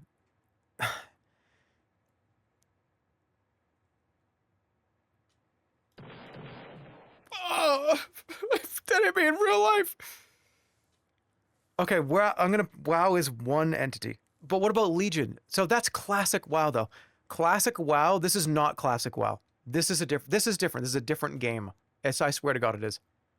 And it's a fucking 1. Okay. Classic World of Warcraft or Post-classic, but not quite dog shit yet, World of Warcraft. Cataclysm was better than Modern. Yeah, but it's look, we sucked it all into one. They are different, chat, you're crazy. What are you talking about? These two are very different. I'm going to say classic era WoW is up to Cataclysm. That's kind of makes sense to me. Why did you eliminate TBC and Wrath? Did you just get here? Okay, that's what I'm going with. That's what I'm going with. Let's talk about the coin game. This game is sick. What an awesome game this was. Playing all these arcade games in 3D. Why did you eliminate those? Oh, that's funny. I had a lot of fun with this. I'm going to give it a 1. Because it was sick. It was so much fun. There was so much to do. The person that made this game updated it like 1,000 times. There's so much good content in this game. I've gone back to it multiple times. It's a solid 1, and I think it's going to go pretty far. Okay, we jumped around way too much. There's like 10 left here. Oh, fuck. This is original Smite. This is not Smite 2. Smite 1. The best MOBA. Sorry. Everybody that's throwing tomatoes. It's not League, it's not Dota, it's not Han, it's not Here's the Storm. This is the best MOBA. This was the most fun MOBA. From 2015 to like 2018. This shit was scorching hot fire. Scorching fire. Unk thinks he's right. You just weren't there. You weren't there when Hi-Rez actually was trying to make and push this game, and they put a ton of time into it. There was so much like community shit around this game. They were adding shit like every fucking day, it felt like. They were so hungry to have like a fun game that was in the genre. And now the Ninja Turtles are in it. And Avatar: The Last Airbender, which is... And then they made the second game, and I don't even know why they made a second game. Like, why did they even make... It's because Unreal Engine is just so dated. Unreal 3, right? They had to do it at some point because probably finding developers for Unreal 3 is probably incredibly difficult. But I don't know. I don't know how you fix that. It was more fun as a casual MOBA. That's how I played it. It was just a really good time. And the gods, yeah, original characters are cool, but it's actually awesome. I thought it was really cool to see, oh wait, we're gonna have all the gods ever fight each other? You know, oh, there's Apollo versus Ares. Oh, and don't forget about, like, not just the Greek gods. Yes, I did. Yeah, I made Smite breakdown videos. Oh my god, do I have to watch that? Fine. We watch this like once every few years to embarrass me. Beginner tips plus god breakdown. This has been the alpha. Fucking whatever. Fine, let's do it. The game was really good, and I will defend Smite 1, especially early Smite 1, against anything. Okay, more embarrassing content. Here we go. Is everybody ready to get embarrassed for me? Hey, what is going on, everybody? Jerma here with Smite Sunday. Welcome to the first Smite Sunday on this channel, where I break down a god or I show you a good gameplay. Every Sunday. Talk about it potentially. I did this 3 times. But today I did this 3 times. Is going to be a god breakdown. I'm going to talk about the god Anubis, the god of the dead. And the reason why I'm picking Anubis first, this video might have the least amount of views on my whole original channel, is because Anubis is one of those characters in this game that he's not a free god. He's not one of the free gods when you install the game. But he's the one that I feel like everybody unlocks first. True. And then plays him completely incorrectly. I was one of these people that when I first downloaded this game, I said, oh my god, Anubis, the god of the dead. Oh my god, I get this guy. I gotta play with him and see. He's so cool. And I would just get trashed on. And that's because Anubis is one of the most damaging gods in the game. But he also dies incredibly easily and incredibly quickly. So I figured because of my early struggles with Anubis, Why is your voice so handsome? A good one to start with. Anubis, it's the god of the dead. The radio YouTuber voice. I'm making a video voice. That's not even true, but it's Anubis, the god of the dead. So instead of reading off of the wiki page and telling you all the damage numbers, which are very, very easy to find on the internet, I'm just going to tell you what the moves do and when you should be utilizing them, when you should be not using them. I'm not going to tell you what the moves do or what they are, but like just go Google that. Which is Plague of Locusts. It's on the 1 key, skill key number 1.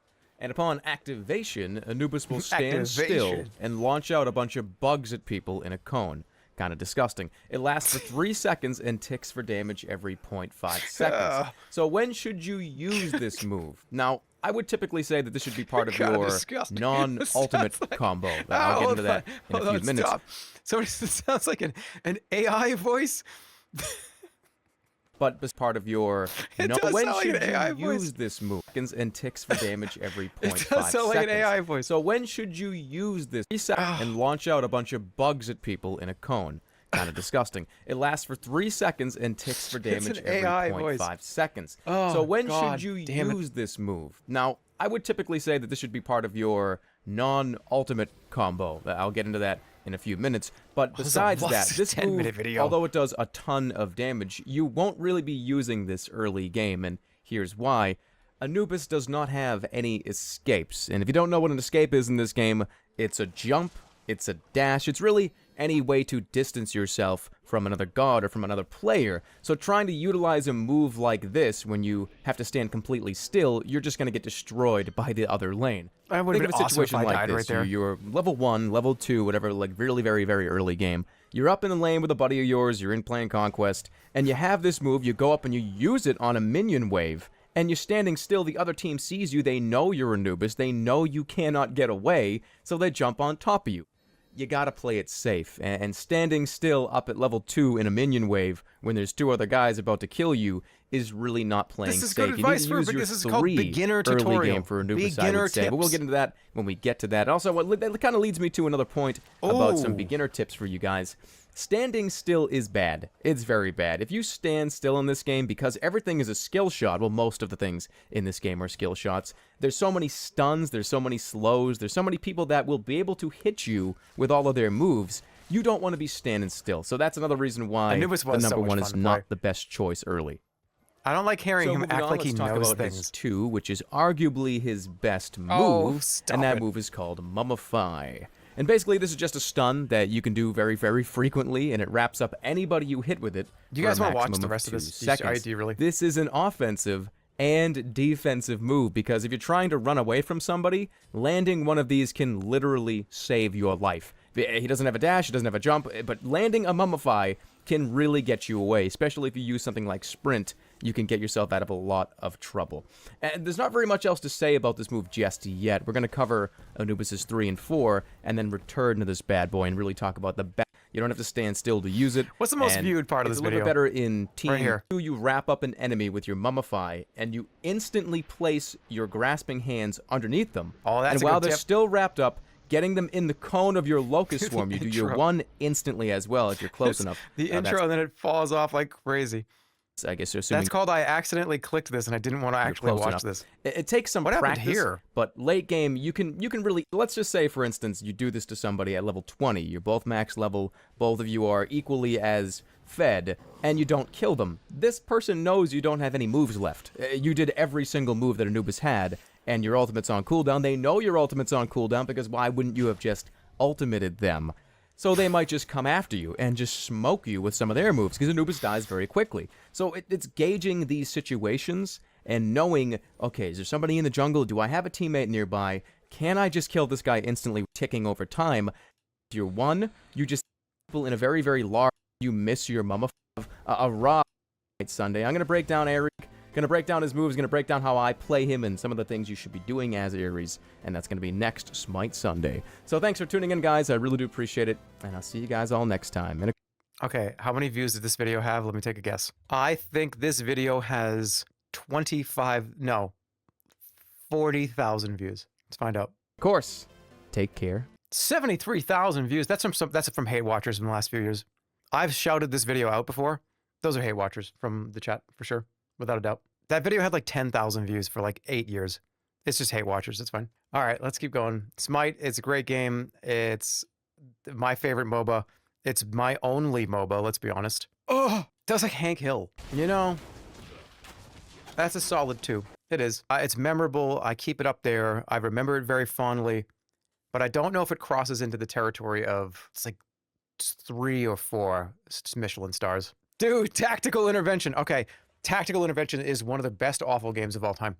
This was made by the guy that made Counter-Strike, and it was a huge deal at the time. Everybody talked about this. the guy that made Counter-Strike is making a new game and it's gonna be fucking crazy. This is the best, goofiest, weirdest game I've ever played. There was a highway level on this game where you drove around in cars that were as light as a box that came in from Amazon. Like 40 pounds, like 20 pounds, 10 pounds. It was like a piece of furniture. It was like an IKEA furniture box. And if you crashed into somebody, they literally flew. The cars went flying. I have a video on this.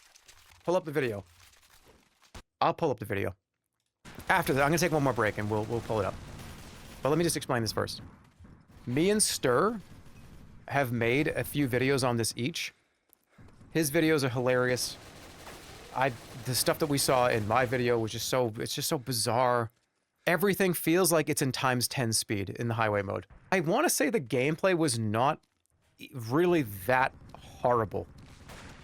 It was just so funny.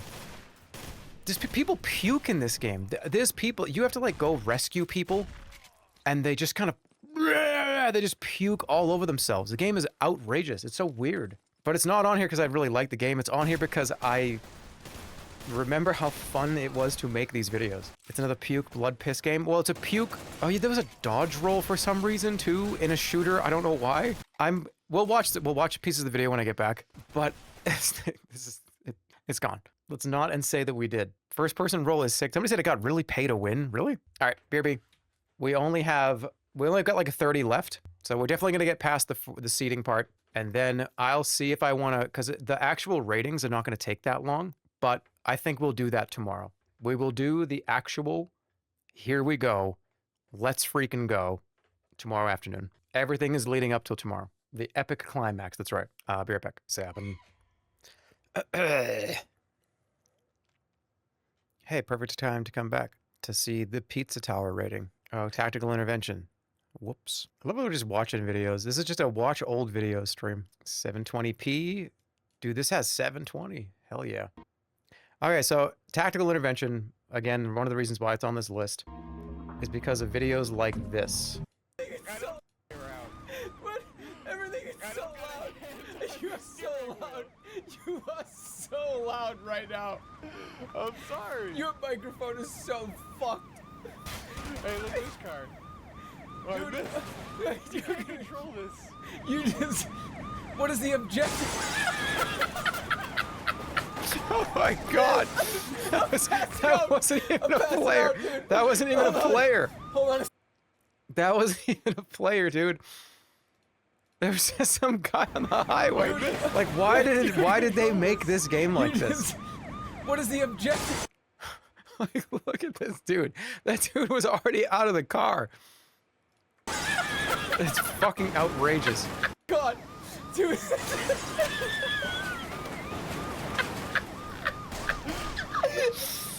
Dude, did you hear that? Listen to that squeak. That somebody is literally like crushing me. Add an emote of you laughing and call it Jerma car crash. Oh, Ernie, I need to. My mic. Please bring. Behind us. How do I drive? This car drives like a piece of shit.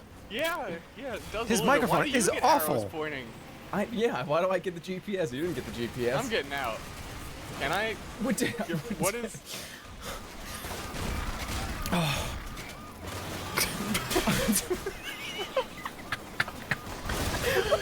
What the fuck just happened? I can't. I can't. This is the hardest I've laughed in a long time. Hottest. Wait.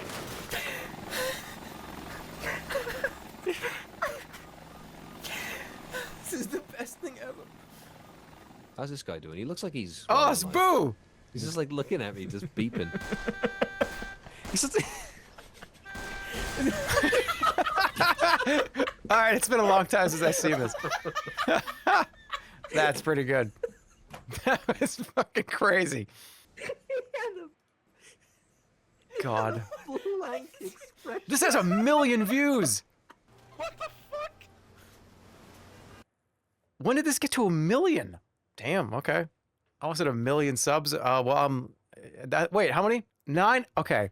I'm at 994,000 subscribers on my dead channel. I need 6,000 more subs so I can get my YouTube gold bar. All right, let's finish this up. But yeah, that's why it's on this list. Tactical Intervention is just so broken and so weird. You can't even play it anymore.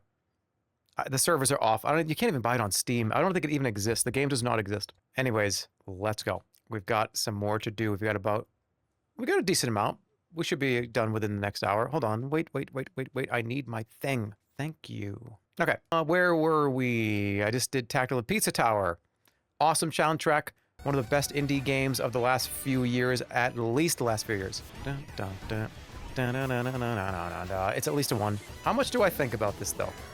Pretty frequently, I think. Art style is amazing. The gameplay was fun. It could be frustrating at parts just because of the nature of having to run and get stuck on the walls and stuff. But the whole entire package, there's a lot of content.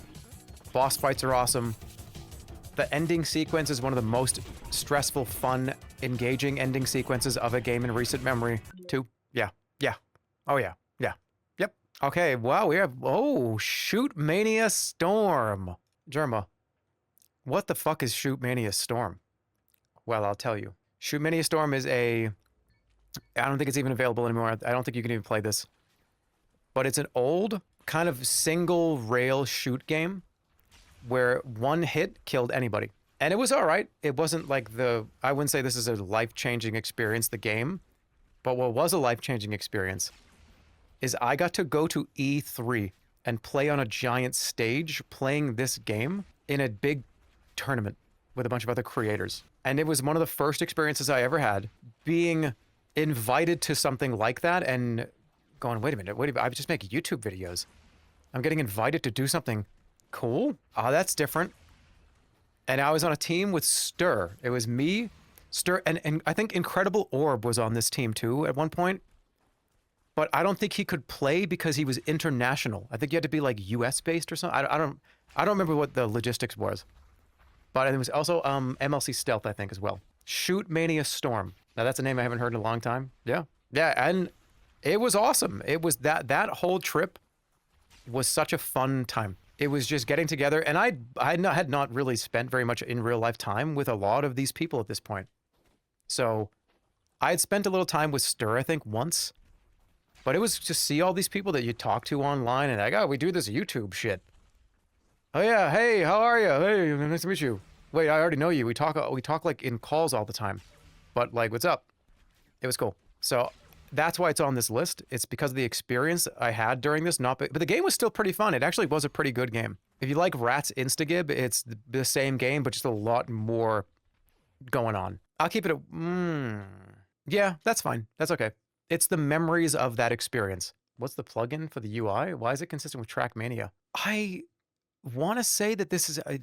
Hold on. This is made by Ubisoft Nadio. It was a spinoff to Trackmania. Holy shit. Why did this not take off? I feel like it actually was a pretty good game, too. Like, I wonder why people just didn't really play it. I love this Lord of the Rings game, Shadow of Mordor.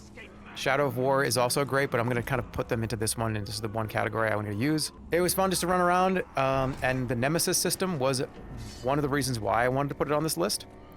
Because having somebody that you kill, or that kills you, turn into this big bad boss that kind of follows you around, and then they never used it ever again. They built this whole algorithm, this whole thing based around a character that becomes your rival, that you have, that's strong. It will come and kick the shit out of you. If one of these random shitty orcs kills you, there's a chance that he'll be like, oh yeah, you fucking wanker, and that's exactly it. And he'll put his hand up and it's like, boom, there he is. Now he's your nemesis. It was so much fun. Monolith made some awesome fucking games. Everybody wished that we would see more of the Nemesis system, that it just didn't really ever happen ever again. It's patented, that's why. The hardest difficulty, the Nemesis can be impossible to kill. It's just an overall great game too. Action RPG, Lord of the Rings, voice acting's great, story is good. It's a solid 1 to 2 game experience, I think, for my memory. You know what? I'm gonna give it a 1. I'm gonna give it a 1. I think it's just a solid, great not eliminate this immediately game. This is one of the best games, probably the best indie game ever made. It is surely up there. And yes, is this life-changing? I don't know if it like changed my life as much as it changed. I just played it so much. And it was something that I cared about very deeply. Multiple times I've gone back to, again, 4 stars doesn't necessarily have to mean it like, I was like, what's going on? Am I doing that? I want to say that 4 stars can also mean something that, a game that you loved so much that you went back to play it potentially more than 10 times over the course of its life cycle. I have started Stardew Valley probably 20 times. I've played through a full year or full 2 season at least 10 to 20 times. And I think that puts it into the category where it should be in one of the best games of all time for you. How many times can you play a game over and over again before you admit that it is probably one of your favorite games? So that's my reasoning for it being 4. And probably a ton of other people's as well. Wonderful, wonderful game. Super Meat Boy. Not as high as Binding of Isaac for me, but still pretty high. It's awesome. One of the first OG, oh my god, it's so hard, platformer games. Especially ones that released in the mainstream. Because before Meat Boy, we had games like Boshi. Like, I Want to Be the Boshi. And those were the like, holy fuck, dude, it's impossible, it's so hard. This kind of took that stuff into mainstream. There were others in this category that did kind of it's insanely difficult. You're gonna get killed 5,000 times, and it's super hard. But, and dude, Boshi was huge on Twitch for back in Justin TV. I remember everybody playing that. Warning, it's Boshi time. Yeah, that's an emote literally for that. Clap, rare spam. Those are good days too. That was OG Twitch and Justin TV. I'm sad I never played that game, because I probably would put it on this list if I actually played it and not just watch people rage at it. But yeah, Meat Boy, classic, wonderful. I don't know if it's a 4, but it's definitely a 2. It's not a 1, it's definitely a 2. All right, Sims 3 and The Sims 4, these are both not 4s like Sims 1 and Sims 2, but I think they're both solid. And I'm going to put them both here.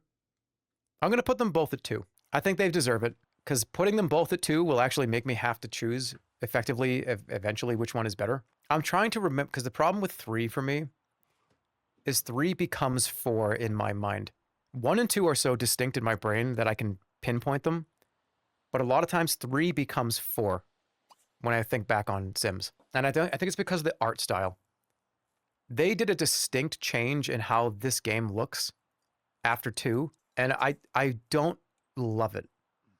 I preferred the art style of 1 and 2. Sims 3 is just a better. Sims 4, yeah, that I could understand. That makes total sense. I think 3 is probably a better game. You know what? I'm going to do this. The only reason why I like 4 is because of that video where, in the stream, where it's the hardest I've ever laughed in my entire life. That's why it's on this list. I wouldn't have even put it on here.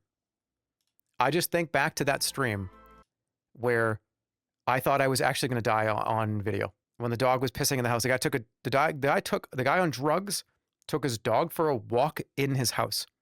Let's go! Go for a walk, my guy's on fucking drugs. Go for a walk, not in the house. Don't take the dog.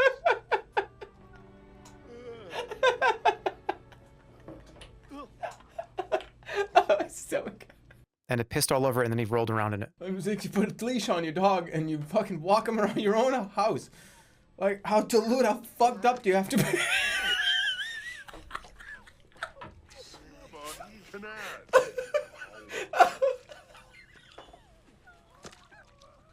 Stop it, please. And then the fact that there was like the shooting people mod. I'm unstoppable. I'm Chuck Schnoz. It was just, what a fucking wild day. I got hurt from that. That took years off my life, but it deserves to be on here just because of that, honestly. When did Sims 4 come out? 2014? 2015? It's been a long ass time. 12 years ago. Are they gonna make another one, do you think? I know they've talked about it before, but, or do you think just gonna add another expansion to 4? It was good. I liked it. It was very good. Speaking of other games that are very good that I really loved, that I feel like kind of just went on the wayside, Tribes Ascend. Nothing can compare to actually hitting a blue plate special. I wish that this game would just come back. Stir is such a huge fan of this franchise, and when Stir is going to do a list like this too, I would imagine he's going to have one of these on there.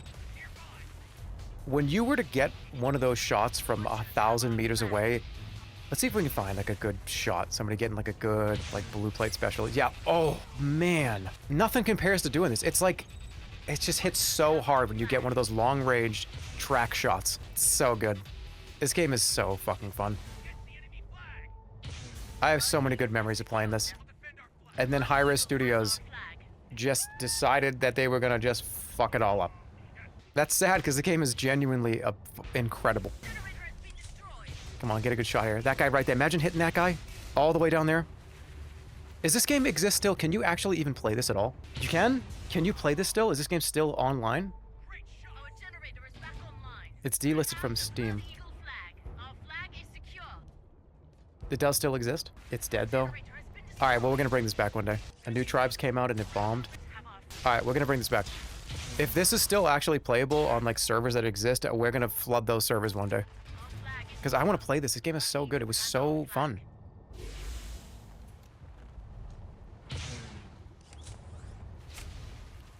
Oh, that was a sick shot. Yeah, this gets at least a 2. I'm giving it a 3. So good. One of the most fun shooters I think I've ever played. Viscera cleanup detail. The video's not going to load. I have to like, but you know the game. It's getting a 1. The cleaning, it's just a good yap game. Is the original yap game.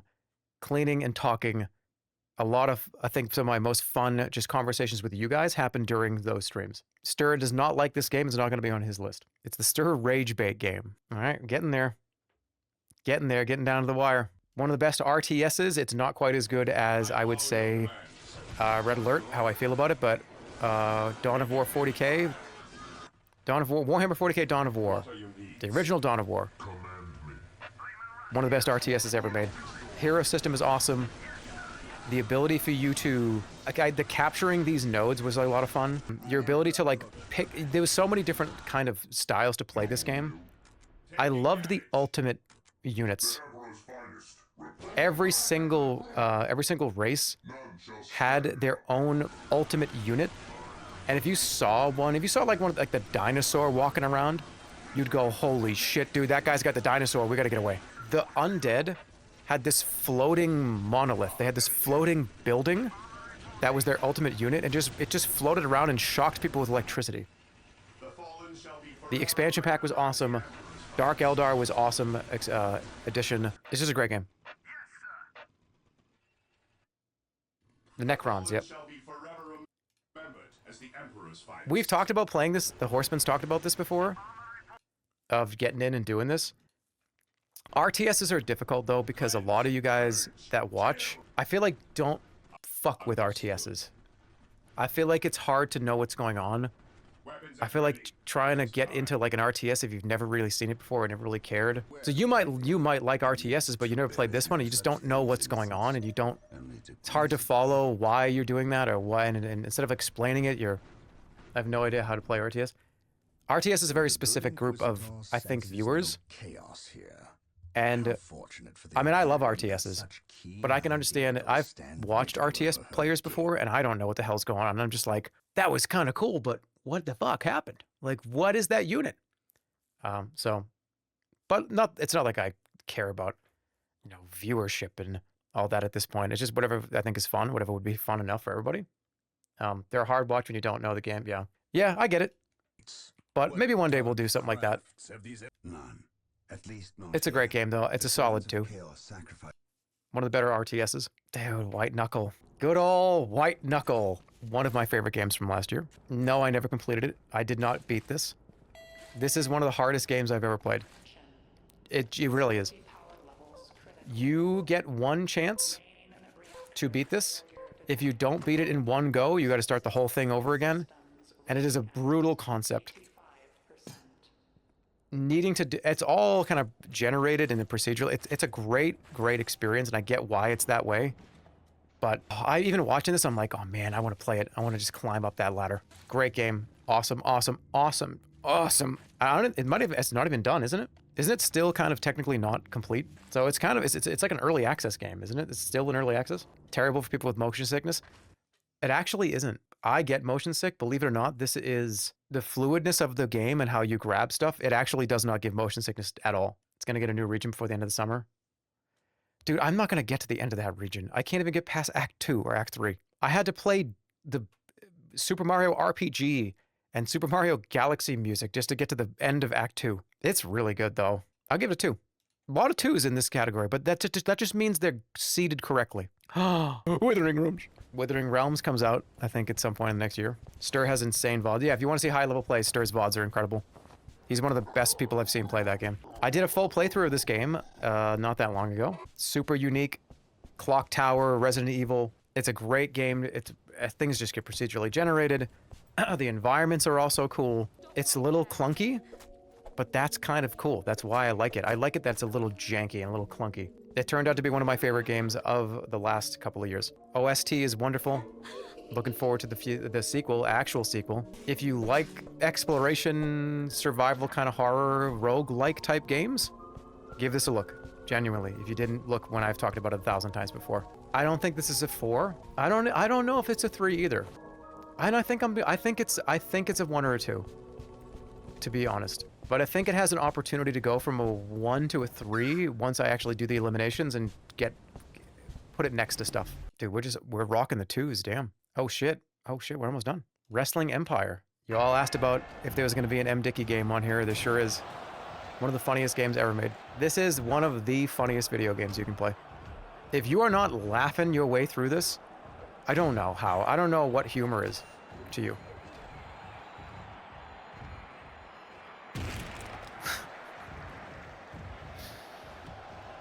It's a 3-star. It is. There's no doubt in my mind that the amount of joy I got from this experience, the maybe 20 to 40 hours I put into this, I went back to it one other time off stream. It's just so fucking funny. The open world, I've read, you can go outside. Kind of like Hard Time. Just there's an operating world out there where everyone just like walks around and you can just beat the shit out of each other. Great. It's exactly where it needs to be for now. Okay, there are only like 20 something left. We're gonna get this done. Let's do this one first. But what a perfect timestamp too. Oh my god, this is the perfect place to talk about why this game is the best boss fight in video game history. You were at my side. Wait, we gotta see the lead up to that though. I could spend an hour telling you why this is one of my favorite games ever made, and I probably have already. Almost every area in this game is very well made. I don't look back on some of these zones that I've played in and go, oh, that was like okay.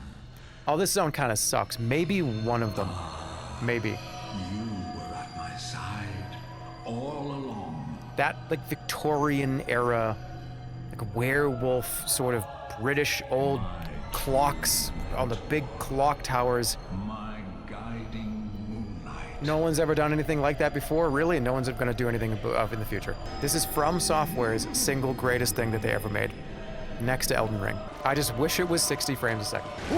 It's on PC. I think it's emulated on PC with a 60 FPS patch, right? It emulates pretty good. What a great game. This was in the era, too, of where FromSoftware was just, they were kind of just making Dark Souls games, and this was going to be a little different. We're like, well, how different? What do you mean? I remember seeing the initial trailer and teasers for this game and being like, what the fuck is this? This isn't Dark Souls. There's no medieval guy with a knight suit of armor on. I love the setting. The DLC is awesome. Those last few areas in the DLC are some of the best zones in the whole game, period. I love that research facility. It's just so creepy. You probably can't even hear me talking right now because of the music, but you know, it is what it is. PlayStation 4 exclusive. And it's a exclusive in my mind in the top 10, probably. You know it. I know it. We all know it. Bloodborne is the best game, single player, probably, of all time. Oh, it feels good. Hey, what about Blitz the League 2? Remember this game? Blitz is on here, the regular Blitz, as a arcade game, which you'll see in about 5 minutes. Again, you give me a game where I can just punch and kick somebody, and it's probably going to end up on this list. Let's see when somebody gets it like the Mortal Kombat style bone-breaking close-up. Come on, let's see it. Somebody shatter their... Oh yeah, your balls can explode in this game. I forgot about your ball exploding. The career mode is just absolute chaos too. I forgot your testicles can explode. And it shows it. Wait, And then you do drugs on the sidelines to try to get better. Where was that? I like their chances here on 3rd and short. It's like right here. 149. Okay, here it is. Let's see what happens to this guy.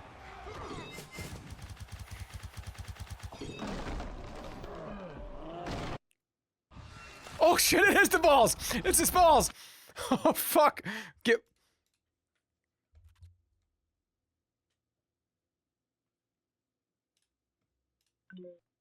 It's a good game. Original Dead Rising. I have fond memories of the stream of this game. It's Capcom, when Capcom just continues to not miss.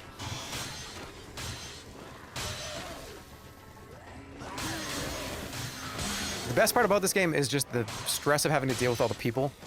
Giving somebody a gun in this game and having them not know how to use it is so funny. Or trying to run from point A to point B with 2 survivors with you, and you end up hitting one in the face like 5 times with a baseball bat accidentally because they're standing in the middle of all the zombies. Dead Rising 3 rules. I only have Dead Rising 1 on here because I think this is the one that I have the most fond memories of. Dead Rising 2 was good.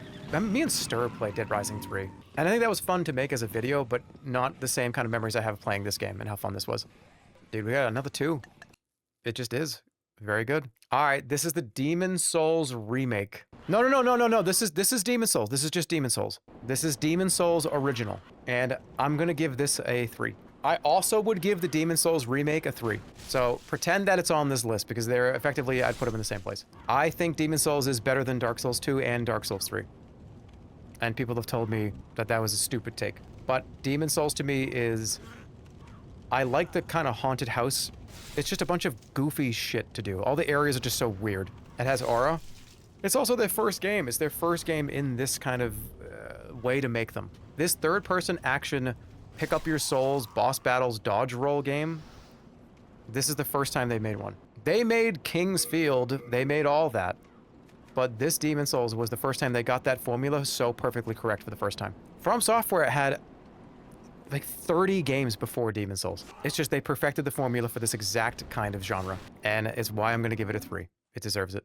And the remake would get that too. Oh, dude, let's go with EDF.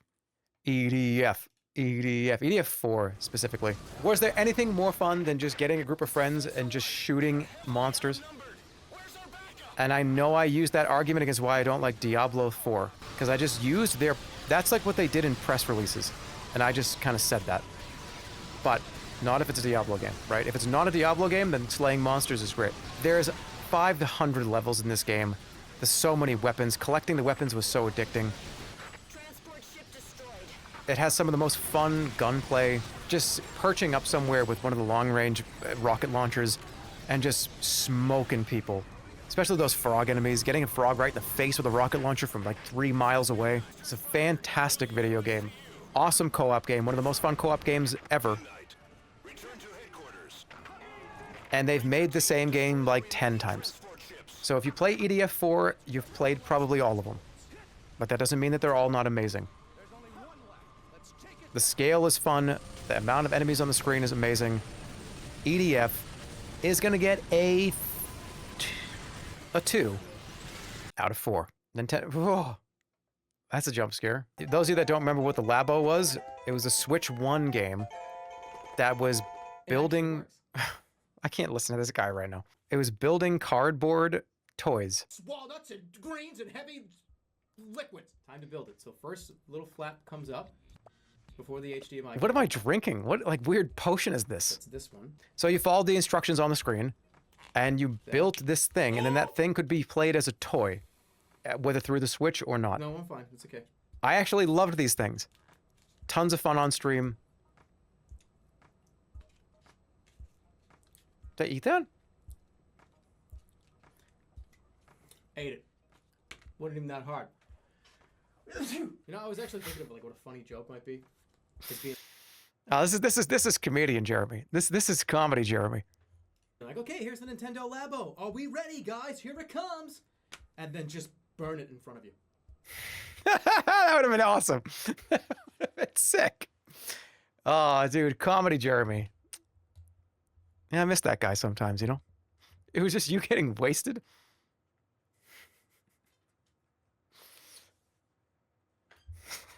What the fuck? No fucking way. No way. No way. I'm wearing the same shirt that I wore 10 years ago. Dude, that's weird. That's actually creepy. I'm like, nah, I can't do that. That's creepy. Why do I have this shirt still? Like, oh yeah, dude, make the fishing rod. Oh yeah. Fucking sweating down here. Sweaty psycho makes children's toys. It was so much fun, though. It is some of the most fun I've had on stream.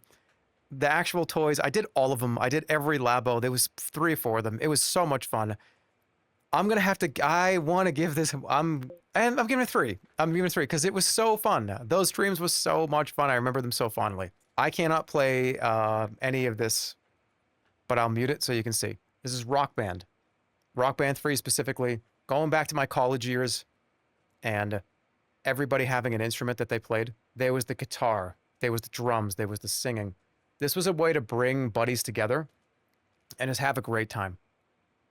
Didn't matter how good you were, how bad you were, the difficulty was fine. I missed this era. This was an era of, yeah, this harmonics had a stranglehold on the entire video game industry for a few years. But yeah, rocking out and having one of your buddies just be like, hello,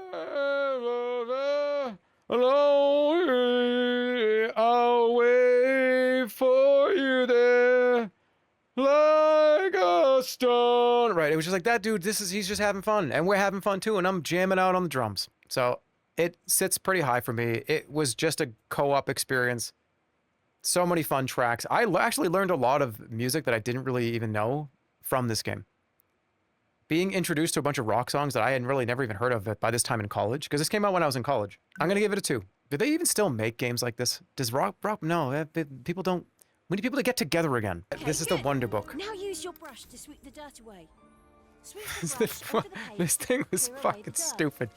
But I still have it. I have a Wonderbook still. Your first dinosaur. I wonder what it is. He did the thing! He did the thing! He did the thing! Wait, hold on a second, he did the thing. And slot them in. I did the same thing in my video. That's it. Keep dusting. I can see bones. Your first dinosaur. So the Wonderbook was a peripheral where it was a blue book that had nothing in it. It was just sort of, there was X's all over it. I could probably go get it. Actually, I don't even know where it is. It's probably, it's in a box somewhere. I'd have to go look for it. And this thing, you held it in front of the PlayStation camera, like this. You put it on the ground, face up like this. And it was AR. So it would pick up from the camera and put shit in your hands in the book. And it was actually really kind of fun to play. I can imagine being 12 and loving it. Activision milked it into the fucking core of the earth. But there was some fun edutainment stuff on it. I think some of my favorite videos I made on the original channel were Wonderbook videos. I did every single Wonderbook, I think except for one. Cause see, yeah, you had the PlayStation Move camera thing. You know what I'm talking about? That little like dildo thing. You know what I'm talking about? The PlayStation Move thing. You know what I'm talking about, right? Back in the forest. And there's What? Juniper. Let's get her It's like 10 o'clock at night. I can't make some fucking R-rated humor. I didn't even hear him. And there's Juniper. Let's get her attention by calling her name. Just call out Juniper. He didn't say anything. That worked. Now select. Okay. But anyways, you had the PlayStation Move things, they lit up. You could have said microphone. I don't give a shit. Really hard so she can see it. It was so goofy. You needed 3 different peripherals to even get this thing to work.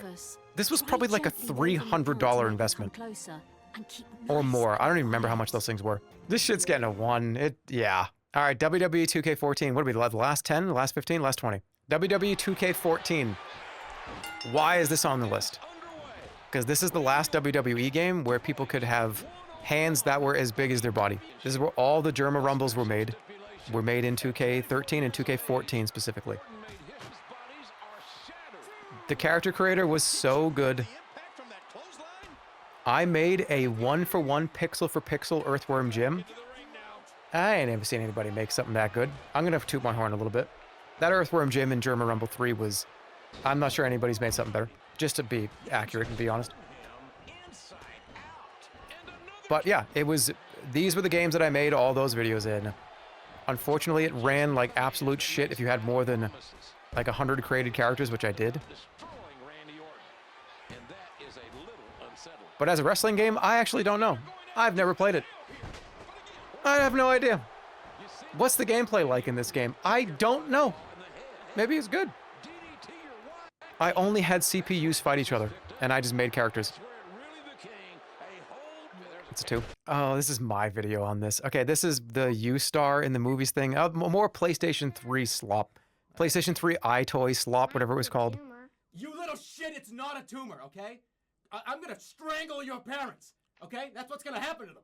I'm gonna put my hands around their neck and strangle them. The best part about this is the SNL live studio audience kind of thing of looking off to the right side to make sure I'm still in frame. As if I'm reading a cue card. Shit, it's not a tumor, okay? They do this on SNL. I'm gonna strangle your parents, okay? Like right here, ready? I'm gonna put my hands around their neck and strangle them. That kind of like look off to the side of, I gotta make sure I'm saying the right shit, and what do I say after this? Tonight's homework is page 25 of... What's the matter? So much fun to do this, though. It might be a tumor. You little shit, it's not a tumor, okay? God. Maybe I should play this again. You put yourself into movie scenes. They cut out the actor and you replace the actor. Where is she? Go find her. Lost is in dead, sir. She passed away last night. They give you like a karaoke style prompts to read, and then it plays the scene. Oh.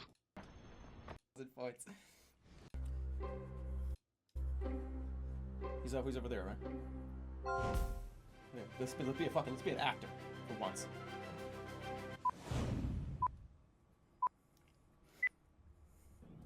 I've got bad news. Bad news, huh? What is it? Apparently your brother, Glenn Ross, is on his way here. He wants to do a quick audit. An audit? How did you let that happen? How could he have come in here? Where's his mother? The only problem is that we just lost Janet. On check stand 3, her shift is about to begin. Shit. I'm standing up. Dead, sir. She passed away last night. She's dead. She died. Why wasn't I informed about this? I don't think so, sir. No, you should know that because I'm the boss of this whole place. You need to inform me of these things. You're fucking fired. Pack up your bags and get out of here. And take that dog with you. This was so much fun. It's getting a 1. It's great, but can it really compare? Also in the same vein, this one too. This is you're in the movies, not you star in the movies. I think I'm just doing fat suit next time. They were shushing me. Jeez. Rates this film E for Dial everyone? M for a menu. Today's meal is murder. There's plenty to eat when murder's on the menu. Murder Who at the even mansion. dies here? Everyone has a motive.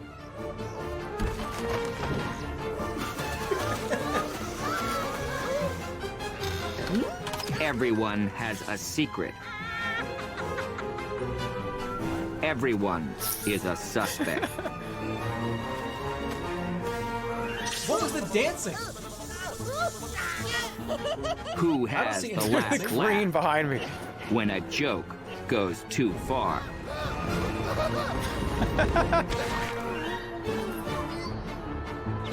But who is to blame? Oh. Who is guilty of murder at the mansion? It's the guy in the red shirt.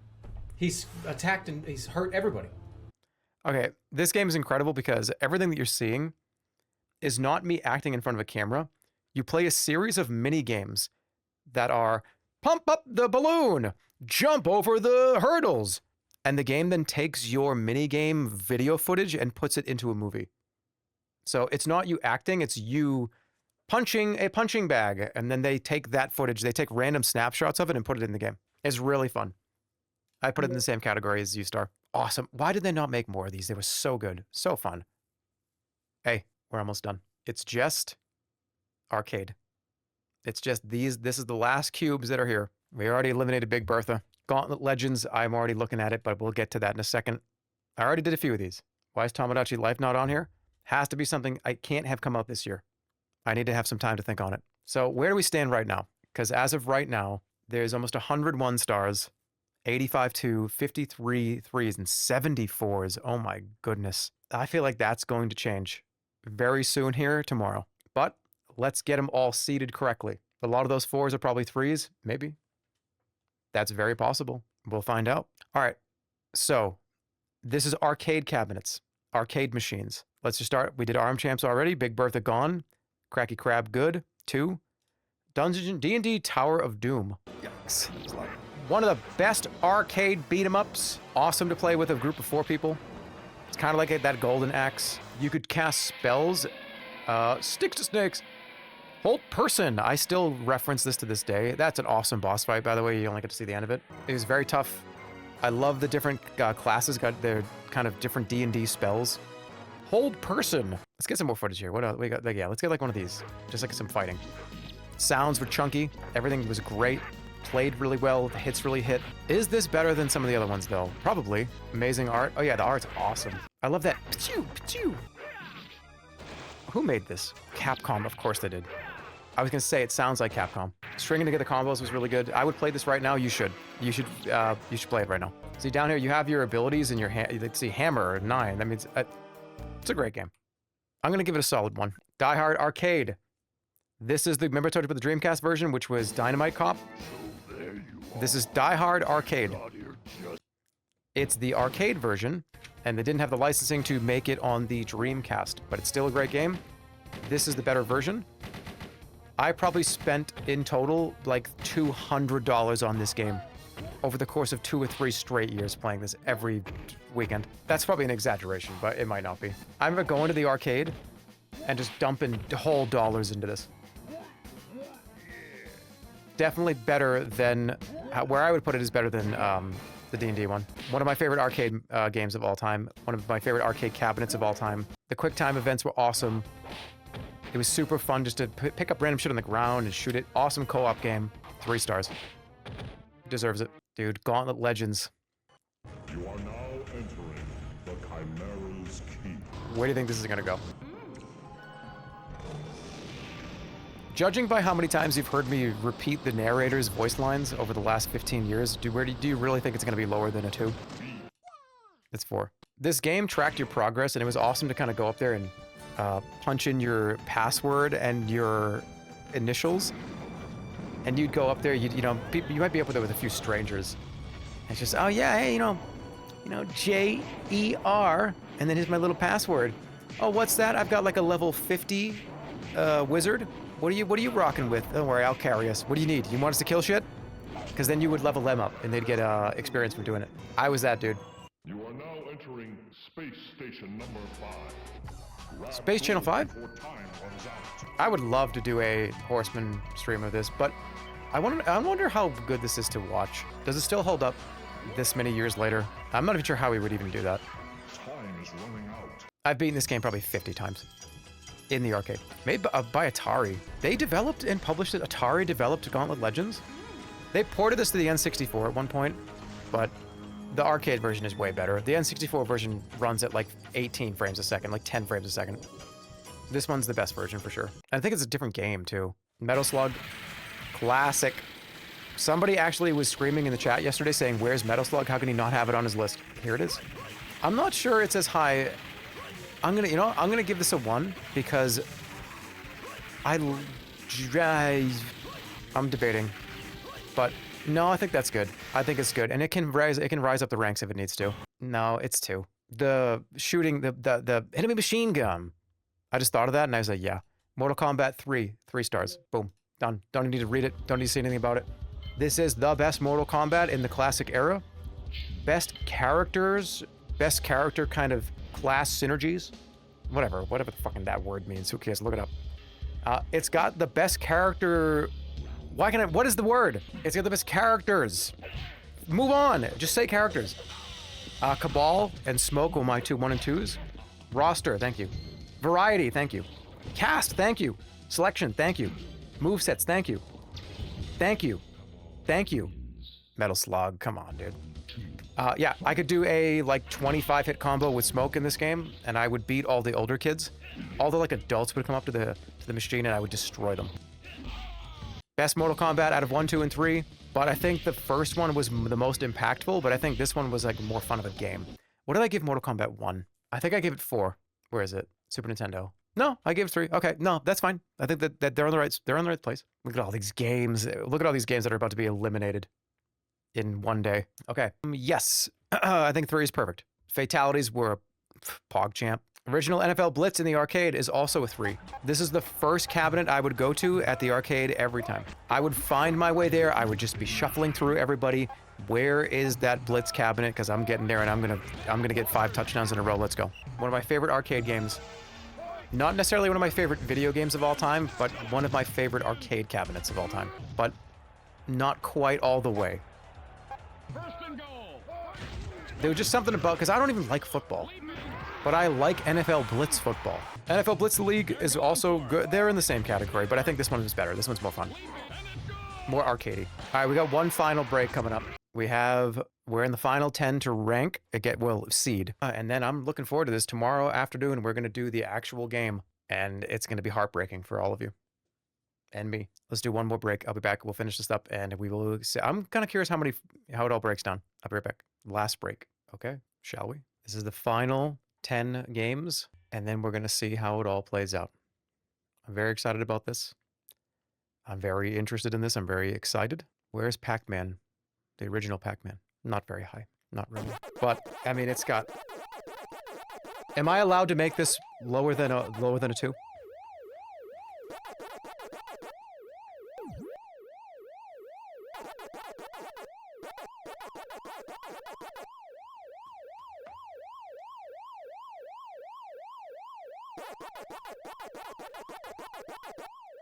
I don't think so.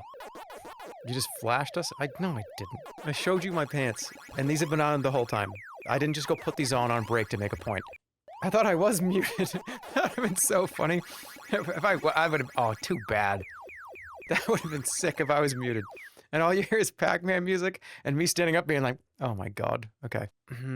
That's actually where I think it belongs. It's great. But I don't think... I think it needs to fight for it. I think I need to see it fight for it. Do I really love Pac-Man? Because Pac-Man's going to have to go through a gauntlet if Pac-Man truly deserves to be up at like 2 or 3. You love his wife. Hey, Raiden! Or Raiden. Another shoot-'em-up shmup game. One of the good ones, well, the original one. I love the power-ups in Raiden. I think this also gets a 1. The third Raiden game is on this list. I just put the first one on here. Raiden 2. I remember it was a little thin, little narrow cabinet. You kind of had to like squeeze in there and get in there. It was like a little shoebox, wasn't it? I played this game at times 2.5 speed on a Mac in 2012. Oh, no, you did 0.25. So at 25% speed. That actually probably made it easier for you to play. Playing a bullet hell game or a shoot 'em up like this at 10% speed is effectively cheating. You know you cheated. I don't want to be the one to tell you, but that was cheating. I love this cabinet. We're gonna give it a 1. I'll deliberate more on that later if I need to. This is the big one. This is the Teenage Mutant Ninja Turtles, the actual arcade cabinet. There was a bowling alley that was down the street from where I lived when I was a kid, and this thing was lit up like a Christmas tree. Going to that bowling alley, you knew you were gonna play some bowling, a string or two with your friends. You're gonna turn around, and there was gonna be this awesome, gorgeous display. The Teenage Mutant Ninja Turtles right on the top. The lights were there. It was like a blue, purple. You could hear this volume from a mile away, too. You could hear it. You could hear people playing it. This is the best arcade game of all time. I am completely and totally ready to tell you that.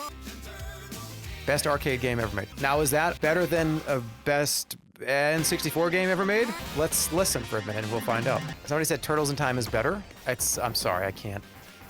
Turtles in Time... That's like me picking between which one of your twin Which one of your twins do you like more? Hey, can you pick your son or your daughter that you like more? No, I can't. I'm not gonna choose between my children. They're both perfect games. Turtles in Time son? No. Ninja Turtles Arcade Cabinet son? Or Turtles in Time daughter?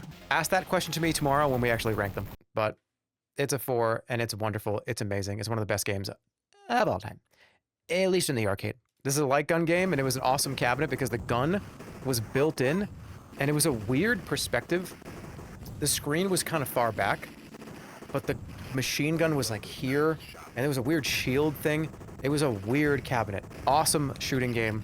When I think of the Terminator, I don't even think of the movies, I think of this game. I played this in Laughlin, Nevada. What is even happening on the screen? Okay, so that crosshair is you, and it's a gun. It's a little, it's like a submachine gun that you hold. And you hold it like this, and you have to move it around, and while you're moving the gun around, the crosshair is moving on the screen, you hold the button down for the machine gun. Resident Sleeper, Terminator 2, T2, the arcade cabinet. What's your favorite arcade game? Let's read it. What's your favorite arcade game? This is Undying Museum in the chat. What's your favorite arcade game? Super Frog. That's bait. It is baiting. It's a 1. It's definitely up there. It's good. This is where most of the light gun stuff is. House of the Dead 2. I just love the boss in the second boss in this game is so weird. The one that goes like, hey, he's like a weird bat. Where is he? All these light gun games are probably going to be in the same tier.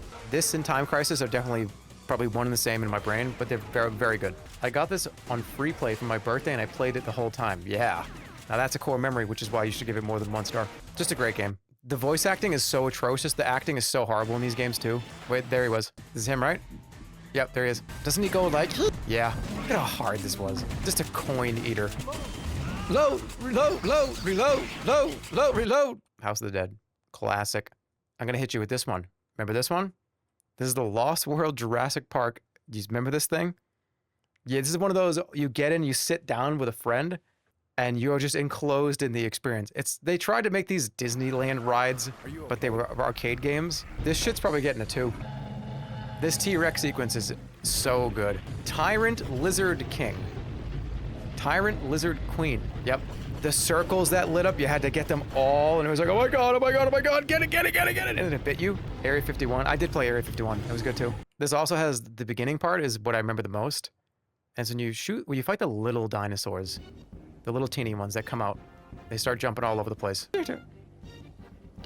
Where is it? It's like right here. You can find them with. It's like right here. No, that's the raptors. Is it later in the game? But this is great. I love it. I think it's 2. I think this is probably, I had more fun with this than I did probably with the other ones. Especially because you play with another person. You play these with other people too, but it was just so much more fun to sit down, get in that little unit. Also, another one of these 4-star experiences, of course, it's going to be The Simpsons. And because, let's listen to this because it's fun. Oh, he didn't do the whole thing. Is this how many 4-star arcade games are there? Only 1, because this is the other one. Beat 'em ups just, no, wait a minute, there's another one. There it is. The game's just good.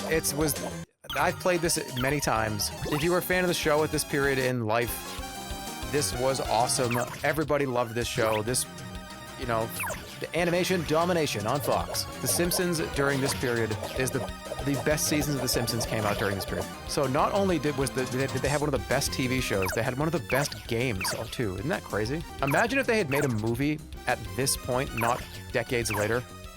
Imagine having one of the best video games, the best TV shows, and the best movies all within a year or 2 of each other. That would be crazy. It's a 4. All right, almost there. Time Crisis, it's gonna be a 1. Shoot him! That action, stepping, shooting. This is the game that introduced that recoil. The like, recoil light gun. Actually, you know what, this might be a 2. I deleted tons of money into these games. All the way through Time Crisis 2, 3, 4. Such a unique mechanic that only they were really doing. There were so many other light guns, but that duck, hide, and reload was just something that they just patented. This also probably was the cleanest light gun game. It felt the most fair, and I think the best calibrated. There was just something about how this one felt. I think it's like the good 60 FPS. Boss fights were good. It felt kind of fair. You got 4 lives, which felt, what was it, 3 or 4? It was 3, but you could get extras. There was health like hidden in barrels and stuff. Yeah, it's 2. Virtua Cop. This was a Sega Saturn game, but also an arcade game. I just loved when you shot them multiple times. They did the like, go, go, go, go. This is a downgrade from Time Crisis. Yeah. It's a good game. I had a lot of fun playing this. When it was on the Saturn too, it was really fun. I played this at a friend's house. I destroyed this game once. You mean broke it? I think it deserves to be on there, but maybe I should just nuke it. What is going on? Why is Wheelamin and Big Bertha the only 2 eliminations that I have here? I took too much shit from chat. You guys just bullied me into deleting those. The second of there's 2 wrestling arcade games. I already rated one of them. It was for the PlayStation as well, though. This one was only for arcades. This was also at the bowling alley. What a great bowling alley. They had so many great bangers. There were 3 cabinets at that bowling alley. It was Ninja Turtles, this wrestling game, and then it was a light gun game, and I just don't remember. It's out of my brain.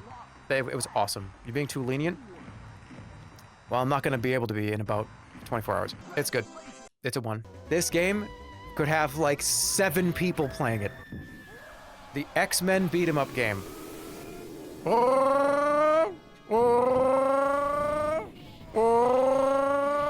That's the first time I've ever been able to do that. I've tried to do that even on stream before, and I've never been able to do that. I did it pretty. I think I did it pretty good. You just woke my dog up. Oh, who's a good boy? Oh, hey, who's it? You, come here, come on. Who's the best dog ever? Are you a good dog?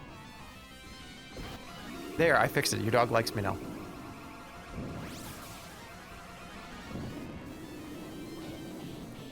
Yeah, this cabinet was so weird, and it always was fucked up. So this had to be a dual screen.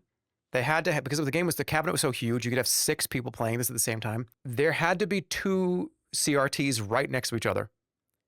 And one of them was always weirdly calibrated, and the brightness and the contrast was just wrong.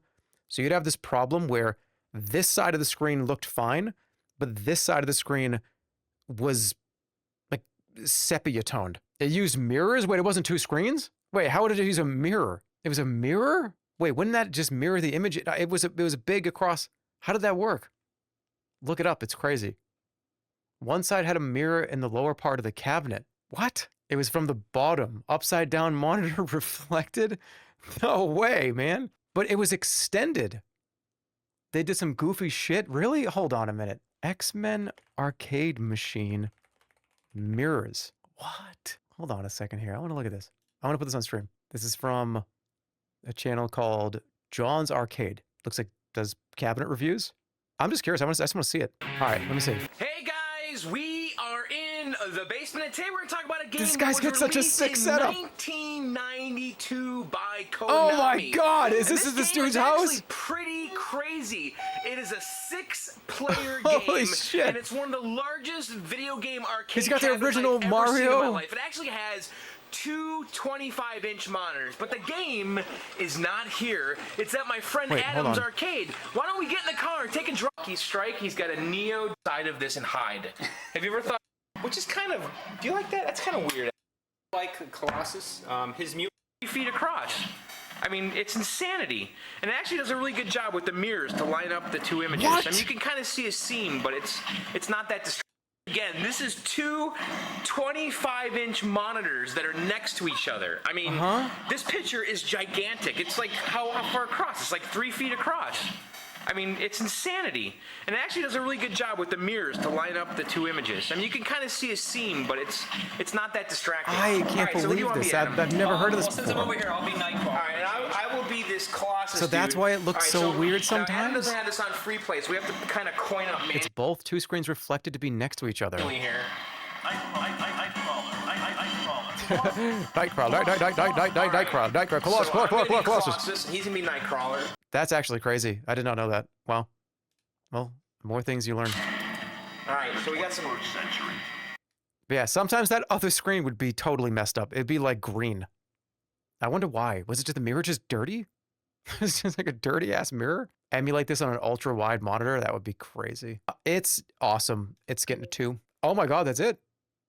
They've all been seeded. The seeding process has become completed. And that's just phase 1. So what do we got? I'm going to zoom out a little, actually. Oh, that's a good game. Okay, so how this is going to work is, so there's 101 one-star games, 89 2, 56 3, 73 4. So I do agree. I agree with some of the people that have said, hey, dude, it seems to line up well until you get to 3 and 4. I would say there's probably 20 games on the 4 list that probably should be 3s, but we'll see. What's going to happen tomorrow? I'm going to click next on this. We're going to go to the next round. Round 2 is going to take every one-star game, and they're all going to go against each other. So there'll be, I'll press next. All the one-star games are going to get shuffled, going to go, and then it's going to line up 3 random one-star games. I have to pick 1 to move on. The other 2 are eliminated, gone. It's not a, well, I can like put that at 1 star. They're just deleted. Once that's done, anything that made it past that round is going to be qualified as a 2-star. The 2-star games, after that round, it's going to be a 1v1 for things that are 2-starred to place them into 3. So we go up that way. The final round is everything that has been determined a 3 and 4-star game. We're going to do, baked into this same site,